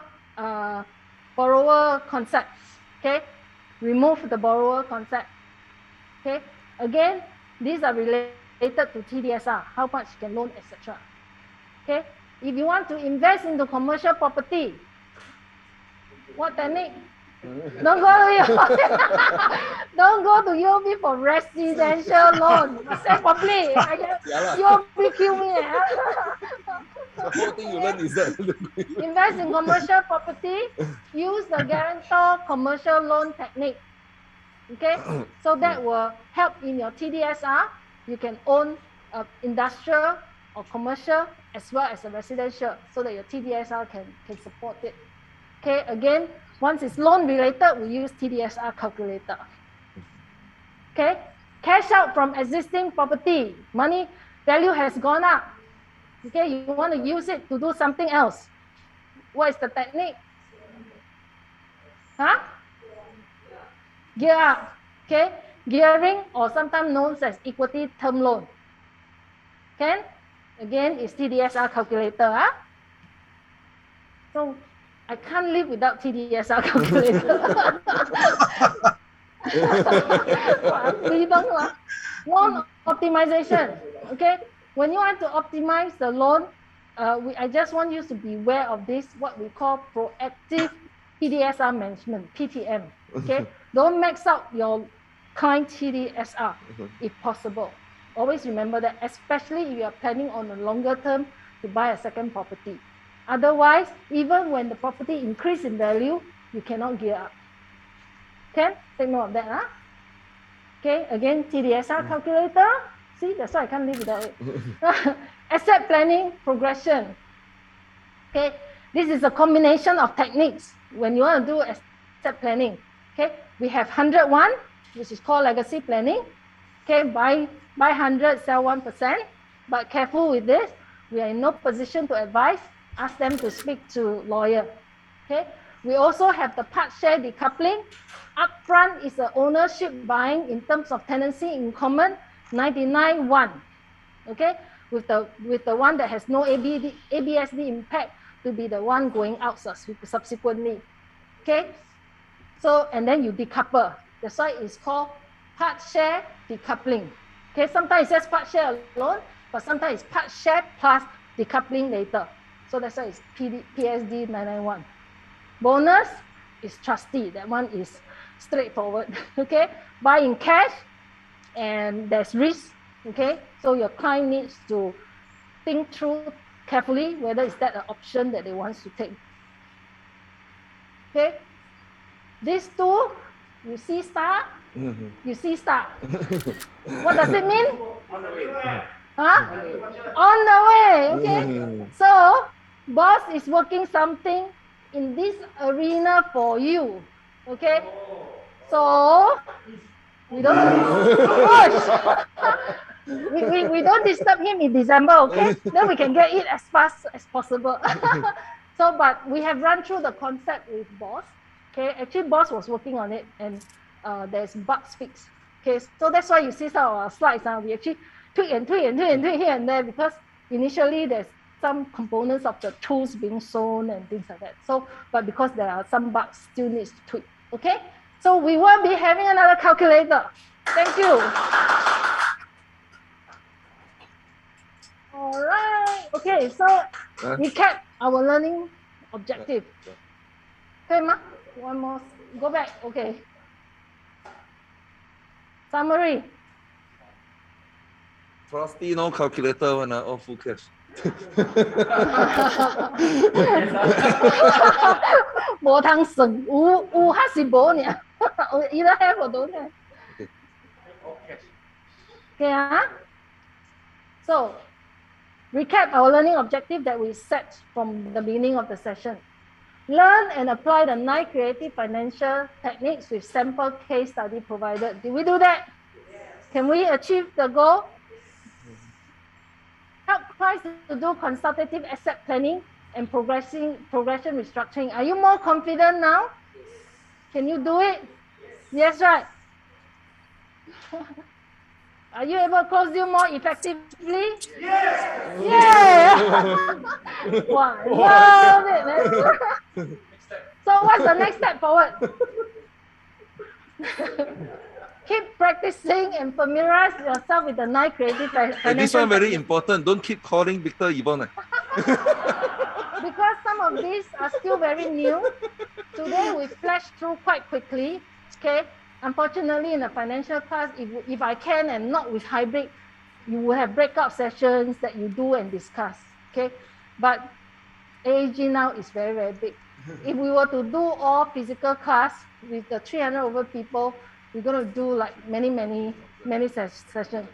Or I mean the sign up only. I'm a bit more shy. Okay, but boss, as you know, the number of people is in thousands. So if you do 35, 36 people per class, you know, we will run. I think we full time already. Full time. Okay, so that's why, unfortunately, sorry, you know, if you find a bit hard to follow, but you're given the scenario. Okay, you're given the case. All you need to recall today's session is similar situation. Go back and look at the case study. What can be done? Okay, if you can't do it, talk to your boss, talk to your leader. Else, you can also talk to us. Okay, we will be here to help. All right. So things can only be better when you practice. So the reason why, like for example, with my team, is that sometimes you don't have the exposure, you don't have the cases, okay? So you can't practice. So what you need to do now is really look back on your customer case, your previous case. Could you have done something else? Okay, look back. Yeah, huh? Yeah, take out your own case also can, okay? Do what you think can be done to yourself, okay? Then you can apply that to your clients, okay?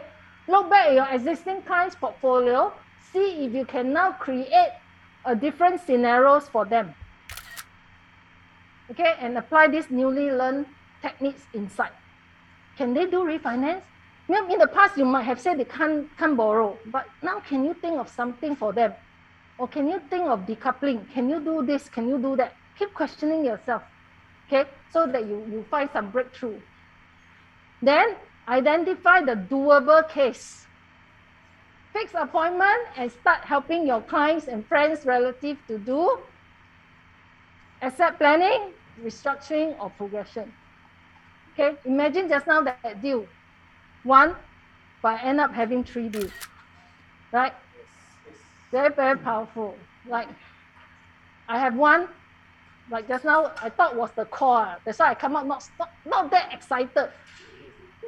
Today, I actually have an appointment, actually, with a client that is, if I close the deal, it's around about 200K com. Okay? The technique that I apply is 101. 101. Okay? The buyer herself is actually quite elderly, okay, but it's a businesswoman, but it's still very healthy, okay. And her wish, okay, the reason why I do it, her wish, her life has been very tough, okay, and her wish is to own a landed property. Okay, she has been staying in HDB, struggling for her kids. The money that she made is all for the kids. So the kids now all own property already, and then each time when the kids and bring the grandchild back, right, the house is very small because why? She still stay in the HDB. She has been keeping herself in a low expenditure, but keeping everybody taken care of. But now that she has the money, okay, and all the grandchild and whoever come back, the house is cramped. So it is in her wish list to own a landed property where everybody come back, they got facilities and things like that. So it's actually going for a clustered landed. Okay. So I want to fulfill that dream. Okay, so I talked to a lawyer. She has certain limit of funds, okay, that is out of her budget actually. Okay, because cluster landed, no matter what, it's still very high. And at her age, she can't loan anymore, right? 73. Okay, so can't loan anymore. So the only options that I have is 101. Okay, the son will come in and take a bit of the loans that she's shortfall of. Okay, so, and I've spoken to lawyer on this. Lawyer is comfortable. Okay, we're going to go ahead and buy it. Okay, and because of the BUC structure, it will be very long before she needed that amount. Okay, in fact, it's like upon TOP that is needed. So it's not a case of avoiding ABSD. It's truly a case that she wants to own it, but she cannot support it all by herself. So her kid will rope in later to take up loan on her behalf. So she already sold her HDB because she has place to stay. her children are all well-to-do, just that she has not spent on herself. So this, I say I'm a little bit emotional because when she tell me that time, she say it's her dying wish. I call you back later. I call you across. Yeah.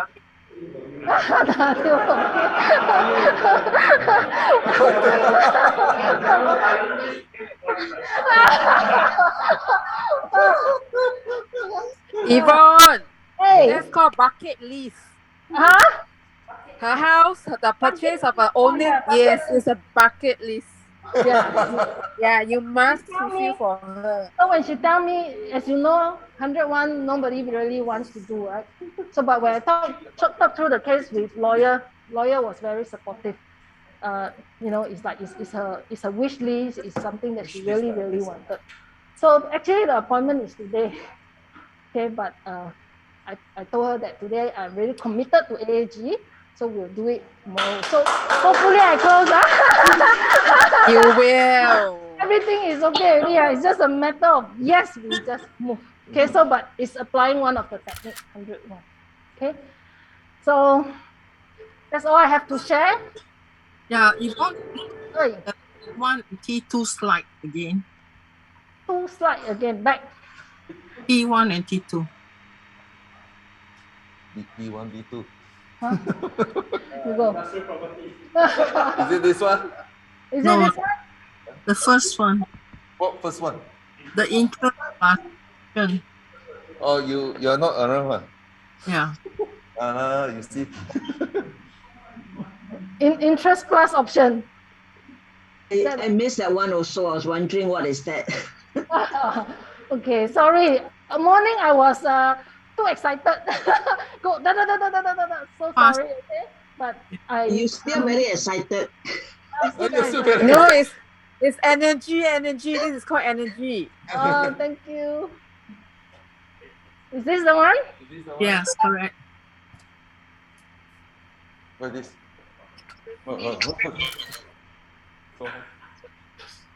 Then the interest. Yeah. Huh? Objective? Yes. Yeah. Okay. And then the good. This one.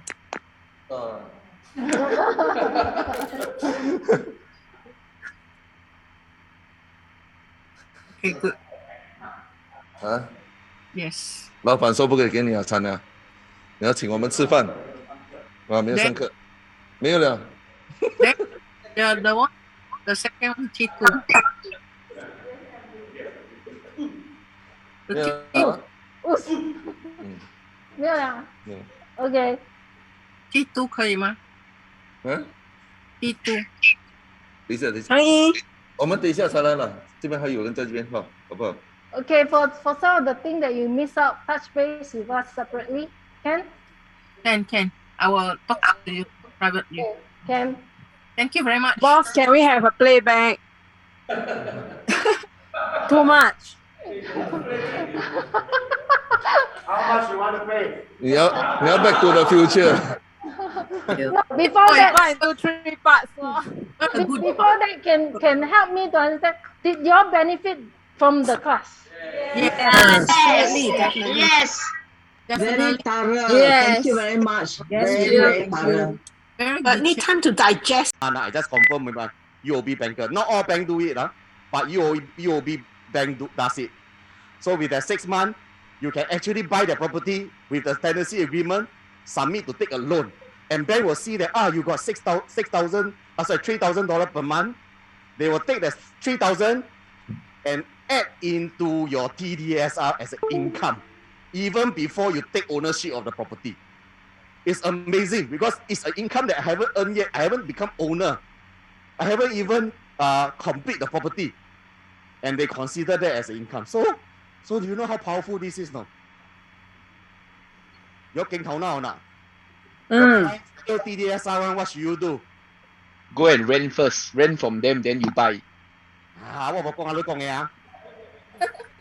Okay, so because of this technique, practically TDSR become no issue already for most clients, as long as it come with rental. Right? Many property nowadays have easily find rental one because why? Rental market has recovered. So most property will have rental nowadays. Okay? In fact, because of this, I know, of course, they will teach them all the other tricks, but I think this one is a genuine trick that really worth considering because genuinely there's a lot of property that has rental in the market. So go and find this and apply to it. Okay, so far I know only UOB does this. Okay, now lastly, today I just realized we have a birthday girl in the house. Yeah. At first her boss want to deliver a cake here, but unfortunately because we cannot eat here, so it's not possible to do that.